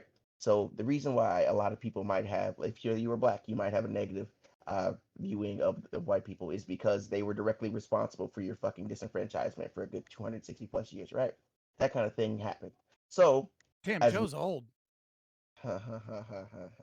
So anyway, We're as the a same result, age, Fabian. What the fuck? No, I didn't know you were 260 years or older. No, I'm so sorry. I'm sorry. Bad. I muted my mistake. Yeah, Lactoid, why'd you oppress this guy for 200 years? Guys, do we have a fight? You Right. fight Fucked I said my bad. Here's the issue, right? Is that we have to address why people develop these mindsets. And similarly, as I would say earlier when I was speaking to class as well as race being considerable factors of why people have certain mindsets, we can understand that not every white person directly bears the burdens of fucking the systemic racism that led to those mindsets that Black people now inhabit, as looking at white people in general as their fucking oppressors. We can acknowledge that the majority of wealth is consolidated in a specific group, and that doesn't extend to all white people, which is why when Joe was speaking about how you have to separate Asian peoples, like when you look at like people from the Philippines and people from like Laos or Cambodia, they don't all have the same average scores as people from like China and things of that nature when it comes to their immigration into America. It's because we have to separate those things within themselves. I'm not sure if Black Toy disagrees with separating the things within themselves or how that great. I don't know if that's a head nod. It's a yes, but you said you didn't want to ask any questions, so I'll let you finish. I kind of contradicted myself. I give you that. But my point being, at least from what I was understanding what Joe was saying, is that it is important to not only understand the historical context of why people have these dispositions and why it may be culturally more acceptable in certain groups to quote unquote be racist towards white people, which I don't think you guys are like I guess my second point to this, one I really want to touch on is I don't know how often individuals of these panels directly have racist encounters, but I have them all the time. Uh, for example, I being in the military, right? I am in a place in which I am very much the abject minority. There's like maybe five other guys in my unit that are like non-white, and it is very much okay to make jokes about fucking black people. What? Very much, What? I don't know what that's that. It's Oh very my much god, that's hilarious. Fabian served too, so he's acting like this wasn't real because he had black people that he was nice to, which is cute. But you know, I have a guy who every drill I go to see this guy, we show up for training, and he shows me a bunch of TikToks on his phone, right? And there's always, without fail, one of like some black kid. And it's like waiting to play video games with my dad, and then like dad leave the server or some bullshit like that, right? That's pretty funny, actually. Anyway, my point is interpersonal racism still exists. And the reason that a lot of black people still have these ideals and mindsets is A, their material conditions have not changed from the original onset that led to them having these negative inceptions and viewpoints of white people, as well as their interpersonal relationships and actions that they have with white people on the daily, at least from my personal anecdote, are still relatively negative because people are still culturally fucking ignorant about the total history that led to people's material conditions to this day, which leads them to having perceptions of what's funny and things of that nature that are based on racist stereotypes or just blatantly untrue statistics, and it leads to the I guess I'm not sure the most like apropos way to put what I'm trying to say, but essentially there's a history that leads to people feeling the way they feel about white people, and white people have not done anything to properly address or educate themselves on why people may feel that way. And so, in the backlash, we now have the 21st century in which people are outwardly angry, as you guys might put it, towards white people as a result of that historical context. And we have to, if we want Can to I- break. Please Wait, don't tell can I ask people a- what white people have done. You don't know what I've fucking done. Can I ask you a Racist. quick question just to I'm clarify literally something On a lot of talking about drugs. context. I'm literally talking about historical context. I've said the word like 4 fucking We said times. white people haven't done the work. You don't know what books I've read. You don't know what I've done. So stop being a racist. I promise you that if we were to go back and forth, right, about rallies you've attended, about things you've personally done to include. Oh, so it has to be political praxis as the communist makes himself known. Got it. This is so childish. Wait, to be fair, he made himself known. adults, right, Bam? Let's go to. Can I ask I a have to put in the Let work Griffin finish to his address point. grievances. Let him I can't. cook. I can't Oh, go no. here, Oh, no. did you finish This your is a point, great Griffin? I'll make it really succinct.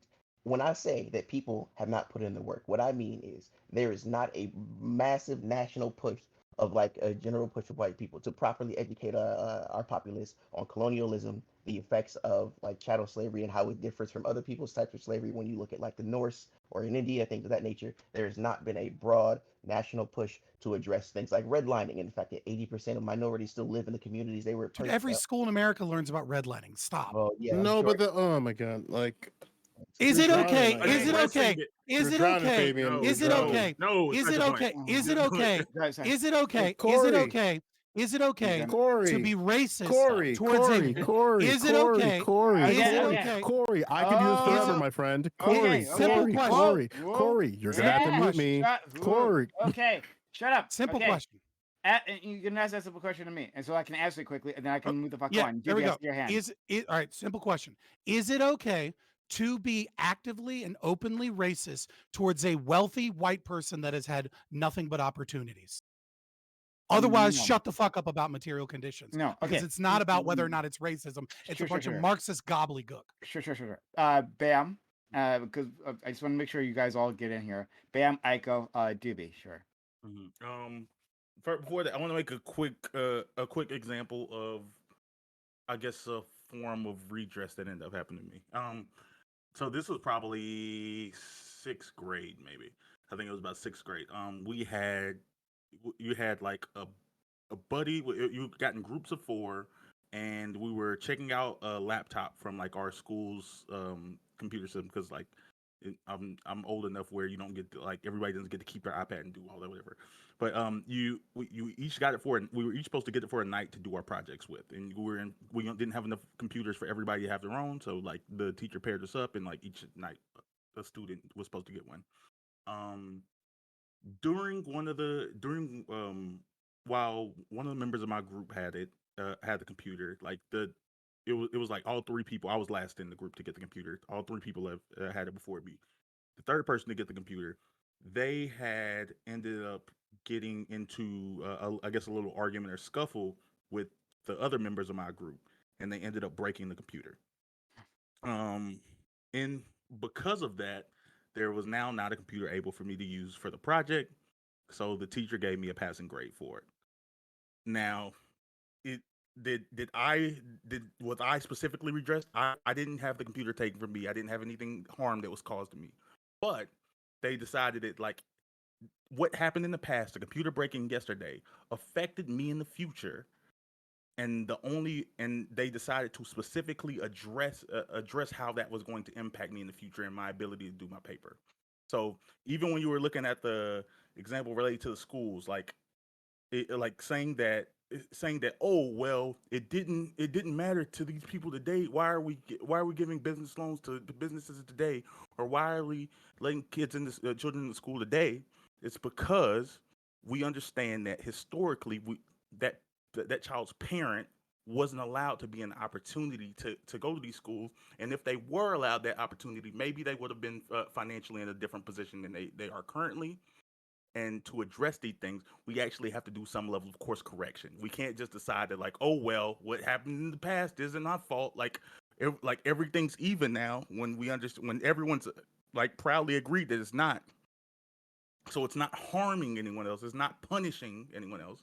It's just understanding that, oh, okay, we have to address the conditions of people that currently exist and what harm was caused to, and their descendants, because their descendants are That- going to be impacted by their positions. That's why it's a bad hypothetical, because it doesn't have the same principal elements. In your example, you haven't harmed other people to address any grievance. You But were I, but unable it, to get a I, laptop, so they had to fix the situation to the best of their ability at the time, and that was giving you a passing grade because you didn't have the ability to do so. That's sure, you would say that different. that's That's harming. You would say different I was given than a passing grade that I didn't deserve because I didn't do the work. Like, oh, I I mean, cheated that's out the the other kids best in the they could class. do given the situation that they had, which was they literally couldn't allow you to be able to do anything. So they gave you a passing grade. They gave you a fucking nil grade so that it didn't cause additional problems. That's very different than taking tax money away from the community as a whole and specifically advantaging other people, Hey, right? Fabian, let me just touch your That's hypothetical. theft. Let me make sure I'm following your hypothetical, right?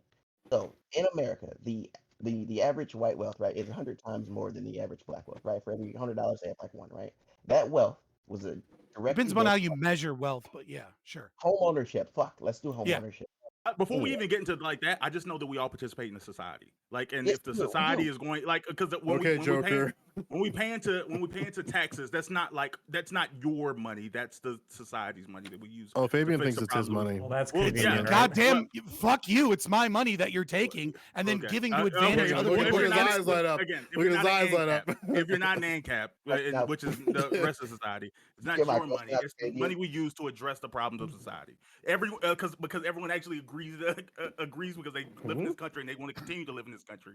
They agree to pay into this pool of money that they decide to use like to fix problems. I didn't they have, agree. whether that be cracks in Okay, roads or Fabian, whatever. wait. I It's didn't your agree.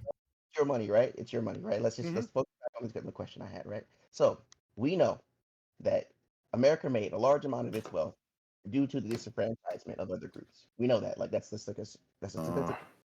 Do you not? I Do don't you just I don't know what you mean by America made it, but sure. did America not profit, right? When a country profits, it profits in the form of tax revenue, things of that nature, right? It took money from its citizens. Those citizens made that money Yeah, through what? it pilfered money. Got it. The Okay, state great. stole money from people and also disenfranchised groups of people Fucking great. disproportionately. I'm glad you agree me on that baseline thing. So, following the history of that, following Bam's anecdote he gave earlier. So we have the state that you agreed pilfered money from groups of people through fucking dishonest means, right? Through direct exploitation. So now in the future, when the state collects money, which it's gonna do, the state's gonna collect taxes. You would say that it would not be appropriate for the state to give back money to the people who were directly affected by its pilfering in the past? In what fucking way can you believe that I think that taxation is a form of theft, that I would advocate additional theft from people to address previous grievances to collective identity groups that are not the individuals harmed by those Oh. previous grievances. No. I don't give a shit about your personal preferences. I just want to know if you think those scenarios are analogous. No. Okay.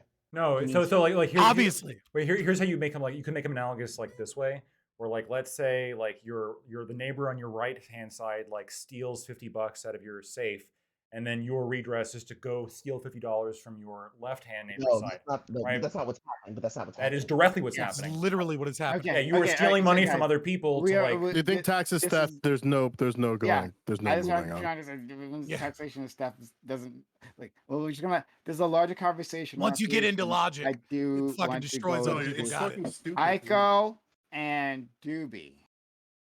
So I'm glad Bam brought it back to this because we were kind of moving away from it, and I kind of awkward like bringing it up again. But now that we're back on this topic, it makes more sense to talk about when Joe was talking about all those other examples of like compensation that happens that like moves on into the future, or that compensation that doesn't like that can't perfectly take all of its like funding from the original group that does the harm in order to help the people that have like received the harm. One of his examples was 9/11 compensation fund that goes on into the year 2080 or whatever. I guarantee you those funds don't come from the 19 terrorists who literally like ran into the buildings on 9/11. In fact, those fundings probably came from GFR, General Federal Revenue, which comes from a wide variety of sources. There would have been no way to do proper compensation just from those 19 people. What was considered important at the time was that the victims be taken care of, not necessarily that people be punished financially in order to make that. And I feel like that the reason I wanted to come back to that is because I don't think that was properly engaged with when Joe brought it up, is that it's really more about like making people whole again than it is punishing groups of people. And I just want to make sure that those two things are considered distinct from one So Ico. Sure. And Fabian, let me ask Fabian this, or I guess either one of y'all. Do you, if let's say, let's stick with that lunch thing because I think somebody brought it up, and I just want to stay there. Let's say if some kids was bullying another kid, they stole their lunch, threw it on the ground. That kid has nothing to eat. Today, the kids go back to the classroom. The teacher finds out they're like, "Hey, something happened to you. You didn't get to eat lunch." Do you think that it would be theft to use to go get that student another lunch that was paid by American taxpayers' money? And that's now The entire public school system is based upon theft in its No, entirety. so it would be that. So you're saying that it's but theft in and of itself. correct. So in your worldview, the better solution would be that like, oh, okay, we're gonna address this equally from tomorrow. Tomorrow we'll make sure you eat. No, because no, we don't Bam. want to- No, Bam. that has nothing to do with tomorrow. No, hold on. If That you want, if you doesn't- wanted to be a it's not localized about example, chances. just like keep it local. So it would be like if the one kid like gets his lunch slice down on the floor or whatever, and so the reaction is like, let's say there's one other student that like knocks it down. What you guys are advocating for is going around taking money from all the students, even the ones that didn't knock down the lunch, and then having them pay for the student's new lunch. No, when but they didn't do everyone anything does pay in wrong. for school lunch. But That's further, what- you're no, advocating Black- for doing this no, like no, no, three it's decades, real- 3 decades after Yeah. that Yeah. school that kid left the school, and now his kids are going It's to a that dumb school, analogy. and now they're being No, punished for just address yeah, it like, really. it's amazing. So you would get them another lunch though. You would say that's Black, okay. Black to address America it. made, right? So what I would say is that the government has stolen money to fund these systems and has stolen property in order for these systems to exist, and has stolen in many ways a monopoly on the regulation of education and competition within the market. Therefore, the state holds in trust the property it has stolen until it can return said property. I would always advocate for defunding public schools, right? Because that's the only morally right thing that you can do. But as it exists, it is the duty of the government officials at that school to hold in trust the care of the children that they have stolen from in creating this system or maintaining the system as it is. So yeah, give the kid another school lunch. It's not a big problem. Like that's actually the duty of the school teacher held in trust. But what we need to Even do if is it's stealing from constantly all the other fight. students to do that. What we need to do is we need to constantly fight for defunding public schools and returning it back to the market and giving parents more rights in education. So the entire even statement in of the last class conversation is now mute, but that's Yeah, cool. so like I said, That's so even not though true. so wait a minute, even if you accept, even if your worldview, Ah, like girl. so, like I said, even if your worldview Dumbass. allows opinion is that it's Joe, I thought like you left. stolen, you're still okay with like, oh, okay, even though I understand that all these kids pool their money together to pay for whatever the school's lunch is, it's No, still I'm not okay okay with to it. regret. You're not okay with it, but in that worldview, if that's the world that you exist in, then the most justified thing you can do in that situation would still be to use that pool of money that paid for the school lunches to get an extra school lunch for that kid. No, to the most repair them. justified thing you could do in that situation is quit your job as a teacher and advocate that public schools be defunded. To no Okay, redress. can I? Now, Got it. That's Lactoid had to the laugh. most Lactoid had to laugh. justifiable Okay, thing. I'm gonna go to Doobie. Okay, I have two questions.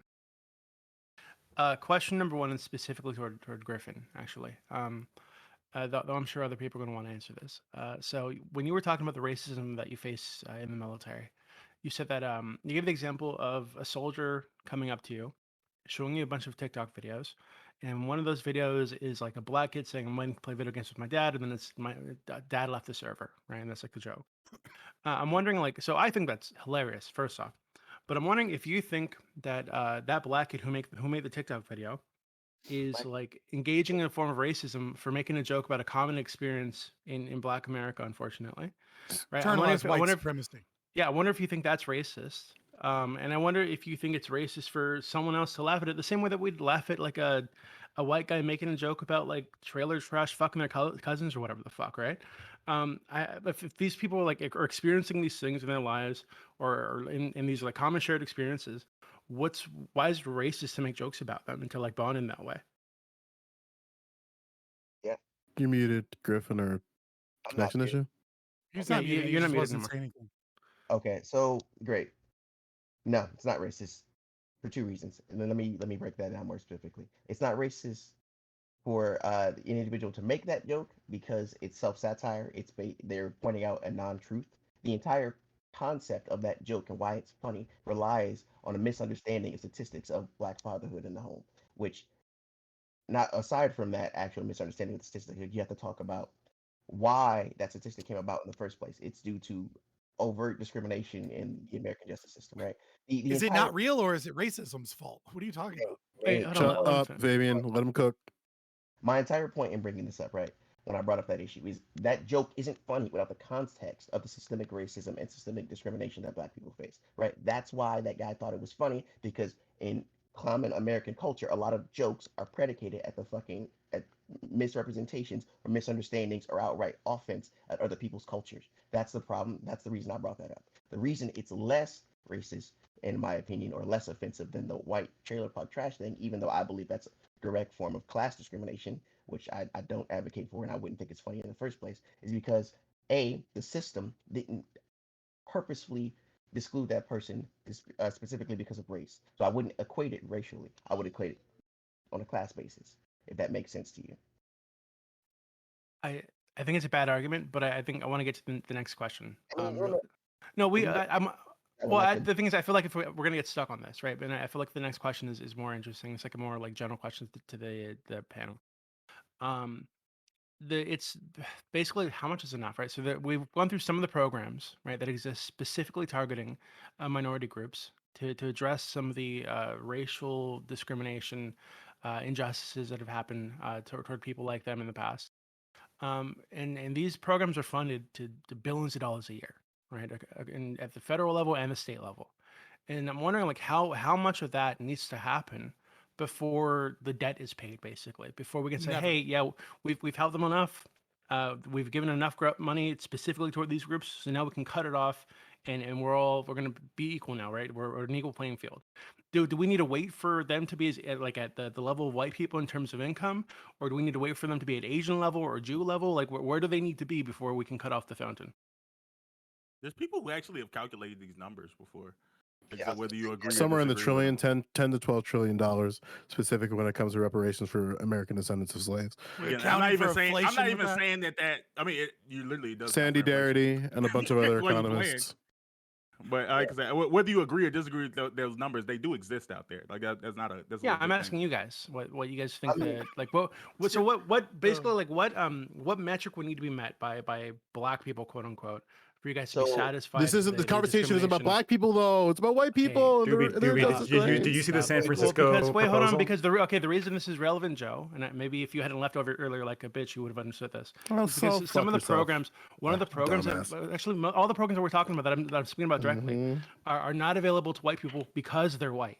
Of their Okay, so- lineage. and this is yes. and this is one of the things white people point to say, hey, look, I'm being discriminated against by the government today. Right now, the government's saying I don't have access to this because of my skin color. So Wait, at what point? Lineage-based scholarships are not At what point can we stop? discrimination. Please stop. At what point can we stop discriminating against white people?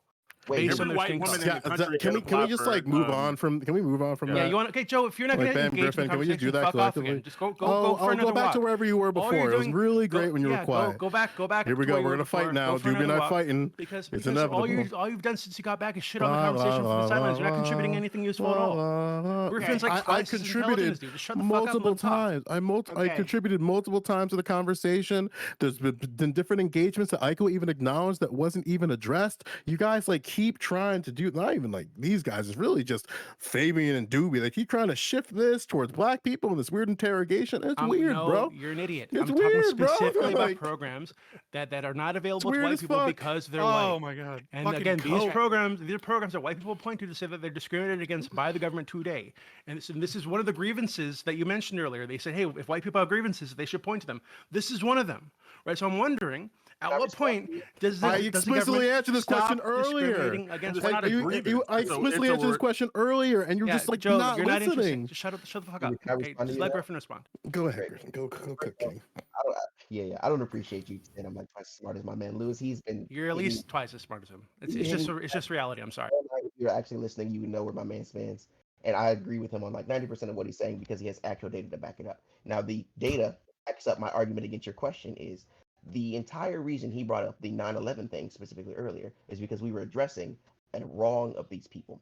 White people do not have a similar wronging to be addressed like these specific programs that you're bringing up are addressing specifically, right? These people that are, descendants of slaves. The program is the wrongness. Right. No, keep going, Griffin. Wait, hold on. It's Okay, just but Griffin, dumb. Griffin, engage with that really quickly, please. So the white people today are being wronged because they don't have access to that program due to their skin color. They're Why being does that denied a program thing. exist? Ask They're being why. denied. I understand why it exists. I understand why it exists. But Right? say it out loud. But people currently, okay, say it out loud. Fuck you. People that exist today that did not contribute to the racism, did not contribute to So you're that not gonna answer injustice, the question? are currently being denied access to money, to federal No, they're program not. because of their skin color. They're not. Yes, they Yes, are. they literally Google are. it. Google it, right? Google it. Come Let on, me look at you all a big the lineage. frog. Why do those programs exist, Doobie? Can I get this like phrase out here for 1 second? Sure. By your same logic, people who weren't blown up in 9/11 also are being discriminated against because they aren't receiving the same fund that 9/11 victims are. That's following your argument, right? Black people are No, receiving. it's not. Why How is is it it not? Wait, hold on. How did you make that connection? So people who weren't blown up in 9/11 are receiving money. No, don't Okay. have access to the 9/11 money. Yeah. So look, I am breaking these two groups down, right? So you have in the past the people that were wronged or during 9/11, right? Where the people whose family members died or were injured during that that horrific event, right? And then their descendants receive a fund until like 2080, right? You do not draw the same level of discrimination for people who aren't given that, even though the only thing that separates them in the case of the African American or descendants of slavery thing, the only thing that separates them is the fact that you think skin color matters more than the actual death, even though at the end of the day, the only thing that's changed is the material conditions. People are being given money for a past wrong in both scenarios, but for you, the fact that it's for death specifically matters more than the fact that it's for skin color. That's Yeah. your. Hold I'll on, bite that's- this bullet. No, Doobie won't, but I will. I will bite this bullet for you because I'm the only one that's actually logically consistent as an anarchist here, God. right? Oh boy. here we go. Yes, it's wrong. What should have happened is that all of the fucking weapons that the U.S. is currently selling to Saudi Arabia, they should say, hey, look, motherfucker, we're going to increase the cost by 2%, and that amount of money is going to go to the 9/11 victims funds, and not a single fucking penny should ever come from taxes to give to people that are the descendants And of if they 9/11, don't because you don't buy get to them, steal in order to address previous grievances against other people. The people that need to actually pay are the people that committed the crimes. all right. So then let me ask you this: how do you deal Yeah, with diplomatic immunity from different countries? Oh God, What? let's not. Please, let's not. Okay, so No, so it's, I it's so an I important so I question disagree because there are Oh, God. situations where you cannot directly punish the people who are in charge of those Okay. injustices. This is why we had the settlement with the Iranian occupation. Like we talked Diplomatic about that immunity's still- earlier. So and the no, reason why the American government paid those Joe. victims was because of diplomatic immunity that we gave to Iran. Joe, so what are we doing? Diplomatic immunity is sort of like What? acknowledged as like this inconsistency that we have. Yes, in, and in yes, order yes, yes. in order to Legalese, I know. yes, in order to have like relationships with other countries.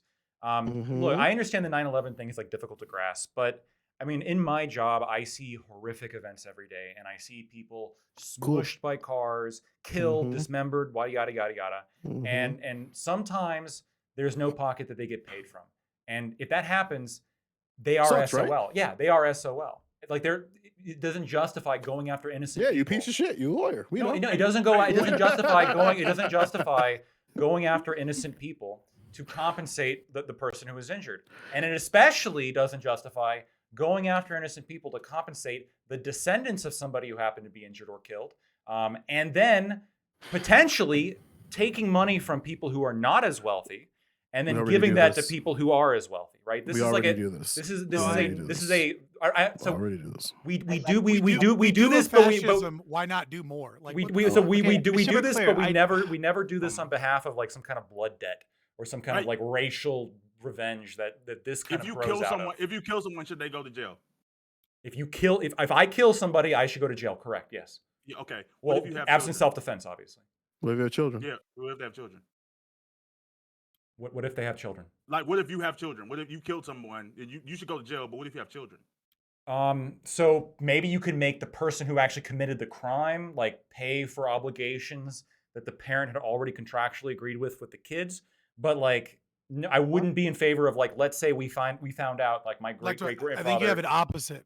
I think you assume No, it's more reasonable question. No, it's either or. So I understand their questions. It's either or. So, but what I'm It's saying all is that right, like it's if I found out that like my great great grandmother was like attacked by my neighbor's great grandfather, I don't think that I deserve any money for that. No. No, I'm not talking Can about I- money. I'm saying that Or any if redress. I'm saying that if someone kills someone, that we arrest them and we send them to jail. If that person that killed someone has children, we now understand that those children are going to be in a worse situation because they don't have a father in the home or a parent. So in what the do Sure. we do about that? home. So Is that punishing the children, or is that just just No. saying that we're going to have to address So- the issues of society? Right. Maybe So sometimes those have negative implications. okay, Can so I- there's two things that are being said, right? So the first thing is perhaps you can go after the money that the killer has to fulfill the contractual obligations, sure. But when it comes to like the No, like the you're when it missing comes the when it point. comes to the You're missing the point. I'm You're not missing missing the the point. point. You're not I'm literally engaging. going to the second one. The You're second one's- shadowboxing. Okay, listen.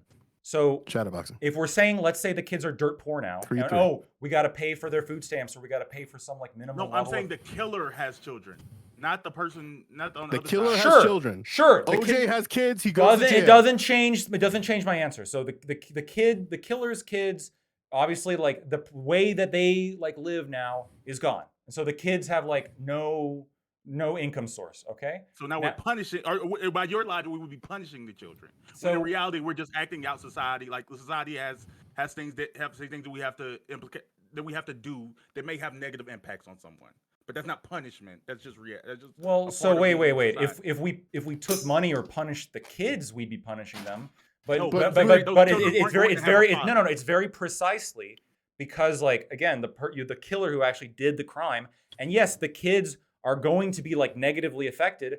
You know, whenever you remove like money from somebody's like ancestors, whatever the fuck, yeah, there's going to be like some like predictable negative effect, I suppose. But the point But that you I'm would still making, be but okay with the doing point that I'm making here though, is that we have like, and I don't agree with them, but it's a different argument. We have base levels of like welfare in which we maintain that regardless of the circumstance, regardless of if your dad was a killer or if your dad was a gambler and blew all of his money, or if your dad left, right? Like regardless of any circumstance, In certain states, you will not die, right? You're gonna in receive certain some base states, in level. certain states, we have exemptions that if your father or somebody in your direct family was a felon, you're eligible for these things.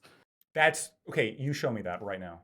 Me, Wait, hold on. To be nigga. super clear. Like, Okay, what? wait, hold on. Don't use racial slurs on the panel, mister.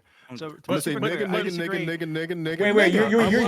you're saying nigga. because your That's dad, super like your It's a ancestors, whatever, violation committed of a Yes, by TOS, crime. by the way. virtue, That's violation of TOS. by virtue of Joe, one, nigga we is have to tournament make legal, sure- so you're gonna have to get used to it. So You're gonna like have here, to- here But- here's but the make thing. sure we get rid of Joe. The only reason I was pointing to that is the idea that like it's saying that the idea of that any form of reparations or repair is punishing people because there's maybe some people who you can say like, oh well, my family didn't have anything to do with that, and there may be some negative implications of that. Everything we do in society has negative implications. Again, if your father killed someone and we take them to jail, that's going to have negative implications on your childhood, but we're not Wait, punishing so Bam, you. can I agree That's with you really just- quickly? Because I feel like my position has happens when been you're mixed with consequentialist. Blacktoids and Scots a little bit. That's So the I'm fucking actually thing, not shit. opposed to programs that target certain groups or like problem areas right in society, whether that's poor people or people who've been like historically disenfranchised or whatever, right?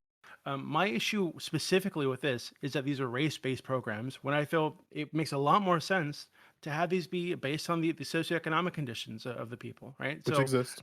yeah, I know they exist, but what also exists is programs that specifically discriminate based on race.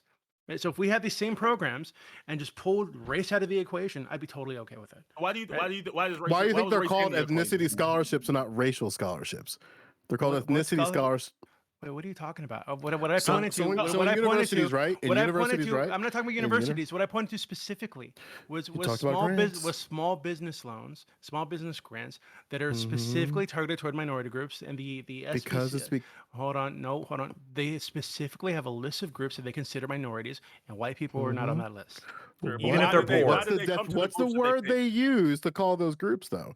Let's Minority be honest. groups. I'll look it up too. They're not called minority groups actually. Yeah, they are actually. They're not actually. I'm gonna search it and you'll search it. Hold on. The Let's program compare targets our shit. minority. The program targets minority-owned businesses. That's not what they're that's not what they're that's not what That's they're what the legally program's identified called. as. It's for minority-owned I'm fine with businesses. What are you accepting talking that. about? I'm saying, What wait, what the I'm- fuck do these word games have to do with It's anything? complete It's wrong to semantics. Thank you, steal from Fabian. You can people. shut up I now. don't Dude, who's think it's- talking? I don't think it's Bam. semantic. I think that Joe I'm fine Lewis, with like, I'm fine with your word add choice. something. Wait a minute. Fuck. I'm fine So with your literally word in choice. my state, Wait, it's called the minority okay, business got it. loans. Cool. So Great. what does I'm it saying, look but like what when does under the that- definition lactoid? Okay, You Bam. fucking idiot. Minority. Why are you being so stupid? You said You've it's been not stupid for minority. You hours said it's on not this minority. conversation. And time No, again, yeah, you keep okay. doing this like, well, actually, up, and you keep shadowboxing on arguments. Yeah, And yeah. I've been Well, so actually, calm- I've been so calm Maybe on if you this. let people you're finish a currently- point. Damn, my guy, you fucking Okay, suck. okay. You're So Joe, every Joe, I'm time gonna I'm on a post panel with you, Joe, you do this Joe, I'm shadowboxing, gonna post it. I'm paralegal gonna post it. bullshit. And Joe, you can't let other Joe, people shut up. finish anything. Whoa, everyone Joe. shut up. If you need my help doing that, I will assist you. Bam, get out with the whatever the fuck you were going to do. Yeah. And then we've gone through bonus time now. I'll end the stream and you guys can say whatever the fuck you want at the end. Sure. So okay, fine. I'm fine with your wording. Why were those groups selected for any of these things? What is the reason behind it? Because there's obviously like a historical discrimination, race-based discrimination toward members of that group, basically, or these groups. Right. But I think that's an oversimplification, right? Because there are plenty of people who qualify for these grants and these loans because they're this certain racial group who didn't experience any of that, whose ancestors didn't experience any of that, who people who immigrated to the country after that was done and immigrated with lots of money. And now they have access to these programs just because of the race. And other people who have a long history of being discriminated against because they're poor and because they come from poor communities and poor areas and because their family has been poor historically, they're also now shut out of these programs because of their skin color. Right? I think it makes a lot more sense to pull race out of the equation and just have this be something that targets like socioeconomic groups that are challenged. I think we can do two things at one time. I think that it's possible to address class issues, and I think there's an acknowledgement. And if by any also Doobie, if you dealt with any of the in black groups like the FBA versus like the Pan African groups about how we should address issues, like they have these exact same conversations about like dealing more with issues of ethnicity. But like I think that we can address class issues and also understand that like, oh, okay, certain groups, certain minority ethnic and racial groups in America are in their positions of poverty, not by coincidence, but but like intentionally. And No. because It's never existed. yes, No it- group is in a position. individuals are in positions. That's not that's incorrect. Black people are not a So, monolith. We categorize people all the Bam, time. bam. Jim Crow Yeah, just they're not. targeted the But so, farm Bam, I workers and think- maids, bro. Right. Jim Crow just Bam, I targeted think the farm I think workers one and issue maids. that we're gonna have here is that I believe in the total assimilation of ethnic groups, right, within the United States, right? I believe that we shouldn't have like Hispanic Americans or Chinese Americans or Indian Americans or whatever the fuck, or African Americans. My preference would be for us just to consider everybody like an American, right? Just base level American. That's it. No matter what color you are, no matter what your history is. I don't like the hyphenated American thing. Well, Right, yeah, so from I that have a lens, hard time convincing these actual groups that I think that's the only way to get rid of racism. Actually, I think you need to just accept that we're all part of the same group. That the history doesn't really matter, right? We all have issues. If a black guy has a problem, it's a problem as much as if an Asian guy has a problem, right? And But we you should be can't working address these together. issues without We can be knowing why. working. Well, you absolutely can. No, you can't. If like Why not? if I specifically if you look at specifically like redlining as an issue, if I say that like, hey, all these people over here just happen to be poor and you don't understand why there's no like opportunities, like cutting a check or just handing money and thinking that these things aren't going to eventually work themselves, that money's not going to work itself back out of the community because you haven't solved like the core issue of it. Like it just But leads you you to would solve the repeating core thing. issue, right? So getting rid of discrimination against black people or brown people, whatever the fuck, in redlining, doesn't need to be like you can do that and still say that, hey, we're going to open up these programs to everybody, and if these people qualify for the programs, they get access to the program no matter what their color is, right? So I don't understand. I'm not in favor of like keeping in place policies like redlining, obviously. So I don't understand why you would say that we wouldn't address them. But the thing is, redlining doesn't even redlining. The way redlining works out today isn't even necessarily through policy. Policy was on the book, and now that you took it off the book, if you acknowledge that, like maybe is it just a coincidence that all the black people happen to live in this poor part of town, and you don't understand the reasons that put them there and the reasons they remain there. Like I said, if you just throw a dollar amount at that issue, that doesn't solve it because I'm not like talking I about said, just throwing a dollar amount at it. Okay. All right, then we'll have Yeah, to you can end continue it. this conversation. Open panel, we'd love to have you. But you guys have we're moving on. Okay. All right. Thanks all. So for we being can't talk here. about Wachovia redlining against white people. Absolutely not. It's Thanks not all allowed for in this being space. here. This has been really great. It's been a thing. But talking about race, what do you expect? So guys, if you've been enjoying this conversation, whatever this was to you, hit that follow button. Hit that follow button. Make sure notifications are on so you know I'm going live. I do it all the time. And yeah, you can consider supporting the channel by subbing to the channel, gifting bits, or gifting subs. Guys, like if you like these great explosive conversations where we can have these things with people with disparate perspectives, then we do need your support. So consider subbing to the channel, or using a Redolent Thought. Thank you for the 5 hot tier 1 gift subs. Yeah, that means a lot. Yeah. So thank you for that. If we get 2 more individual people, we'll start ourselves a hype train and be in a really good situation there, actually. So consider helping out the channel by subbing to the channel yourself. You get our emotes, you get ad-free viewing. Resubbing helps as well. Or gifting bits, gifting subs, or Amazon Prime / Prime Gaming free sub here. And it does a lot, and it's like how I do it. I like it, it's everything. So if you find yourself coming back here and like what we're doing, XRO Fist, thank you for the resub. One more person, we're gonna start ourselves that hype train.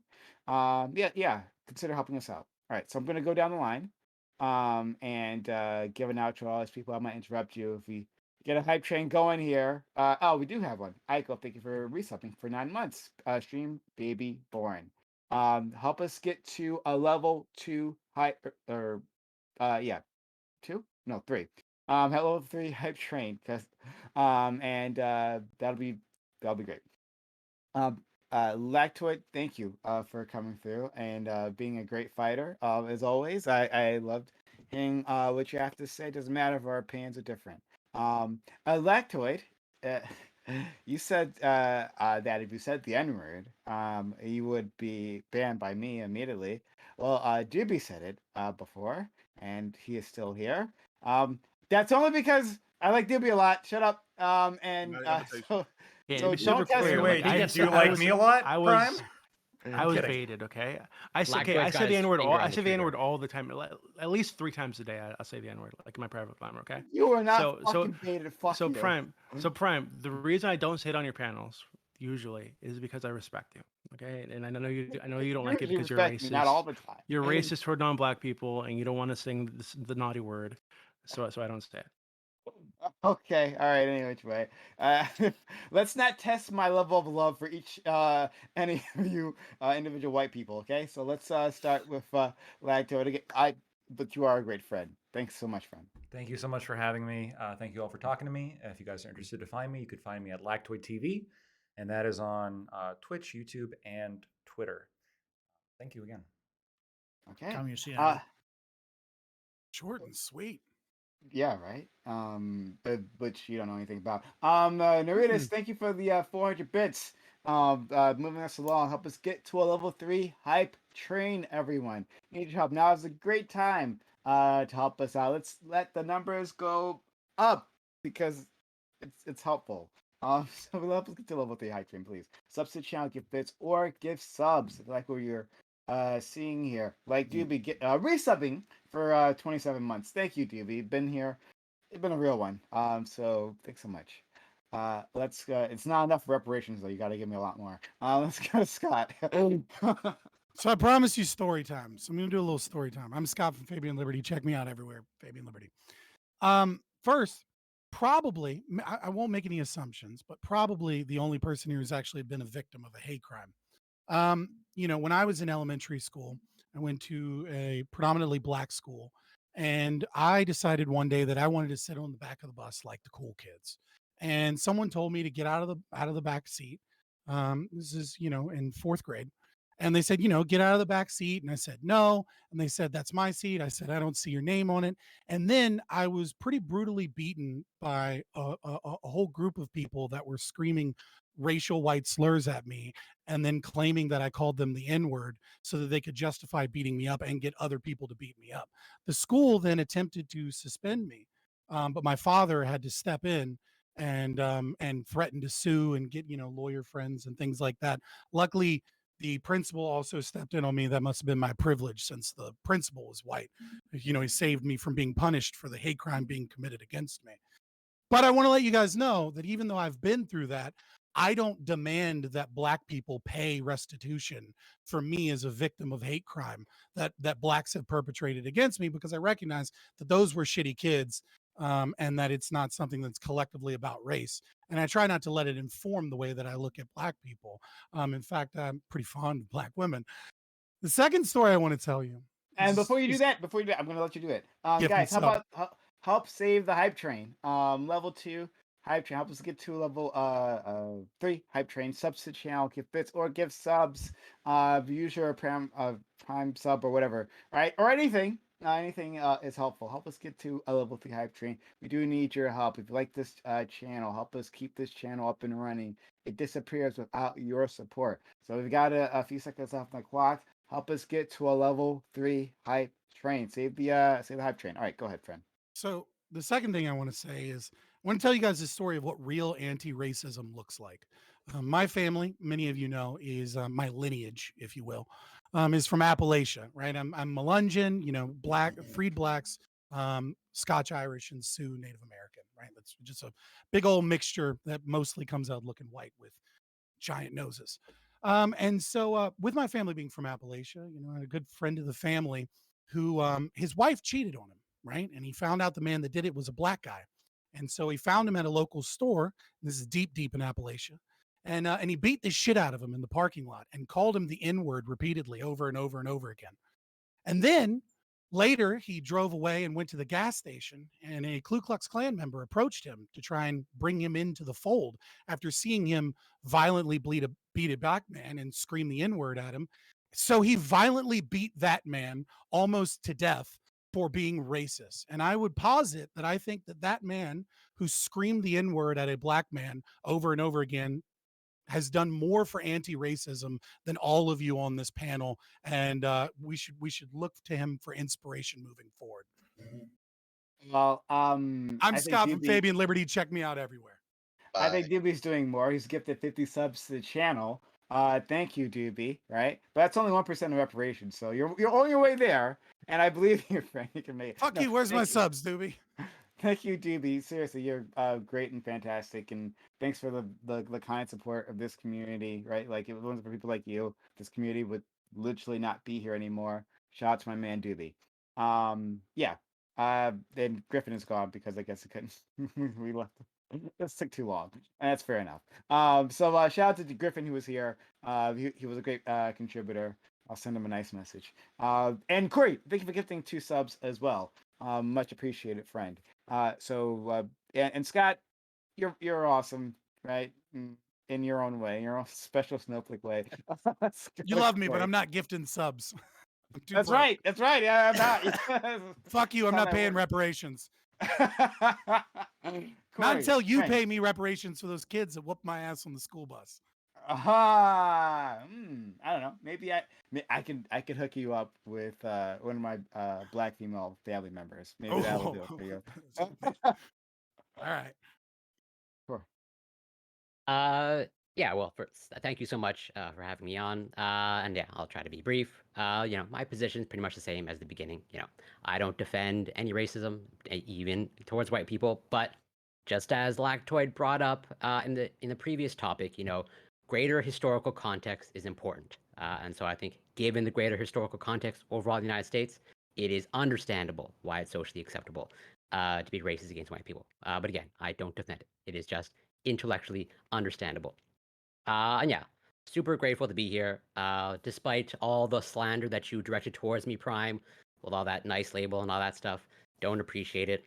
But yeah, if you like what I had to say, you can find me on Twitch, twitch.tv, CoreyCampbell84. I cover science and news. And I cover psychedelic research from time to time. I do workout streams. You can find me on Twitter and Instagram. It's Corey Campbell. And Doobie, Aiko, Joe, Bam, and Scott, and Lactoid. Always a pleasure. Always great to interact with you, familiar and fine faces. And love you, Prime. Thank you so much. Thank you, friend. Okay, Bam, I don't usually get you here, all right? Bam, he's got a career and stuff, and a girlfriend who loves him, and so he spends time with her, and fuck that. But you did come through today, and I'm really glad you did, because I felt you added a lot to this discussion. So thanks for taking time out of your day. For sure. Yeah, I was like, oh my goodness, I haven't done the referee in a while. Let me come check this out. Terrible decision. I love you. I love you, Prime. Ask me anytime. If I can make it, I'll be here. Oh God, but yeah, I'll probably lose a few days off my life because of this. Yeah, like we did a stream. We did it. There were people, some of who are white. Yeah, that's it. Y'all are real cool, and as my brother Joe would say. Oh no. Joe, I do call him MVP for a reason. Part of that is his patience. He's still here with us. I think it's a miracle I convinced Joe to ever come back to my panel each and every time. He just says like, "Oh, sure, I'll come back." I'm like, like I feel like there's like a bit of like a short-term memory thing going on here, where as soon as he's gone, he forgets like what the trauma he experienced. So Joe, thank you for whatever reason to keep coming back here, because I always love having you around. Yeah, I mean, I showed up. It was yeah. Yeah, this was all right. So next week on Wednesday the 22nd, I'm going to be in Seattle for what is called the Culture War Showdown, which is the debate panel run by the Walkaway campaign. I think it's called Walkaway Foundation. So I run by Brian Straka and a bunch of other folks. And shout out to Nate, who is organizing us, getting all in the same place. People you'll see there is myself, Stardust, Vaheem, also known as I think the Curious Cat for those who remember him. And then we're going up against, I don't know why we're all on the left. It's a cool thing, but we're talking to Brad Palomo and Hannah Cox of Base Politics, and then David Kitsack. So if that's something that you're like in the area and you want to say hi and say nigga in real life as a white person, then feel free to come up and say nigga to my face in Seattle. Don't be surprised if you might have to make sure your health insurance is up to date. But yeah, it should be a fun little hang. I don't know how long we're gonna be there, but I guess I'll like post something on Twitter. But it should be a cool thing. It's at walkawaycampaign.com/events, and I think it's like $2 to go to. It's pretty inexpensive, but they're also streaming it as well. So if that's something that you're interested in just seeing, like, yeah, feel free to check that out. Don't go to my stream. I'm a left-leaning person. Apparently, that's like AIDS to y'all. So, yeah, that's all I got. Thank you. And look, and congratulations, you've been you're going to be part of the thing, right? It's good. Like they made a fantastic choice. I'm glad. My buddy Joe is getting all these opportunities. So shout out to you, man. Thank you. It'll be like smart Negroes out here making it in the world. I don't know if being called in by Brandon Straka is making it in the world, but you know what I mean. All right, I'm saying nice things to you. Let's go. I go. I just want to say for the record, you can come up to me in person and call me Cracker at any one point in time, and your health insurance is not part of the equation. Like you'll be fine. You know, it's cool.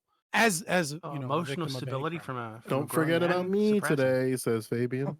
Is that? Do you mean like soft A Krakow? Both. I'll accept both. I'll be even more inviting if you actually give me crackers during it. I'm a fan of good crackers. What's your favorite, Triscuits? You know, I like, you know, as the great Mitch Hedberg once said, put a Ritz on top of Ritz. Ritz. Oh, you Ritz the basic best. as fuck, even in your Bye, cracker yeah, choice. Bam. That's Thanks for being incredible. here. Yeah, I'm guessing you're saying bye. Oh, he's already gone. That's why he's frozen. All right, let's go to Aiko. Okay. Hey, well, I don't have anything to plug, but I do want to say just quickly to Doobie because he made one point about redlining, and that'd be something I'd be interested in getting in on in the open if you want to come back. But just the idea that you know, people who like do these violations don't follow the same laws that are drafted to address them. So if we stopped tracking these things and we didn't know like who was black and who was white and who belonged to which ethnicities, I'm not sure that we would ever be able to even know that redlining is happening under those rubrics. And I don't expect you to answer that in your closer, but like if at some point in the future you want to talk about it, I'd be game. All right. Well, thank you so much, Aiko. And yeah, we were happy to have you. And you always bring up some sort of historical thing that is actually quite useful, right? It's not just, old man rambling. Thank you so much. It's both. It can be both. Fair enough. All right. Doobie, Dark Lord and Savior, proving it with the 50 subs. I'm gonna have to thank you again for that. It means so much, right? And it helps keep us up and running. And extends my pain. If you don't like me, it extends my pain because then I'm like compelled to invite Scott back for another week. So let's Doobie, thank you so much. Go ahead.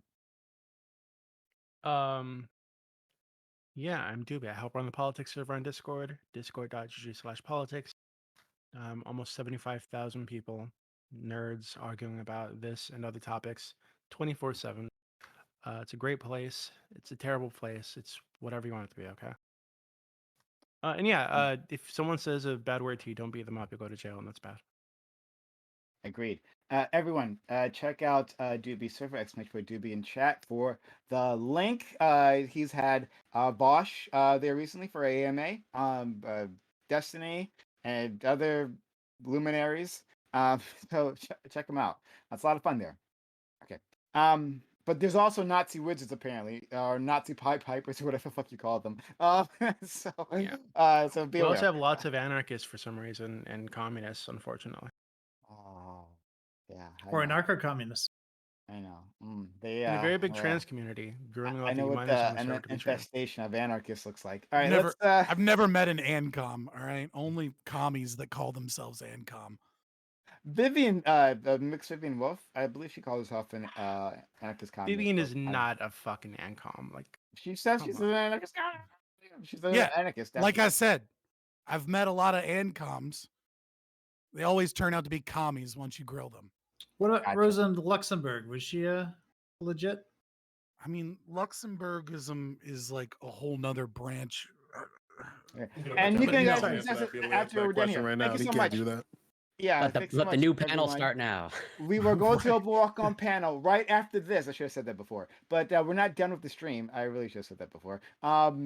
Stick around. You probably already left if you want to leave, but stick around. We have more content for you where you can be a part of it. So I'm just gonna end this. You guys can be a part of it. If not, that's okay. Thanks for your time, your energy, your knowledge, and your passion for my community. I know they appreciate you from I do. Have a good one, Jibby. I would actually like to talk to you more about the thing. So come on, open panel. All right.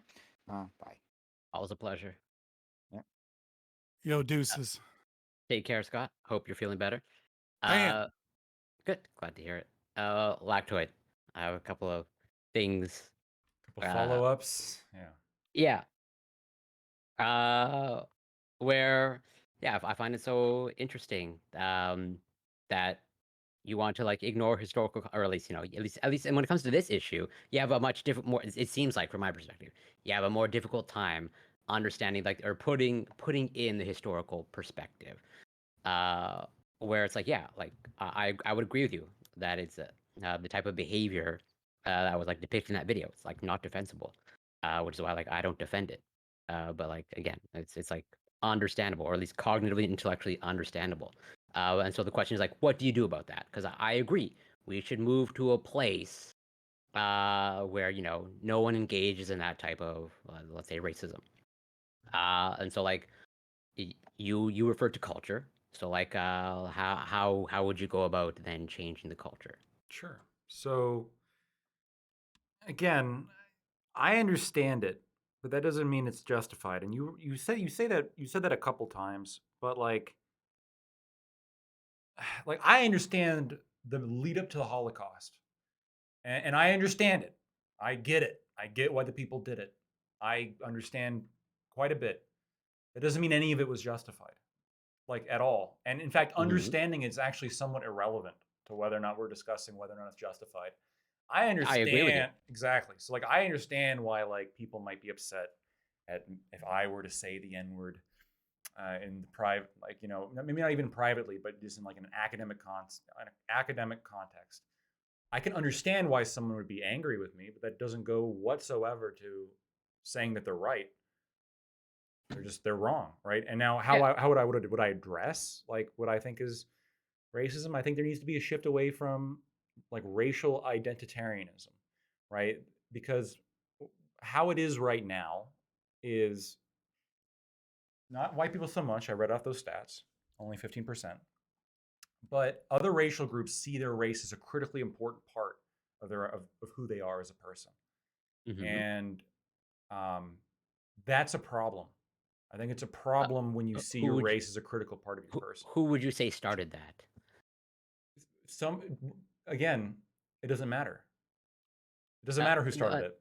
Well, no, sure it does. At least when it comes to at least Not for me saying it. The reason it's so important to them is because they've been oppressed due to this thing, right? So they're going to treat it with more importance, basically. So the Asians have been oppressed? How?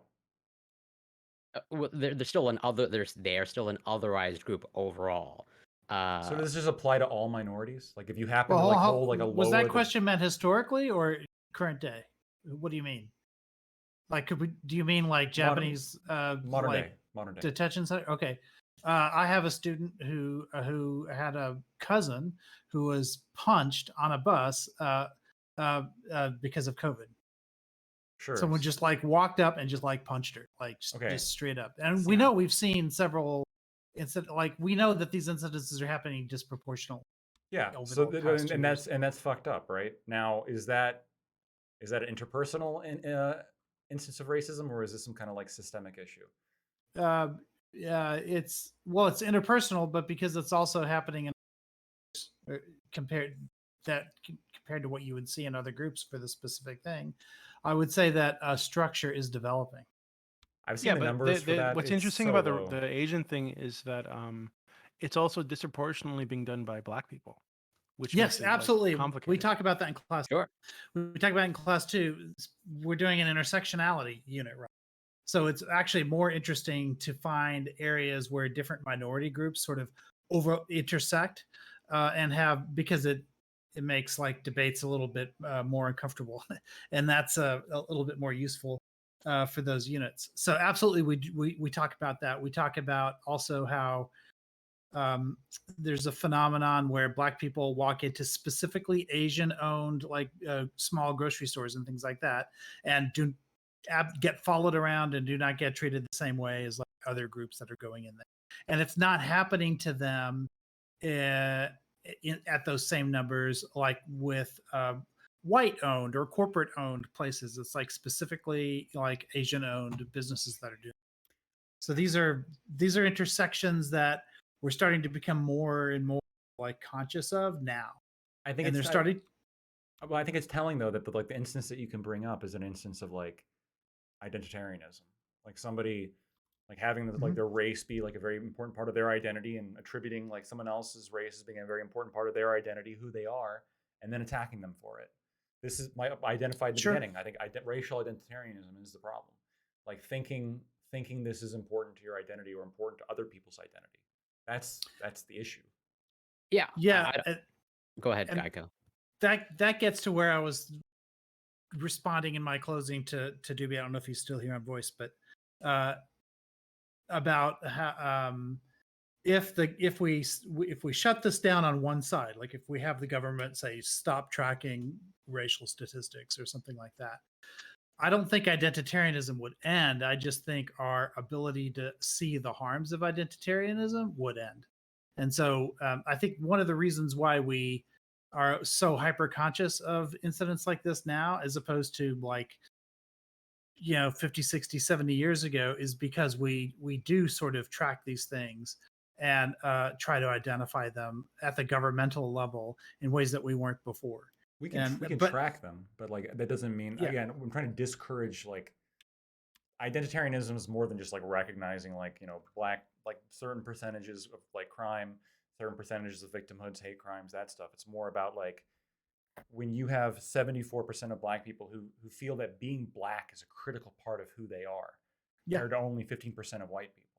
Right. White people tend to not give a fuck about their race. Like race is sort of absent from like the white consciousness in a way that it's not from other Yeah. racial They're groups. the majority. That's a privilege. That's a privilege. It's not a Yeah, privilege. His- It's not a What privilege is a privilege? because the my family Nazis. in South Africa is a very different case, right? Because in South Africa, because they're not like the majority with all the power in that country now, they are very hyper aware of their race Sure. and identify with their race. What But here, where white people have more of the power, they don't feel the need to have that identity. So again, like they can let go of it. But so white people as a per capita are not like the most privileged. I can still hear group you. in- I'm just going to the fridge. Sure, they're not the most privileged group in America, right? You have Asians who have, I would argue, a higher, by every metric of privilege, are better off, and Jews who are by every metric are better off, still have a much higher racial identification or ethnic identification than your standard white person.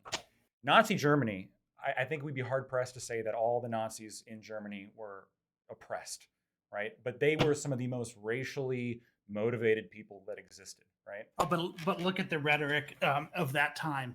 The whole discourse that was rising in the 1920s and 30s about Jews was designed to make the average German person feel oppressed. Even though demographically you might say, oh, but they weren't. Like white people weren't oppressed in Germany. But they tried to create a rhetoric that made it seem as if they were. And I think we're starting to see a little bit of that here today, or not, these days in America in the last 20 years. We've started to see a rhetoric that's designed to make white people believe that they're oppressed, even though we're not seeing that statistically. And Well, also, compared to Asians and Jews, we are. well, but also, But I'm we're not not. sure. I'm not sure how like you bringing up that stat like refutes sort of like how people identify with their race. Like as in like you can be not oppressed and still identify with your race. So I think that speaks to Aiko's point in terms of like, yeah, I can understand, even though I'll grant you that going by the metrics that you read out, that whatever, Asians aren't oppressed. But given the fact that they are the minority, okay, and so when they look around them, generally speaking, in their communities, unless they're like in a very insular community, there's not this sense of otherizing or like maybe an implicit sense of not belonging. When you actually belong to the majority, then yes, there's not a strong, let's say, desire or implicit desire to like Sure. continue to identify with your race. So the Because like white people you aren't just sort of othering like though. naturally fit in. Right. The white people aren't the ones doing the othering though, right? The stats show that white people have similar favorability levels across all races. It's not white people that are othering Asian people. Yeah, It's just not. well, yeah, that's again that's because like they're the majority. Like that So I don't think. so you have a majority who's not like as a group they don't really care Here, about their listen, race and they're not treating people I, differently based on the I race, will but somehow try. they're still the problem. I will try to distill it for you. Okay, so whatever. You're a gym goer. Okay, have you ever gone to, let's say, a yoga class? No. Okay, can you imagine the demographics that goes to a yoga class? Sure. Okay, if you Which is go into probably why you should go to a yoga class. so do you think if you step into a yoga class, something will become readily apparent to you? That like I'm the man and everyone else is a woman kind of scenario. A certain identity about you Yeah. in that, So, like, yes, but it if none of becomes but if none of the women treat me different, I'd be an asshole to like care about that, care about the fact that I'm a man.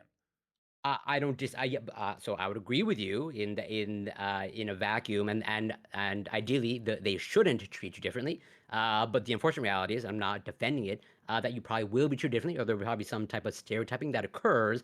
But I think you even grant me that just by you stepping into a majority women's class, something becomes crystal clear to you. Okay, and thus I think in that context you'll be hyper aware of you being a man. So it's not. I think it's a huge leap that when it comes to minority groups, let's say Asians or any other marginalized group, when you're not the majority, it becomes crystal clear and you identify with your race, just as you would identify as being a man in a majority women's class.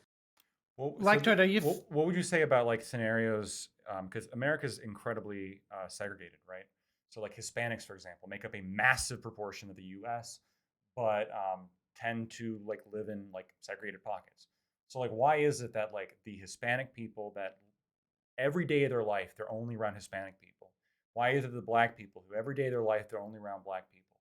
That these people are still so like steeped in identitarianism in ways that white There's people still are not. media, there's still culture, there is still a whole host of other variables that it's not necessarily just the people that you see, that you interact with your neighbors or your Right, neighborhood. but Black people are overrepresented in media. So like, is it because it's not just a sheer majority, or is it Well, overrepresented in comparison to white? to Well, their what do you mean exactly? population? To their population. Yeah, relative to population, that doesn't mean that they make up the majority. So what's the solution here? Like, just simply by being a majority, it seems like there's some kind of like wrongdoing or implied wrongdoing. Okay, so this is why I brought up the N word on the panel, because like I think there are some similarities to draw. Okay, where like I think you would even agree, or I think you were starting to agree that yes, philosophically, whatever, everyone should have the ability to say the N word, right? Or any Okay, word, yes. sure, yeah. But I think you would also agree, and I think you operate, even in your day-to-day life, that you probably can't say that word, and it's understandable, intellectually understandable why you can't say that word, right? Well, because I'll be probably attacked physically. Yeah, yeah, yeah. There's a very physical like element but of like social okay, yeah, cohesion but here. even okay, we can attempt to isolate that out, even though it might be a little bit of an unrealistic scenario. But so let's say you can be confident that you weren't going to be attacked, but maybe socially ostracized, or just people will verbally assault you. Would you feel more comfortable saying the N word? I probably wouldn't say a word that would piss people off when I could, because if I'm trying to make conversation with somebody, I'm trying to like be pragmatic and achieve some goal. So if I know, like even for example, if someone was like, "Don't say the word corn because I have PTSD and I was involved in a corn attack," right? Like I wouldn't say corn around that person because it wouldn't be productive. Yeah, and But it's like, insensitive. sure, well, it would be insensitive, I suppose, yeah. But like this concept of like if I go and like present like an academic paper on corn that I can't even say the word corn because some people in the audience may have had like a PTSD reaction to corn. I mean, isn't this kind of like trigger? Like, I think Corey, you've seen the evidence showing that trigger warnings are like psychologically bad. Yeah, they are counterproductive. Yeah, isn't like this? Isn't the N like not being able to say the N word the exact same thing? By the fact that we can't say it, it's sort of reinforcing it as a terrible thing in the same way. Well, no, I trigger think it's warnings do? different. No, it's different. Like, as in, if you're going to say trigger warning N word, I would agree with you. Getting rid of the trigger warning is not the appropriate solution. No, it's the same idea though. The word is like psychologically shocking, and so like when you don't say it, when you hide it, it tends to like reinforce the sort of. Yeah, but it's continue if you want to finish your point. Sorry. Right. I'm just saying. So like the reason why trigger warnings are bad is because they tend to cause somebody to identify more with their trauma. It causes their trauma to become like an essential part of their identity, and it doesn't make it makes the person be less likely to actually face what's causing them the trauma. To me, this would seem identical when we're talking about like the N word. The idea, the whole argument of why you can't even say it is because of generational trauma and racial trauma. Yeah. Well, Okay. Yeah. isn't So that like okay. the same argument? Yeah. Okay. So I will grant you that using the N word as the example, and that maybe you can say it as a result of generational trauma. Okay. So then the question, at least to me, becomes the onus is on who to let's say solve or resolve that generational trauma, given historical context. I don't. I don't know. When you say Okay, you don't resolve think? trauma, I mean ultimately everybody's Yeah. trauma is their own Okay. responsibility. In an ideal world, sure, that'd be nice. I mean, your trauma is not But my responsibility, right? okay, so okay, maybe I'll distill it because like this, I think this breaks because you're understandably you focus on like a hyper individualistic framework. Okay, so let's say you're involved in a relationship, a romantic relationship, and your partner cheats on you. Okay, there's a breach of trust. And assuming whatever you're in a monogamous relationship. Okay, and I'm not saying that this is the avenue to take, but this happens with other other romantic relationships where it's like, yeah, despite infidelity, they want to repair the relationship. So in that context, the onus is on who to, let's say, regain the trust. The person who actually cheated. I would agree with you. Yeah, Okay, but hold as on, in, hold on though. Let's say you dump her and then you get a new girlfriend. She has no responsibility to like if you have trust issues, that's not her responsibility. I agree. So yeah, I understand in terms of like, yeah, you shouldn't basically the sins of the father. You should not be paying the price for a new person. Correct. But and I'm sure you've even been whatever a victim, just as most men have, of stereotyping, as in like, hey, well, I'm a new person. Don't hold your grudges against me, For right? sure. For sure. But if you go through the history of the person, it's understandable. Obviously, I'm sure you would understand, at least intellectually, like why they, let's say, negatively stereotype you right off the bat, right? Yeah, I could look. Okay. If I was dealing with somebody like if they had like 18 bad experiences with men, and then I woke up to her like stabbing me in the chest because she had a dream that I was cheating on her, I would understand. But like, holy fuck, she's stabbing me in the chest. Get the fuck off me, right? Yeah, so I brought up the analogy of like infidelity, and you agreed that it's the person who broke that trust. Okay. Yes. Yeah. And like, Person yeah, with I the would bad agree with act. you. If we get it, a new slew of black people that had no links to previous generations, it would be nice that they didn't have that baggage to go with it. But the reality is that the current black people today, largely speaking, in the United States, they have generations previously, and it's the previous generations that affect the current That's generation. the ex girlfriends, right? So like the comparison here is like you're right now we are all in the new relationship, and Okay, no, one of no. the You partners are one of, saying that. I am saying that, right? Because But I've never committed a slavery, and nobody that I've interacted with has been a slave. Point blank. Okay, so neither of us has cheated on the other, done the wrong in this scenario. Okay, but the other person has like I don't know an ex girlfriend, or they have an ex girlfriend who has an ex boyfriend who cheated on her, and he knows. Hold on. So because we're talking about like multiple generations on both sides going back, so it's like it would be like dating somebody who had an ex who had an ex who cheated on them. And that because this ex had an ex who cheated on them, the current relationship I'm in, well, they're really, really, really like traumatized and they're skeptical of me, even though I didn't do anything to them whatsoever. I didn't even lay a finger on them. I never broke any trust whatsoever. In what world is their trauma my responsibility? Or do I have any if obligation to them if whatsoever? if you wanted to continue having any sort of relationship with this person, I would say like, yeah, the onus is on, or at least take into account the fact that this person has been traumatized, okay, and that should affect you, as in like if you know that they're traumatized, you don't just treat them like you take into account that they're traumatized, and that will I affect can your choose interaction. to, but I shouldn't be forced to. Yeah, well, no one's. I don't think I'm not advocating for forcing you. Well, reparations Uh, is forced, right? well, no, no, Or social ramifications for N-word no, usage, that's forced as well. no. You can renounce your citizenship, Lactoid, right? Where would I go? You can do what? I'm pretty sure there are legal ways to renounce your citizenship And then in I'll the get United States. Yeah. and then I'll get deported, right? Where? Yeah, wait, but yeah, you want the stateless that you say you want the stateless society, so you can do that right now. Because Corey, here's the problem. So just because you happen to have like a Somalia citizenship, stateless. yeah, just because just because you happen to like we're born into like citizenship and like live in like a coercive society, doesn't mean that you like consent to the coercion. Because you can use this line of logic to justify literally any government policy whatsoever. Jim Crow? Well, if you don't want to live under Jim Crow, just give up your citizenship. Sorry, one of the rules here is if you're a black person here, you don't get to drink from the same water fountain. And you don't like it? Well, we live in a country. Give up your citizenship, right? What about that? Right? You would say that patently ridiculous? Well, no. Like you shouldn't have to. It's somebody else imposing this on you. The idea that like now you have to go through some great expense or some great inconvenience because somebody's like imposing something on you. That's ridiculous.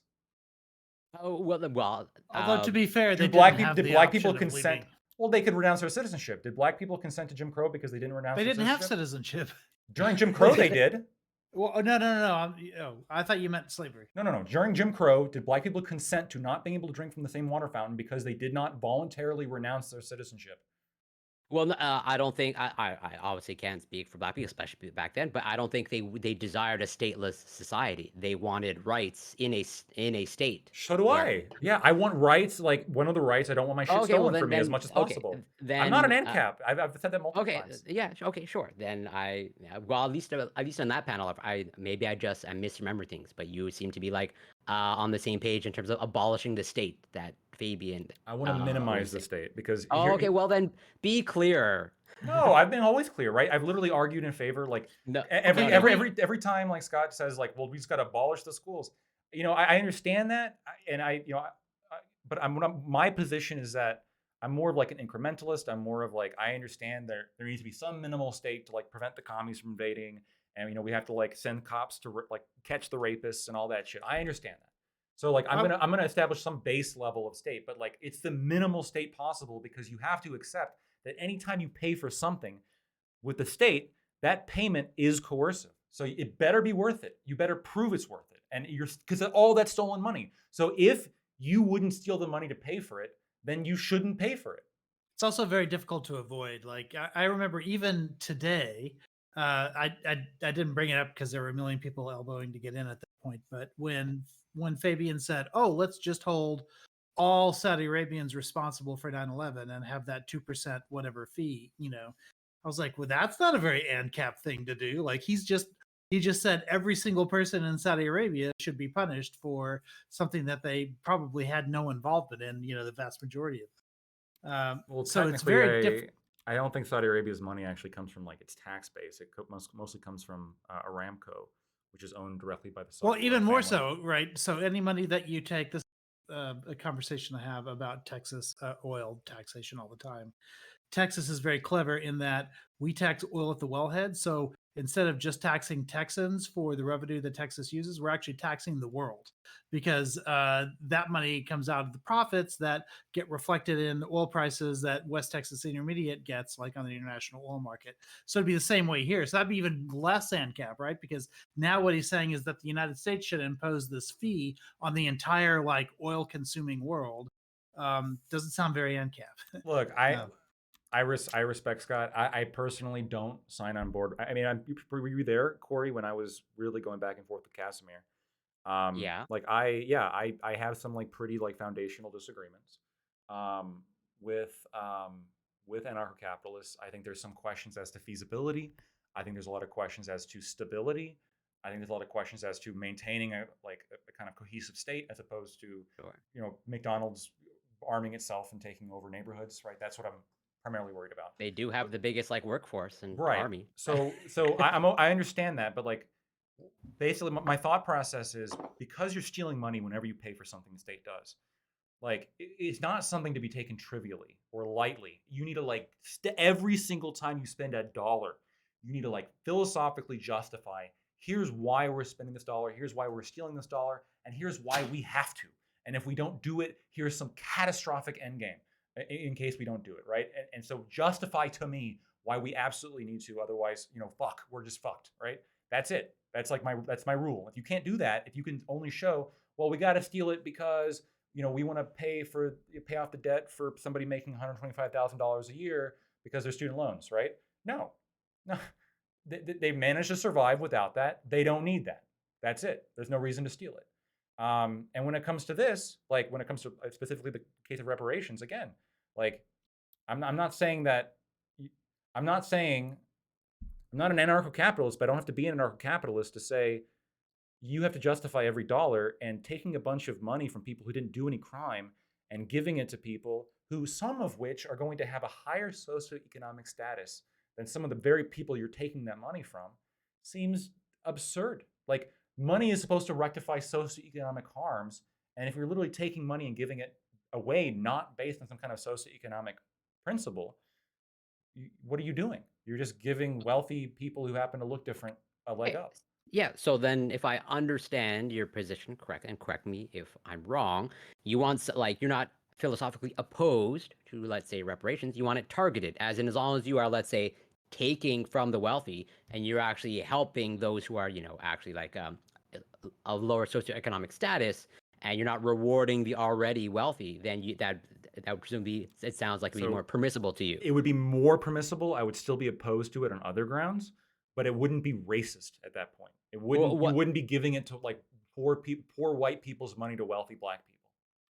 Yeah, but on what other, and so you'd be, I guess, philosophically opposed to it because, like, yes, that is still like the taxation part, Correct. and that's like so.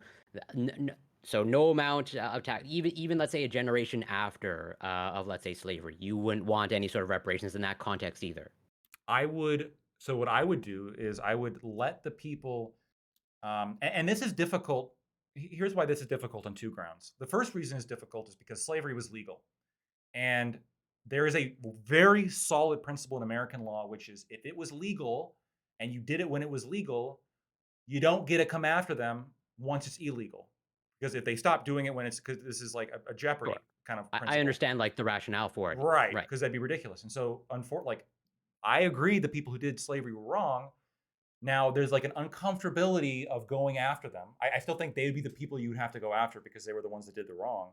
But there's a part of me that's uncomfortable going after them because if you establish that principle, there is no endpoint, right? And here's an example, right? So a lot of people argue the criminal justice system is racist. There's going to be reparations for that, right? There's going to be reparations for police arresting black people because of marijuana. Because marijuana was illegal, there's going to be reparations for that. There's going to be reparations for the Asian hate crimes, and then we can even roll it back further, right? Well, there's reparations for Mongolian conquests. The Mongolians owe my family a fuck ton of money, I'm sure. If you want to go back and take a look at it, I mean, the lines here start to get incredibly like messy. But Yeah, I civil agree. law doesn't require a crime, right? Like you can be liable for something that's not illegal. So if it's explicitly legal, it's really difficult. Because in order to, you're right in that in civil law you can sue under negligence and recklessness, and recklessness obviously usually implies some kind of criminal element to it, right? Criminal recklessness. But like negligence, for example, is not necessarily a crime. But negligence, the principle of negligence is that you have a duty to somebody that you didn't fulfill. If slavery is legal, how can you legally argue that you had a duty to not have slaves? Because those duties are legally established in common law. And the common law at the time was that you could own slaves. So there really is no common law principle that these slave owners did anything wrong. I think the solution to that, though, like if you look at, for instance, the Appomattox trial after the Civil War, or the trials in after Nazi Germany or whatever, like those are things that were legal. Like you wouldn't say that the Holocaust was illegal under Nazi German law at the time. but it's one of the reasons why I was just following orders is not considered a legitimate offense in those situations. Defense. So I would say probably with slavery it'd be the same thing. I guess you would say that these are so like we had a constitution at the time, like there were certain rights that the constitution says that we should have. So if statutory law allowed for the violation of those rights, the constitution would be above that, and presumably according to our own declaration, um, uh, certain rights that are given to us by our creator are above even constitutional rights or lack thereof, right? Yeah, but not Like but not when it comes to like legal analysis. So the Nuremberg trials were partially justified because they weren't happening in the U.S. and the activity that they conducted may have been legal under German law, but it wasn't necessarily legal under U.S. law, and it also wasn't on U.S. jurisdiction. We don't have to follow shit if we're not on U.S. jurisdiction. That's why we have Guantanamo Bay, right? Appomattox happened in the United States. I'll have to look at that specific example because I don't know about that specific example. I'll take a look at that. Maybe Okay. that was another example because there are times in which the government has, I don't know if there's like civil liability here, but there are times in which it was legal, but fuck, we don't really know where the government has set up reparations, right? I think the most clear example would be the internment camps, right? In Japanese internment camps in World War II. Mm-hmm. But again, like I am And are you against that? I am against the descendants of anybody getting any money. The actual people that were taken and put in a cage against their will, they should be able to sue the people who did it to them. And this is again where the issue comes because was it technically legal? Yeah, it was technically legal. So that's really fucking difficult. How do we establish Well, some it's kind of done right to them by sue? the federal government, so it would be the federal government that. Yeah, but normally you can't sue the federal government unless they give you permission to sue them. I'm Right? pretty sure they have permission to sue in this case, don't they? Like these are suits that have been ongoing for. So at the time, though, because No, at the time, no, because yeah, at the time there was we didn't no acknowledge wrongdoing for a long time. correct. There was a whole Supreme Court case saying it was legal for what happened. Right. So, and there was reparations paid anyway, but there certainly wasn't any kind of civil liability established. And this is this very complicated legal argument. But like, let's leave the legal part aside. Even if we look at it from like a moralistic point of view, let's just look at it from a moralistic point of view.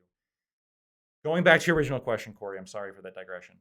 If you have if you're somebody who actually was the victim of slavery, then they should be able to get money from the person who enslaved them. Ideally, that would be like the rule.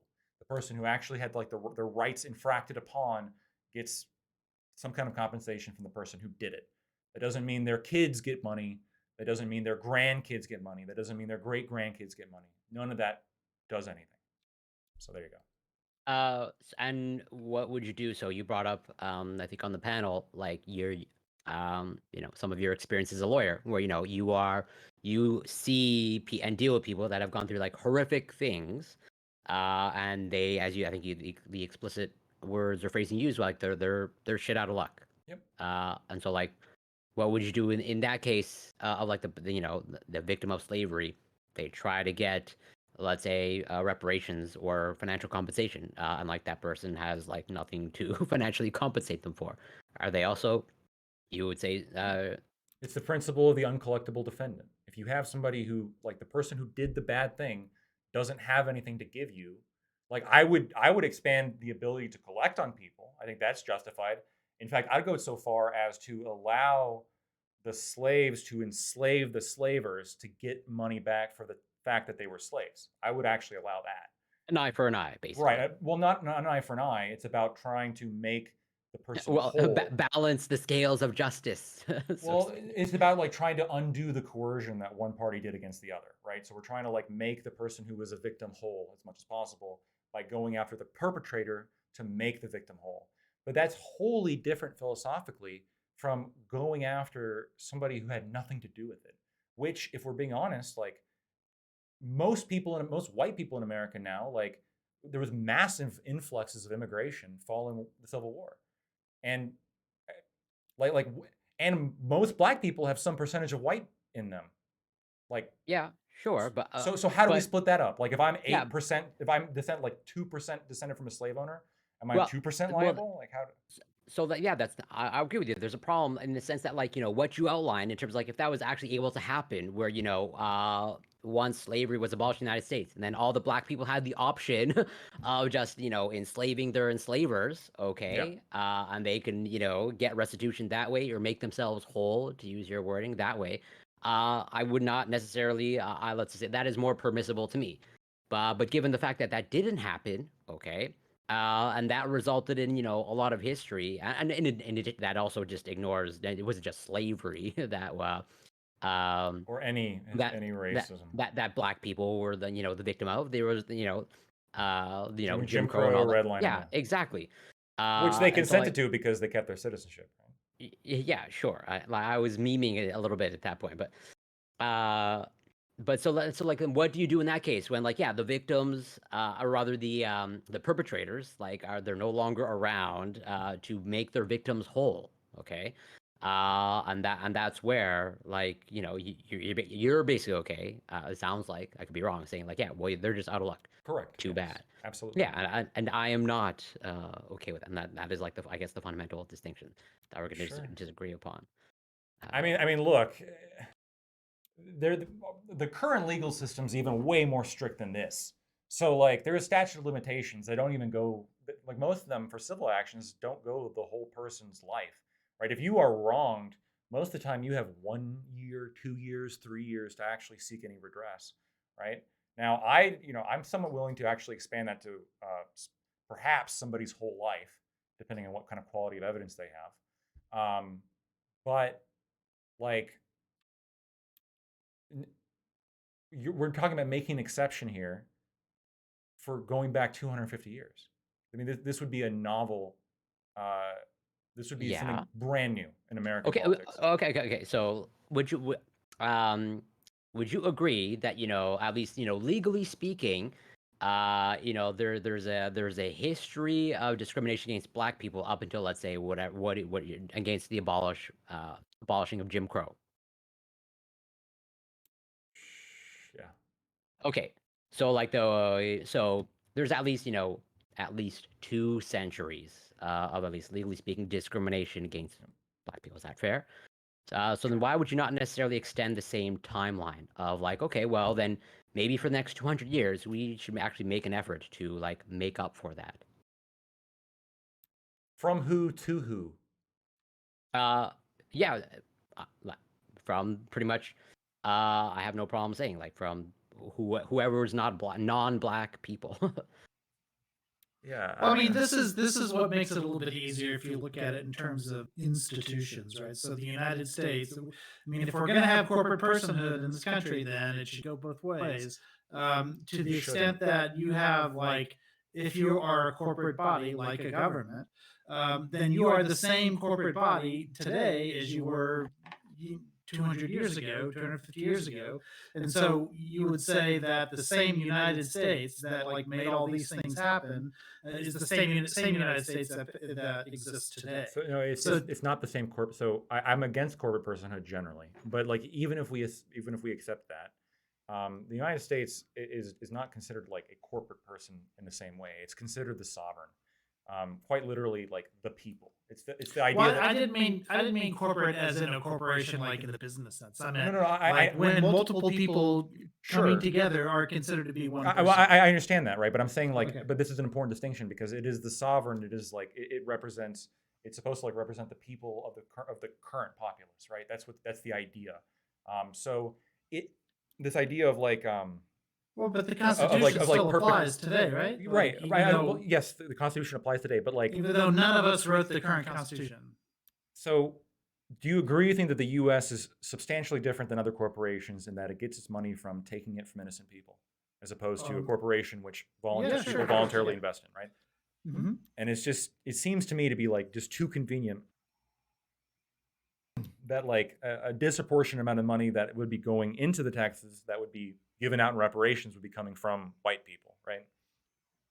And Asian people and Jewish people. Disproportionately, those three groups would be losing the most money out of this plan. I mean, I guess, but I think if you're going to look at it from a class point of view, it's always going to be the most privileged people who pay in, and It is. yeah, I mean, so I mean that seems to be a built-in. So you're echoing a little bit, by the way, Aiko. I don't know if you're. Oh, maybe my headphones are too close to my mic. Yeah. But yeah, so to that extent, it's a built-in equality machine, right? Like we're going to be pulling in more from the upper echelons of society, at least unless we adopt a regressive tax system. Well, exactly, right. And so if you have like a foundational principle of like equality, then you'd be in favor of like on socioeconomic grounds like some kind of like redistributive scheme. If you were like on basis like believe some kind of principle in like minimum threshold where everyone should have some kind of basic level of living, like then that's another principle, right? What is the principle of reparations? The ultimate principle of reparations here is revenge. It's blood guilt. It's the idea of no, it's not nothing to do with like necessarily nothing to do with equality, because if it was, it would just be based on socioeconomic status. It's not necessarily based on minimum standard because it's giving to wealthy Black people, because it's based on race. But it's based on Black people had something wrong done to them, or the ancestors of current Black people alive today had something wrong to them done by the ancestors of current white people living today. And there is some debt to be paid there, right? This motivation is intrinsically identitarian in ways that any other motivation is not. And that's well, I mean, it doesn't have to be like it depends on the model, right? Because there are models that say that the payoff has to actually be very specific. Like only ADOS can collect from it. They have to be able to like trace their lineage back to particular, very specific people. There are some models that say like families that have inherited like wealth that specifically came from slavery are the people that are like paying into a system like that. There's some people who just say you just take care of it by suing. You just Now you're like have, triple echoing or yeah, something. you're triple You're echoing. like- Is that really happening? I don't know. Yeah, I it's don't know why. I'm hardcore. pretty far from my mic at this point. You're like multiplying in real time. It keeps like getting worse. There's more and more echoes. That's weird. Hold on. If I mute, does it go away? We Seems keep a talking. little bit. Keep talking a little bit. Oh, well, you can't hear me now. Oh wait. No, Oh, no, it's I can way hear you. better now. Wait, but you can still hear me? Yeah. Yeah. Clearly.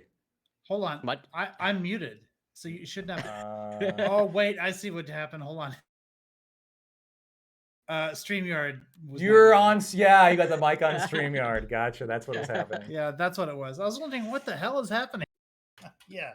Okay, that makes sense. Yeah, StreamYard was not muted. I was like muted and you could still hear me. That was weird. I've got two questions for you, Corey. And these are going to be very controversial questions, but I'm just That's fine. this is a consistency test.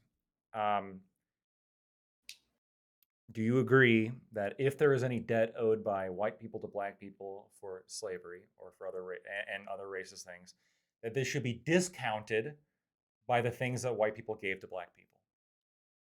So like disproportionate welfare for the past 50 years. Would you agree like that should be taken off? Yeah. I wouldn't like depending on how it's done. I can see like yeah, if we're able to do like some sort of a calculation, that was alluded to even on the panel. Like yeah, there have been scholars that have calculated like how much in reparations. Let's say somewhere in the ballpark of reasonable, right? Because we're obviously not ever going to get like 100% accurate dollar amount. And like if that's a feasible calculation where we can start taking off like, oh well, we gave you this 10 years ago, we gave you that Right. So like 5 years ago. like the minority owned grants, the disproportionate Sure. welfare, like affirmative action even, right? Because that granted like economic opportunity and scholarships and all that stuff, right? So all of that gets discounted off from the total bill at the end, you would say. Yeah. Oh and, yeah, and, for sure. And the reason Yeah. why it would get discounted off the total bill is because we're looking at how these past effects has affected the person today, because that's kind of the intergenerational effect. It seems to me Yeah, you could even have two tracks. You could say, okay, like we've done things in the past that are designed to sort of like compensate for this and create some equity. So you can stay on that track if you want. And if you've been on that track in the past or benefited intergenerationally from like ancestors who've been on that track, you can stay on that track and continue to like for people. Or you can take we can buy you out kind of idea. Yeah, exactly. Sure. Yeah, So it seems to me that there should be two tracks. Okay, so Did I pass test number 1? well, the number 2 test is the difficult The one, the and, real I, one. and I have yet to hear an answer to this that's actually philosophically and psychologically satisfying to me.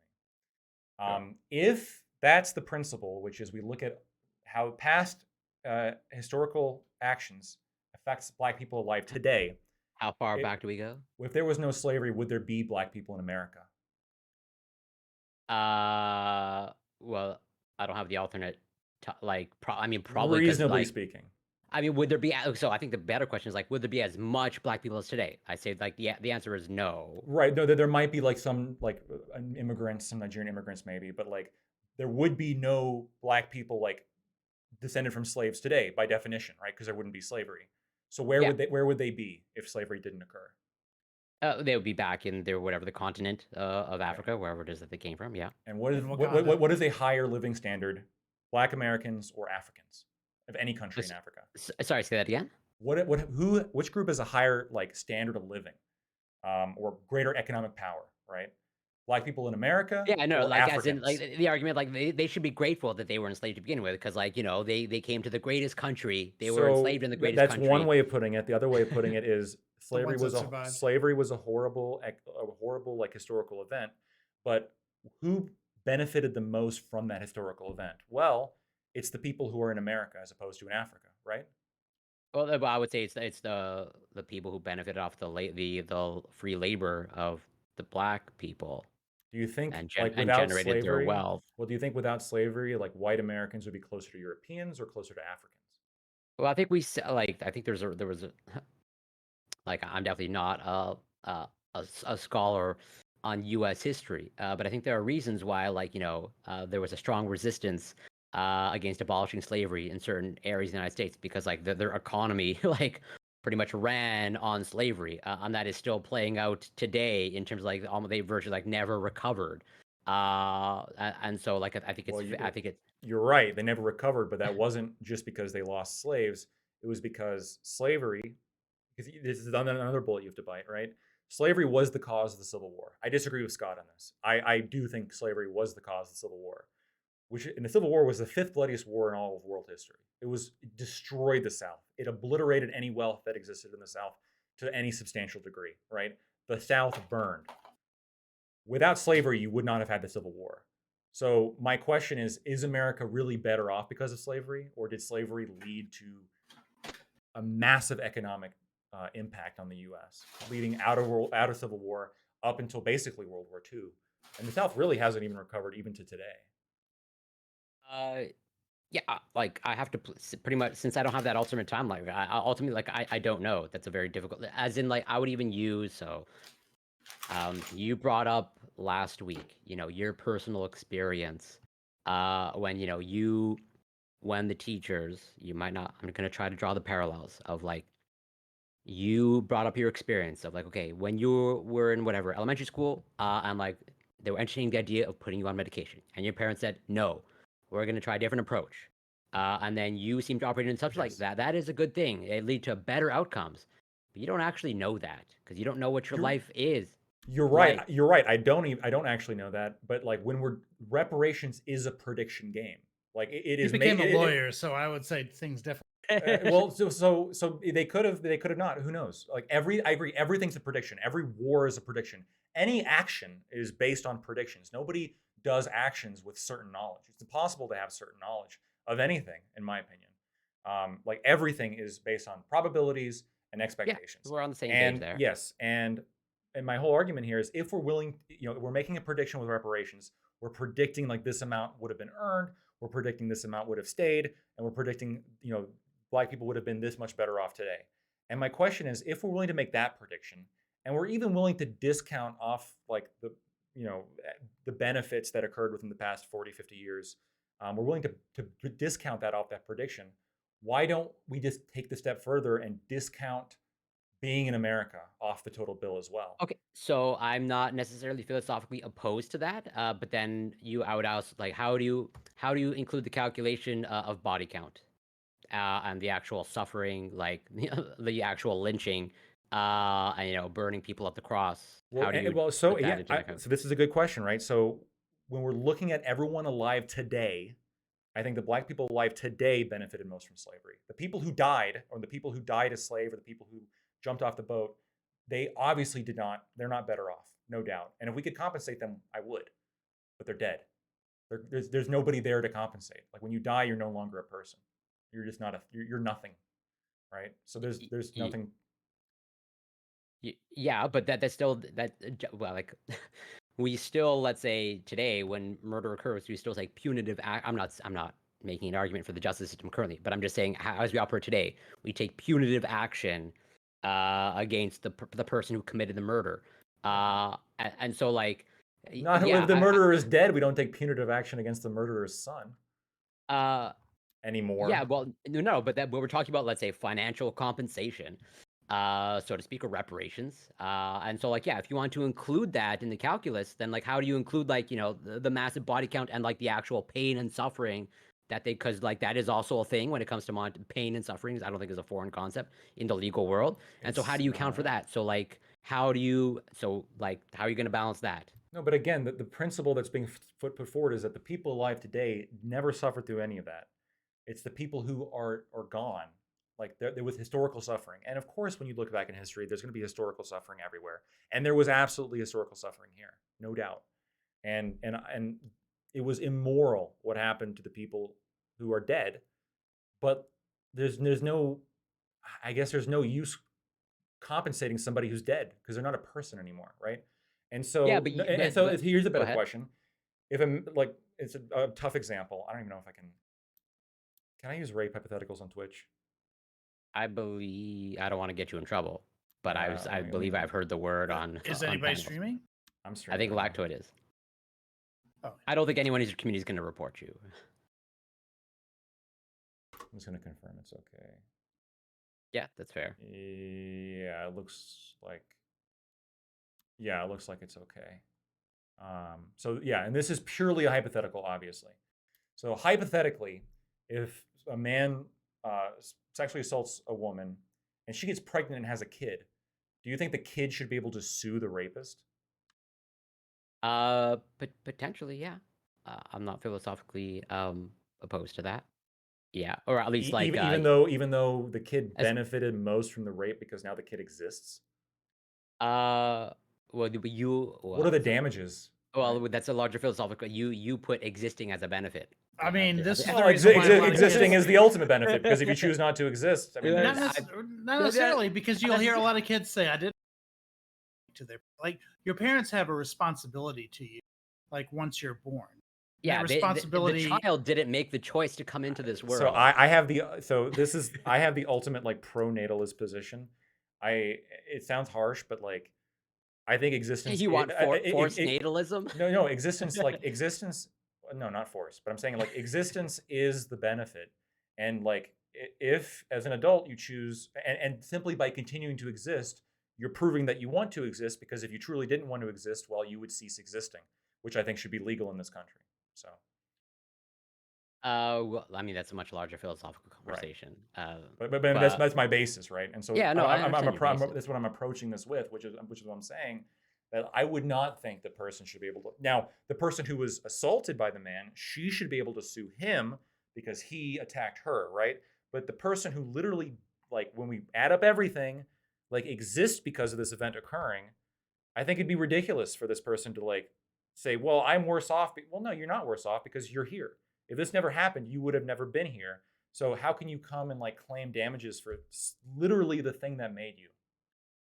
But somebody who makes you then has a responsibility to take care of you. Yeah, first of all, to the point where you can take ahead, care Ed. of yourself, which we legally tend to draw that line at 18, which I know is a little bit arbitrary. Well, there's some contract, but some Like- people, including myself to some extent, believe that there's the implicit contract which occurs when you keep the baby as opposed to aborting it. But there's some Catholic issues there that. But I There mean, are, yes. so this is at least this line of argumentation. This is like what toxic parents do with their children. Of like, yeah, I've subjected you to years of abuse, but I brought you into this world, and at least I provided you with, whatever, a bowl of Right. of food and shelter. And therefore, like, you have no grounds to complain about anything, despite all the horrific treatment, either physical, sexual, whatever. You exist. I brought you in, so you should be grateful. I would reject that argument entirely. I think I don't know. I don't think that you'd be able to like go after somebody for bringing you into the world. I know that there have been cases, I think in the UK, of like there's wrongful death cases. There's been like a few wrongful birth cases where someone was like, I should have never been born.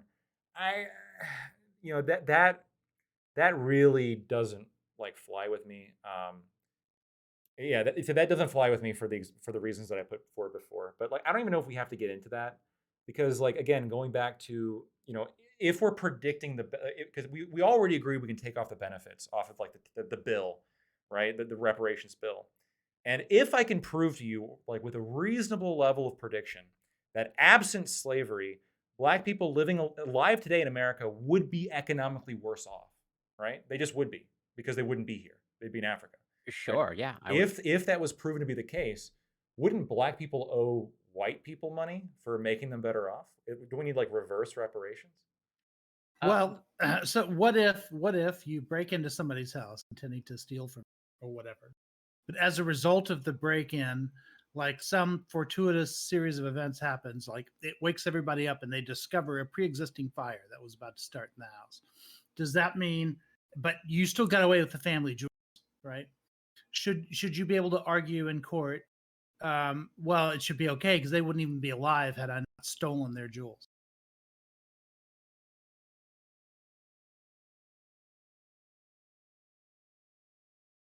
Let me think about that for a second, because for some reason, like intuitively, I almost want to say yes. Wow. But like, because like you're talking about punishing somebody for an action. Okay, here's where I think the difference is. I think the difference is like when we're talking about an action that's actually like if someone's rights are being violated. Okay, I'm actually going to say no, and here's why. If you're having your rights violated, you have a right to those jewels or whatever the fuck, and somebody comes and takes those jewels away from you, they're still violating a right, even if they're also providing some kind of service that you never asked for. That saves your life, okay? Because ultimately, when we're dealing with individuals, like I have a very rights-based approach, and so like respecting individual rights, yada yada yada. But let's say like 250 years later, we have some historical recollection of this event, or like we have noted down on a piece of paper, and we actually have it down where it's like, yeah, like this, we looked at this event, and the person got away with stealing the jewels, but they're dead. We don't know where the jewels are, and the person who had their jewels stolen, well, they're dead, right? They're long dead, but because of this heist, the person woke up and put out the fire, and that fire would have reasonably killed them all and burned down the entire house, which was worth way more than the jewels. I do like even absent a statute of limitations, I do not think that anybody owes anybody anything under this scenario because Okay, then because let's nobody had their rights violated, and one person's actually better off because that historical event happened. okay, let's get less hypothetical on this because I think something like this exists historically now that I think about it. And that is to this day, if we find um, like art that's been stolen by the Nazis, like from Jewish citizens or whatever, like if in fact, I think there was something found just last week that gets returned to the family that owned it, and for whatever, like there's no question about that. Like that's just international law.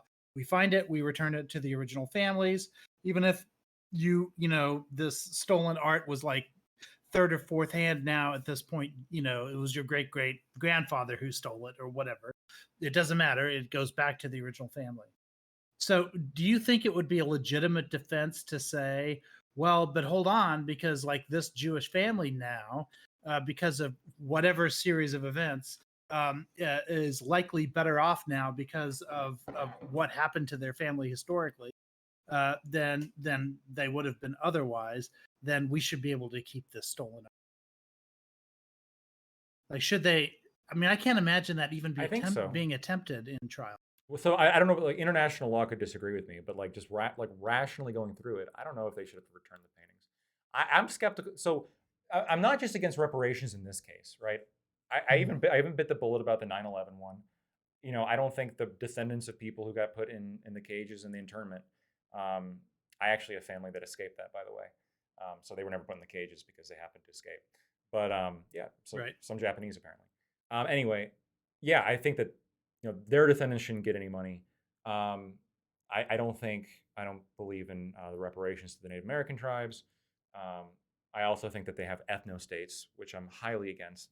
I think like if we want to talk about like real examples of like racist kind of Hitler-esque Oh, yeah. hellholes, it's nations that base your citizenship off blood quantum, which is most Native American reservations Yeah. in the U.S. That's crazy. I hate that. Well, no.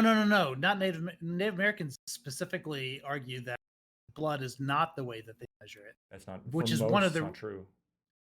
No, they measure it by. In fact, they'll tell you that they have members of their tribes that are entirely adopted, like have white ancestry, but they have full like Native American whatever citizenship, tribal acceptance About because of the way that they. About 1/4 of them have more open, like less racially determined citizenship requirements. About 3/4 of Native American tribes explicitly require blood quantum.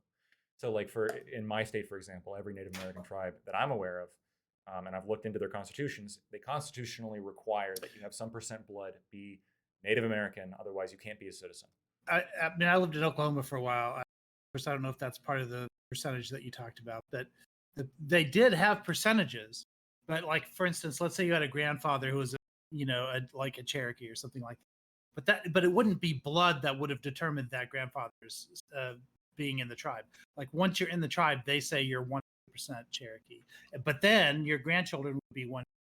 So there would still be quantum, but it wouldn't be blood per se. Like it wouldn't be based on a 23andMe test. Right. So like blood quantum is not necessarily 23andMe. It's sort of like we're measuring your ancestry. So Right. And there's a lot of countries that do this. Like even Sweden does this. This is the reason I'm a citizen, not because I was born there. It's not like a soil, but it's because my mom happened to be Swedish, right?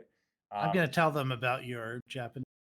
Well, that's my dad's You won't side. be as Swedish anymore. That's my dad's side. My mom's side Swedish, right? So I got Meduli. All right. But the Native American tribes in the U.S. Are somewhat unique in that they don't base it off of like nationality.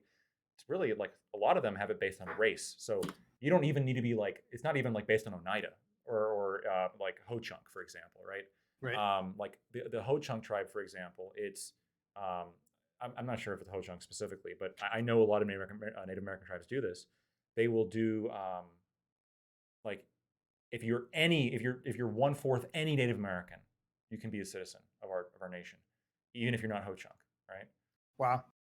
Yeah.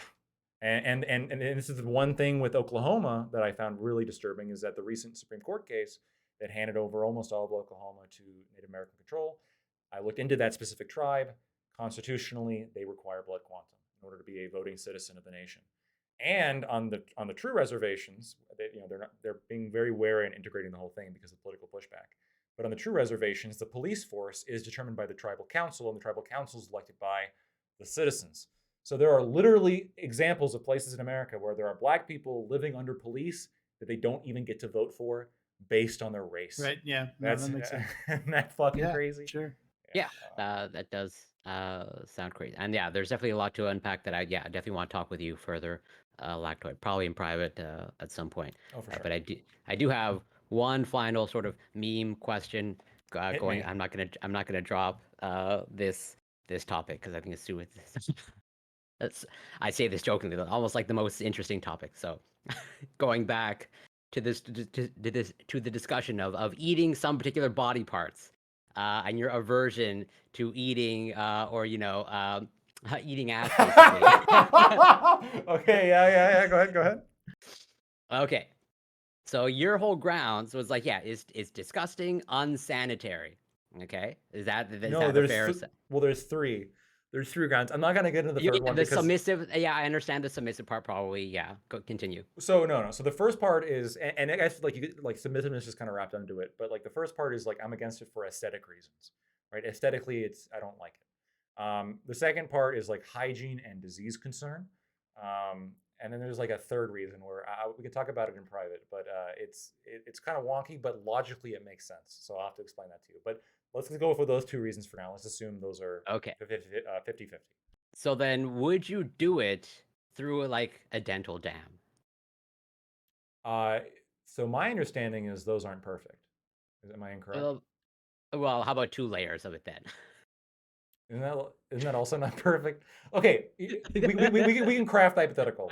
Two schools, Lactoid. Yeah, two schools. I'll play along. No, I can understand conditional logic. So let's assert that we have the impenetrable dental dam, and there is nothing getting through it, and it's really nice and big, and it covers the whole area.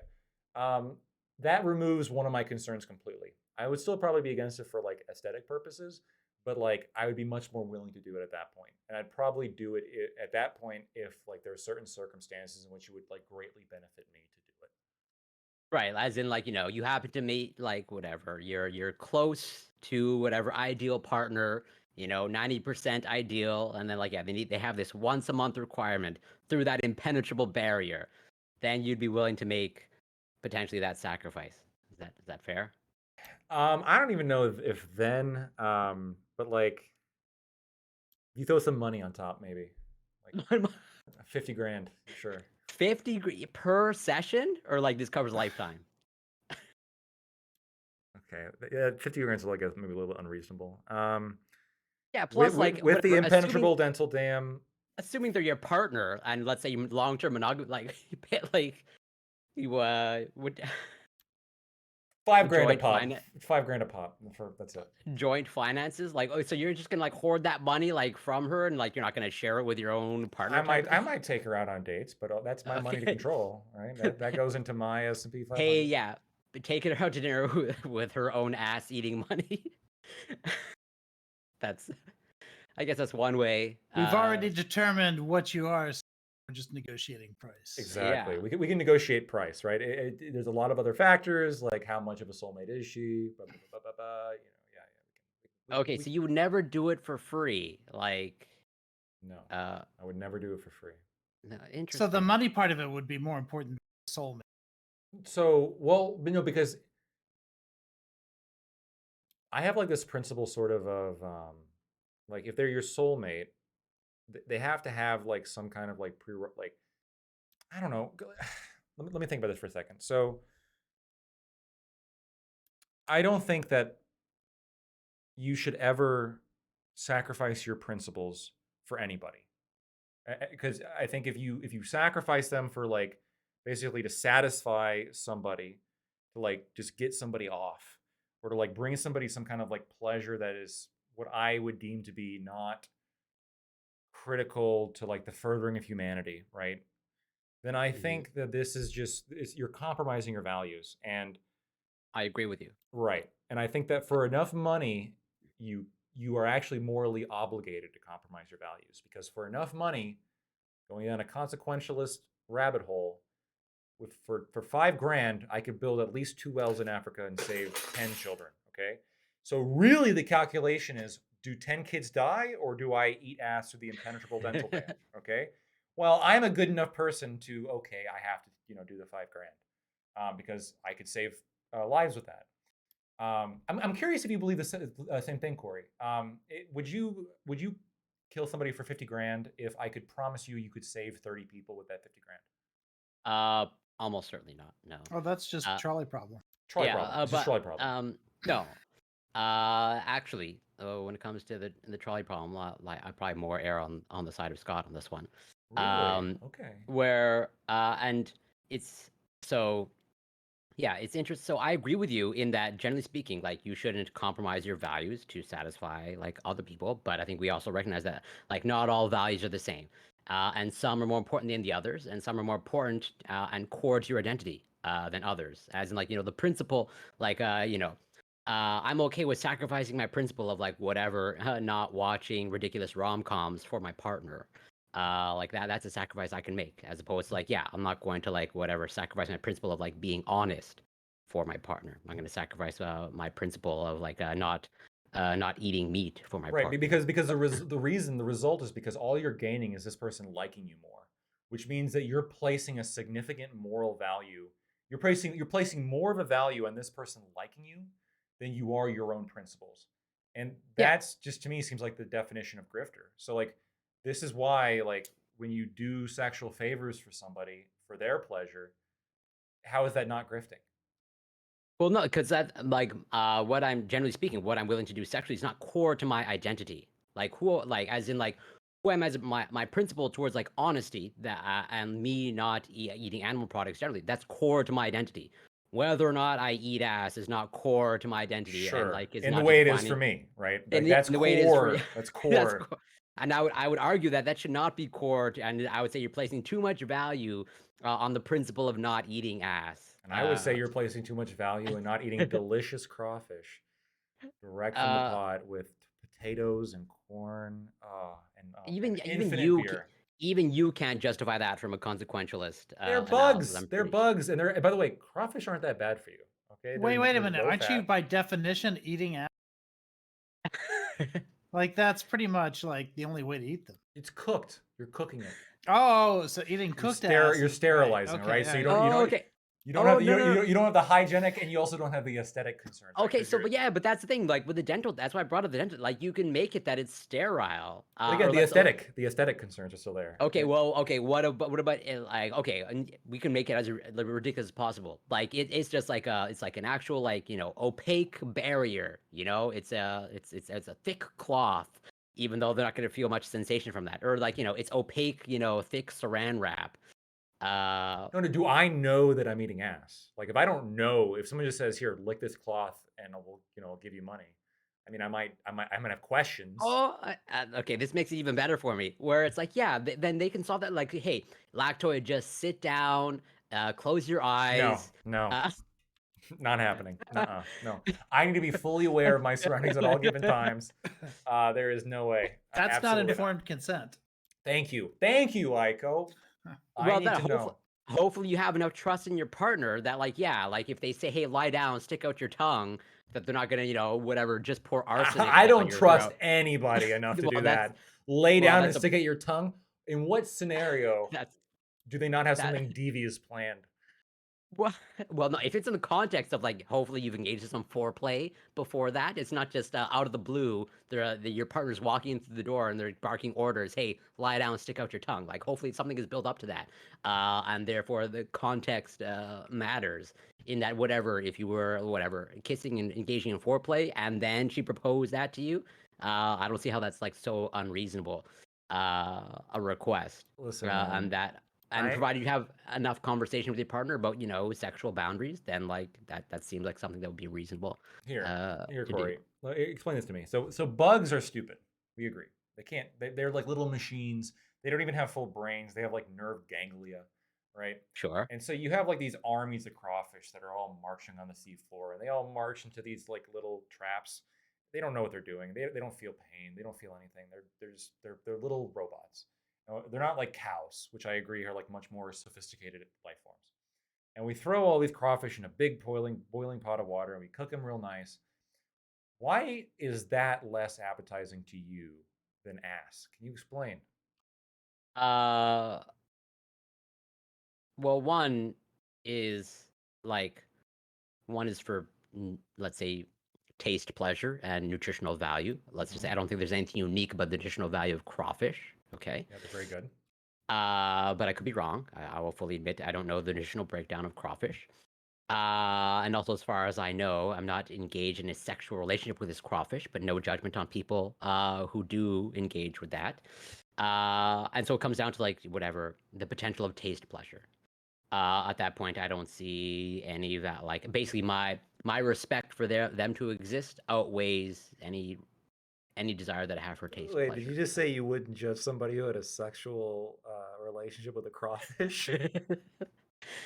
No, I'm not. I'm like I said, I'm not going to defend it, but no judgment. Oh, man, you should have been on the Doug Fucker panel. I was gonna say, Corey, I could have used some backup. No, right? no, I mean, no, dogs no. are one thing, but crawfish, I'm not even sure I would go that far. Jesus. Obviously, I'm memeing. Where it's like, yeah, no sexual relationship with any non-human animals Sure.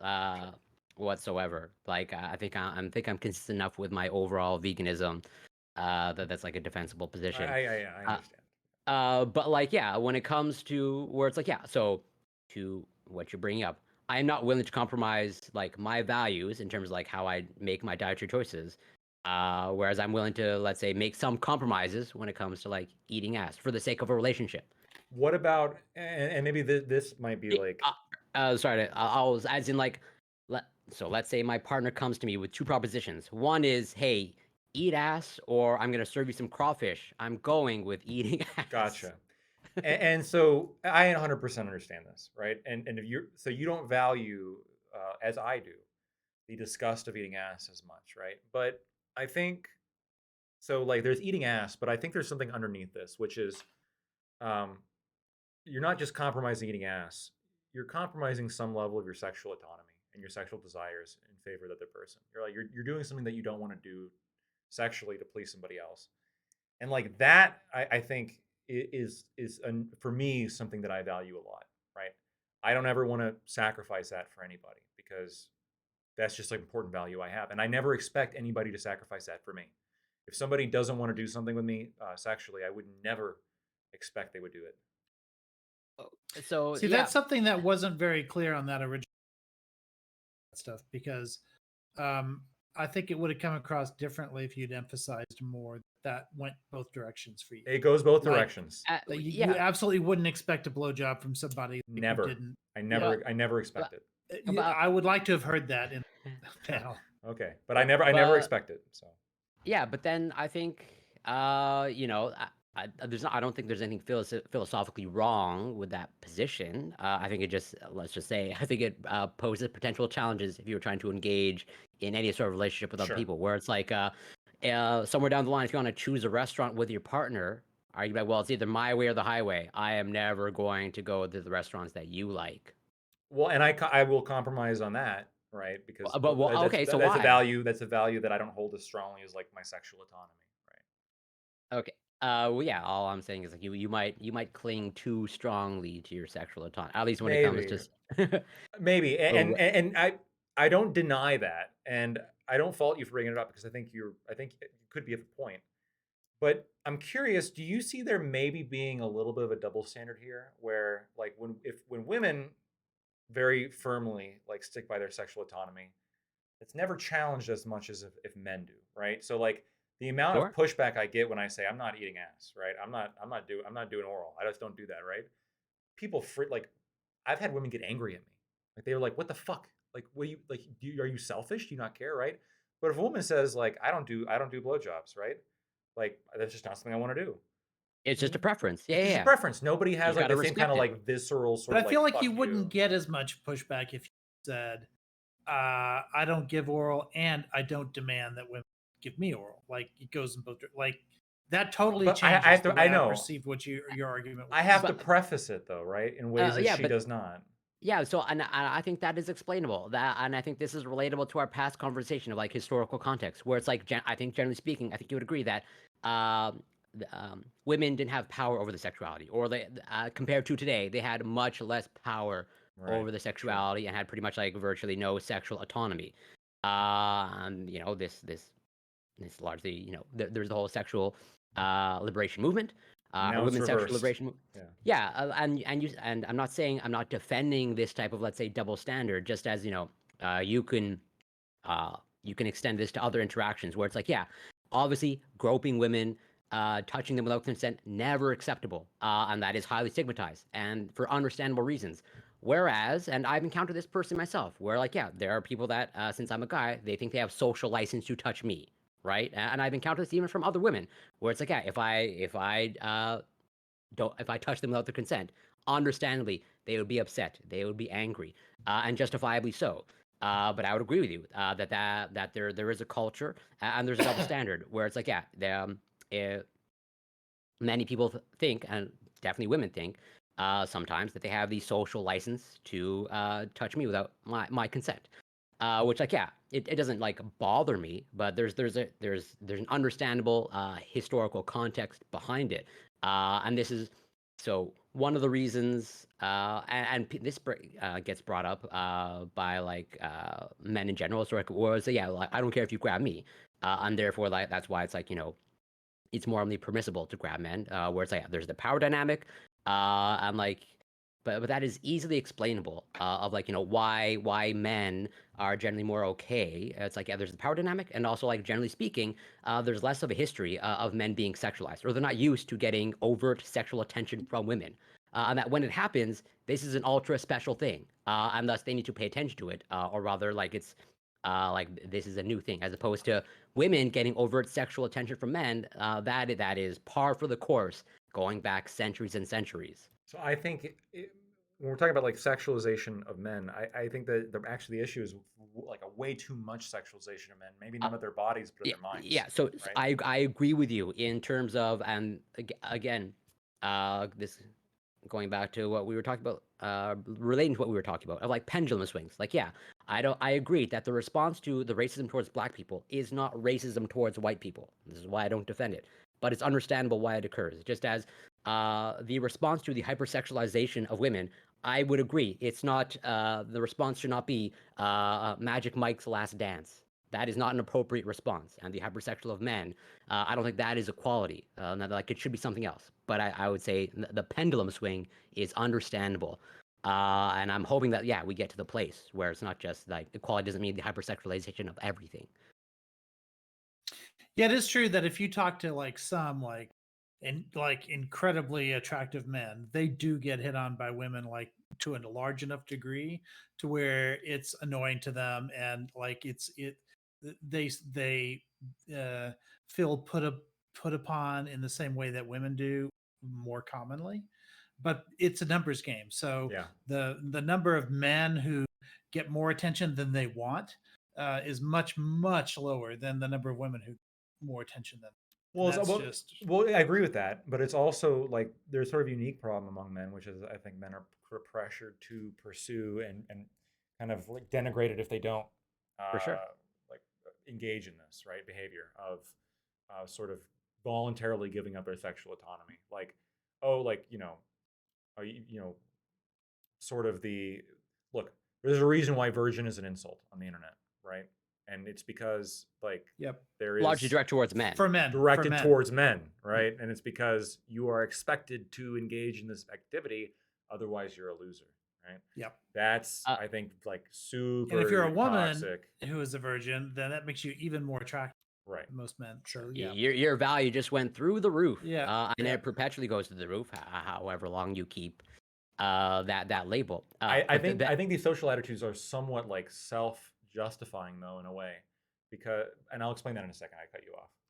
Well, what I was gonna say is like I agree with you that the label of virgin being used pretty much as an insult. Like, but the question that I would ask is like, who is typically the one using that as an insult? At least in my experience, at least from what I observe, it's not largely women that It's are using. so men tend to rag on each other more just because there's more of that kind of social interaction. But like I have absolutely heard women when you piss them off, their first insults are always like, you fucking like virgin loser. That's the one I always have heard on the internet whenever like you arguing with a woman and she gets angry. Okay, well, Small, I've just small. never pissed off a woman, obviously. Sure. So. I look. You I'm can joking. imagine. I piss off women constantly. Okay. So virgin loser is the most common one. Obviously, small dick. They always kind of go for like the body parts. Sure, yeah. Because the whole point of an insult is to go after something that you feel insecure about. If you're not going after something that somebody feels insecure about, it's a trash insult because you're not actually going to offend somebody.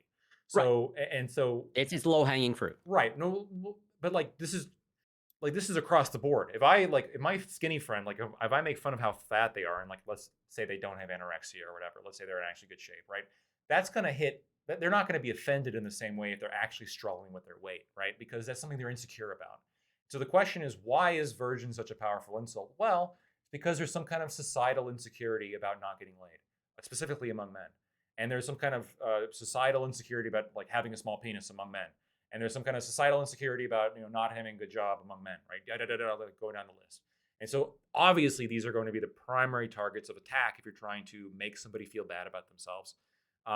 But that first one, just simply given like why is it that well, I mean, I know why. It's kind of a culturally reinforced lizard brain behavior that men are sort of reinforced to value this and women aren't.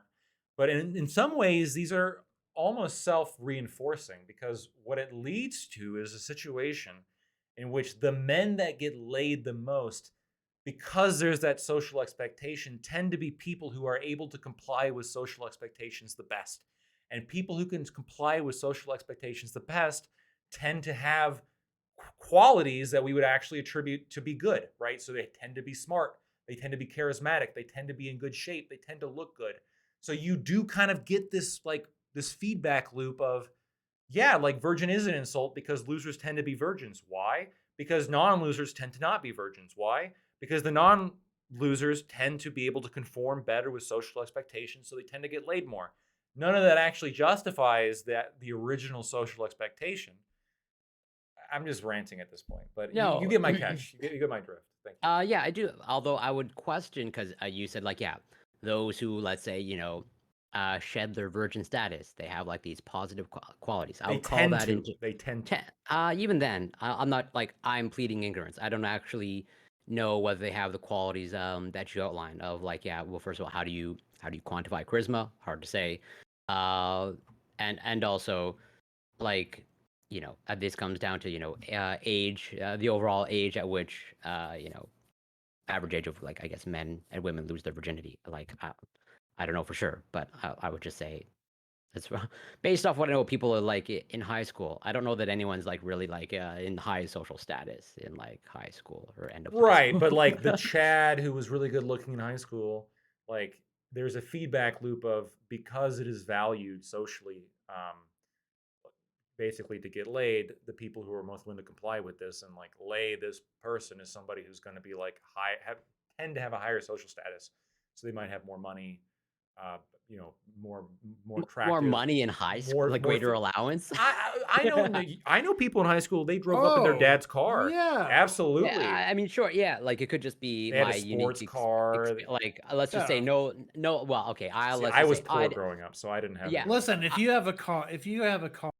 16, you are going to get more dates than if you don't. Way Like, more. That's a big differentiator. If you are on the football team, you're more likely to get dates. I agree. And Ban there's football. Ban football. yeah. There are a lot of differentiators. Like I even know, like, because I've worked in so many schools, like over the years, in the private schools, even where they have like school uniforms or whatever, they can still differentiate among each other based on the kind of socks that they're wearing, based on like the few little things that you can do to like make your uniform look different. Like there are ways in which you can change your appearance, and a lot of that is related to income and the way Yes. that you're plugged in. Like, yeah, and it's not just income though. Like I said, like football team doesn't require income necessarily. A big part of it's Um, income, though. So in law school, I yeah, noticed this too. When I was walking around campus, um, like everybody had these jackets on that had like a goose on the sleeve, The and Canada Goose. yes, Oh, and those I are the didn't know what that premium. was. They were so I didn't realize like because I was walking around, I was wearing the same coat that I had worn since beginning of high Boo school. No, I actually shipped in a. I was weird. Look, I shipped in a Russian military coat when I was 14 years old from Ukraine, and I wore that as my Russian. It was pretty cool looking. I still have it actually. Um, and these everyone else was it was ripped and tattered. Um, obviously it was during the winter. I didn't wear it. I had a dress shirt for law school shit. But everyone else was wearing like the Canada this Canada Goose jacket. And somebody told me once, like, yeah, those are like $2,000-$3,000 jackets. They're very like made with I like had no fucking idea. Why would you spend $3,000 on a jacket? But that's nothing to them, right? It's a status symbol. Like It's a that's status all. There's symbol. 100%.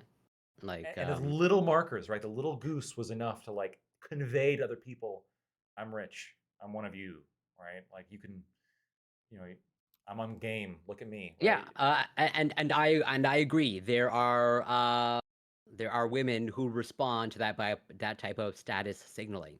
I think the question is like, is that is that what you're looking for? You can, as in like basically, do you want to actually play that game? That's an No, individual question. I no. would prefer not to play that game. I Like agree let's with just you. say whatever. If a woman comes up to you and says, "Hey, nice jacket," and I want to sleep with you because of that jacket, like I mean, if you want to make that compromise, by all means, I wouldn't recommend it. but there's also a self-sorting quality to that too, right? Like, so let's say that is what's going on. Then by not having a jacket, even if you can afford it, it's sort of like that Coming to America thing where he's pretending to be like a McDonald's employee or whatever, so that women won't be attracted to him because he's a king or whatever. Yeah, There are people who like self-sort in that way. Like those are the kinds of women they don't want. So they'll sort of dress down, or they'll sort of like sort of obfuscate the class that they're in, because they're looking for somebody who like isn't a gold digger or whatever their like rationale is. yeah, So it like is so sort of a self-sorting thing. I don't see how you can hold this like these two ideas of like, yeah, well, in the sexual marketplace, it's pretty much like whatever money and status that matters. But I don't want to be known, or I don't want a gold digger. And so it's like, how do you thread that needle? Well, like, well, I want to attract a mate with money, but I don't want them to be attracted for my money. It's like, well, good luck playing that game. Yeah, Like, exactly. that's I think you're gonna have a very hard time, or you're gonna have to compromise somewhere. Where it's like, yeah, I would just encourage you. I'm like, I take your approach as well, Lactoid, in terms of like, and that's where it's like, uh, you know, uh, me being willing to make compromises, only for the values that, like, yeah, basically that don't really matter to me in terms of like, I don't address like particularly like, let's say I can afford to dress whatever fancier than I do, but all I do is I wear athletic wear and cat t-shirts. That pretty much describes 90% of my wardrobe. Yes, and Corey, unironically, I respect you for that. There's something genuine when like you're wearing something because you like it, and you're doing something because you like it, and like I don't know. I've just sort of like recently been maybe it's because of my fucking industry, but I'm really hyper focused on like the idea of being genuine. That's just such an important quality, I think, in true friends, because there's so many people that want to like, especially like in the kind of the psychopath uh, job fields of America, you can't trust anybody, and everyone wants to fuck you over and destroy you if it means they get ahead, obviously. Well, right, yeah, I guess a very cutthroat environment. And so far, like I have no complaints in terms of like, I think I don't know if I don't know for sure, but like, I think you just like, at least in my experience, like you would track like what you put out there. Like, yeah, like I wear what I like, and I wear pretty much like 90% athletic wear and cat t-shirts, and it just so happens that I tend to attract people that like my cat t-shirts, and they like the fact that I like cats a lot. I got a whale T-shirt. It's pretty fucking dope. Like like a blue whale, or like Yeah, I don't know. well, it's got like 6 whales on it, so all sorts of different species of whales. I think whales are pretty. Oh, okay. Yeah, exactly. And I've gotten, I'm not showered with compliments about my cat t-shirts, but every once in a while, like, I get approached once in a blue moon. I get approached like, "Hey, I like that t-shirt." It's like, well, yes, space cats are cool. Hell yeah, I agree. Space cats are cool.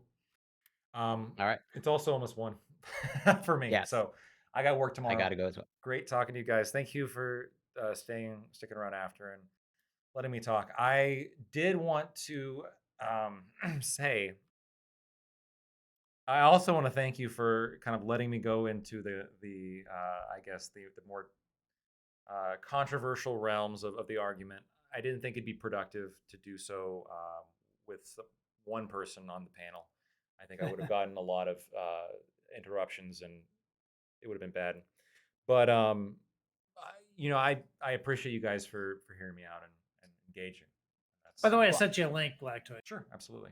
and I think at the very least, I could be wrong, but I'm hoping you at least feel that you can engage with me, and that I'll actually like hear your points and try to engage like with your arguments. Um, Maybe I'm wrong, but at the very least, that is like my operating principle. Freedom of speech, baby. Marketplace of ideas. That's what's up. So that All was, right. I think, 85, 86, that link I sent you. Yeah, I'm taking a look at it right now. This is crazy. All right. Have a good night, everyone. Till next panel. See you later, Corey. Take care. Be well. Good night, everyone. Always a pleasure. All right, I'll go through and read this whole thing, but Okay. yeah, Yeah, it's not a new article. I didn't but know about it's- this actually. Yeah. And right. I without reading it, I haven't read it yet. I assure you that this involves some kind of political exception, some kind of like, well, the government like created funds to be made for this or something. Yeah, I don't although it's think- interesting because this was smack in the middle of the Reagan administration. So, like, whatever deal was made, like, I don't know what context. It's not Yeah. exactly. Because I guess it Korematsu wasn't controversial at the time. Yeah, 'cause Korematsu. Korematsu became very pretty controversial. clearly, set out, hey, the feds didn't do anything wrong. Yeah, but the courts can be wrong. Oh, I understand, right? I mean, look, we live in a world with Supreme Court cases like Wickard versus Filburn. I agree. The courts can Yeah, be very, we're- very, we're- very wrong. and I think we're seeing now, like, there's going to be, I think this court is going to overturn some stuff, and I think it already has, and I think it will in turn be overturned, like, within our lifetimes. I think it's, well, I suppose we'll see in the next few years if it's, Unless DeSantis wins. well, yeah, except, yeah, I mean, DeSantis winning would make a big difference, but I think the liberals on the court are pretty young at this point because they've all had a chance to step down and be replaced. So the real question is, if DeSantis wins, it would have to. There's two septuagenarians on the court now. So if they both step down, like in a DeSantis first term, then I suppose that would lock things down a bit. But I'm not so sure that either one of them, even at their advanced age, I think they're like our, Ruth Bader Ginsburg. Like, I just don't think they want to lose the limelight. Like, they might just stay.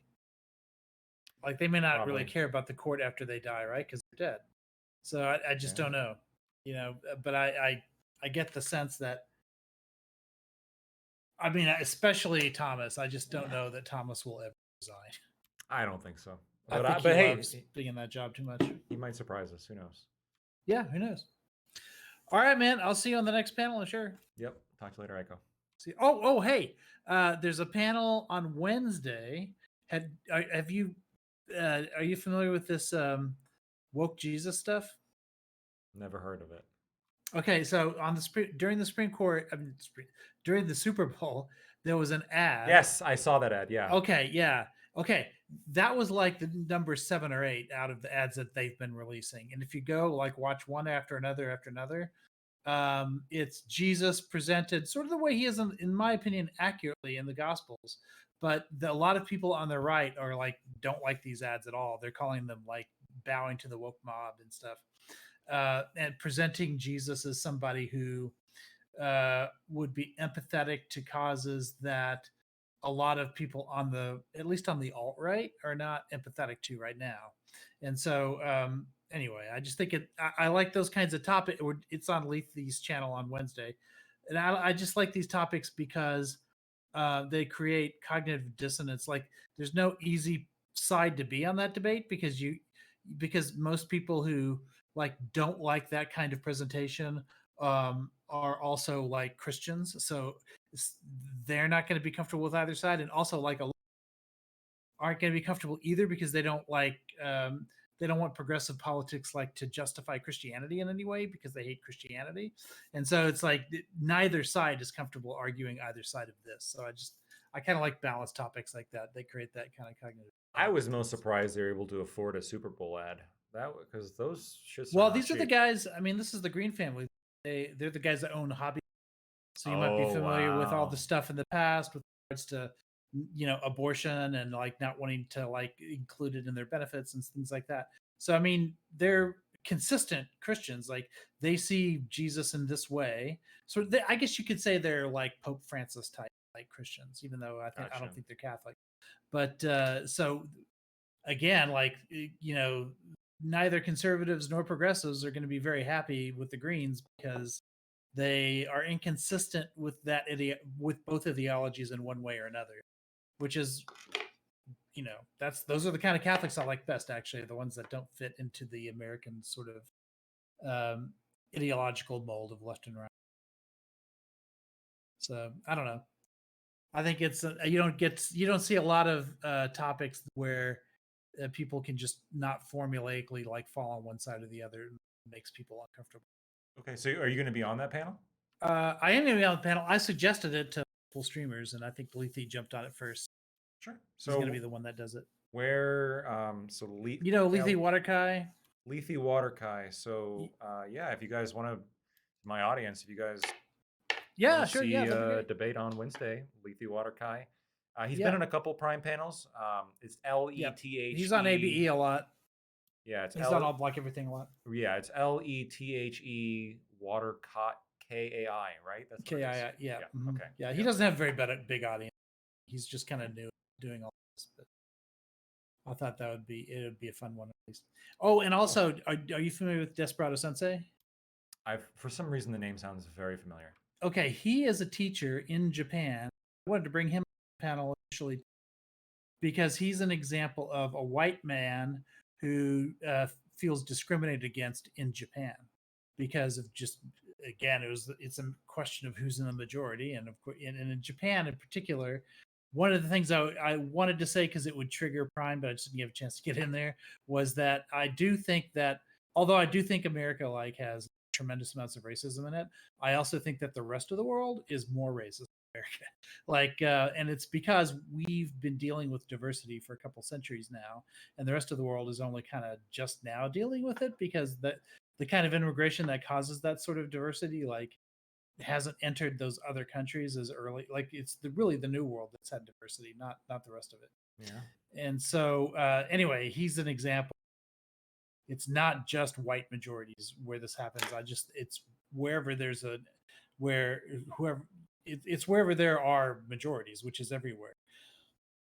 And so in Japan, people who are not Japanese don't get treated well. So it's a different perspective, I think, than what we were hearing on the I think panel. Japan is like pretty famously, like, the people there Yeah. tend to be pretty xenophobic on average. They are. I mean, it is true they treat white people probably any other group, but they still don't treat them nearly as well as they Right. treat, Japanese, ethnic Japanese people. That makes sense. So anyway, I'll see you next time. It's always a Yep. pleasure. See you later. Have a good night.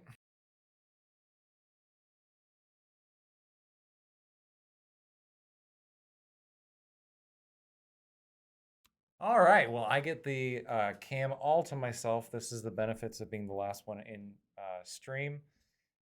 Thank you all for tuning in.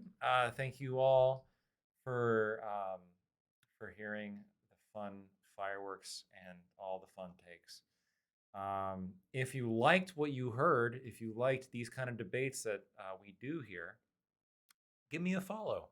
And that way, when more of them inevitably happen, you will get to see my beautiful face, hopefully in a smaller screen, as I take up a smaller little panel, and so you can see everyone else's face too.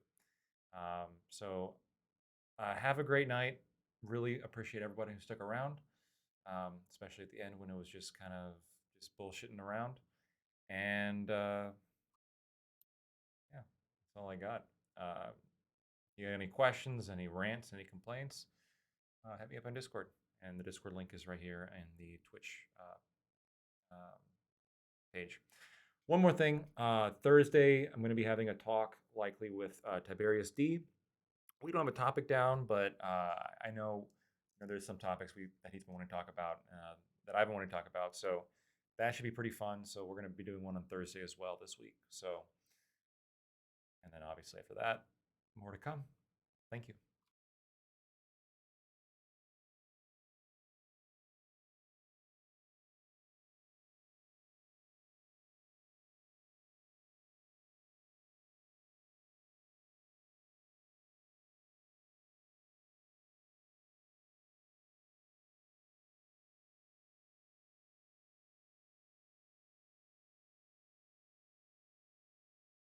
Showed intent.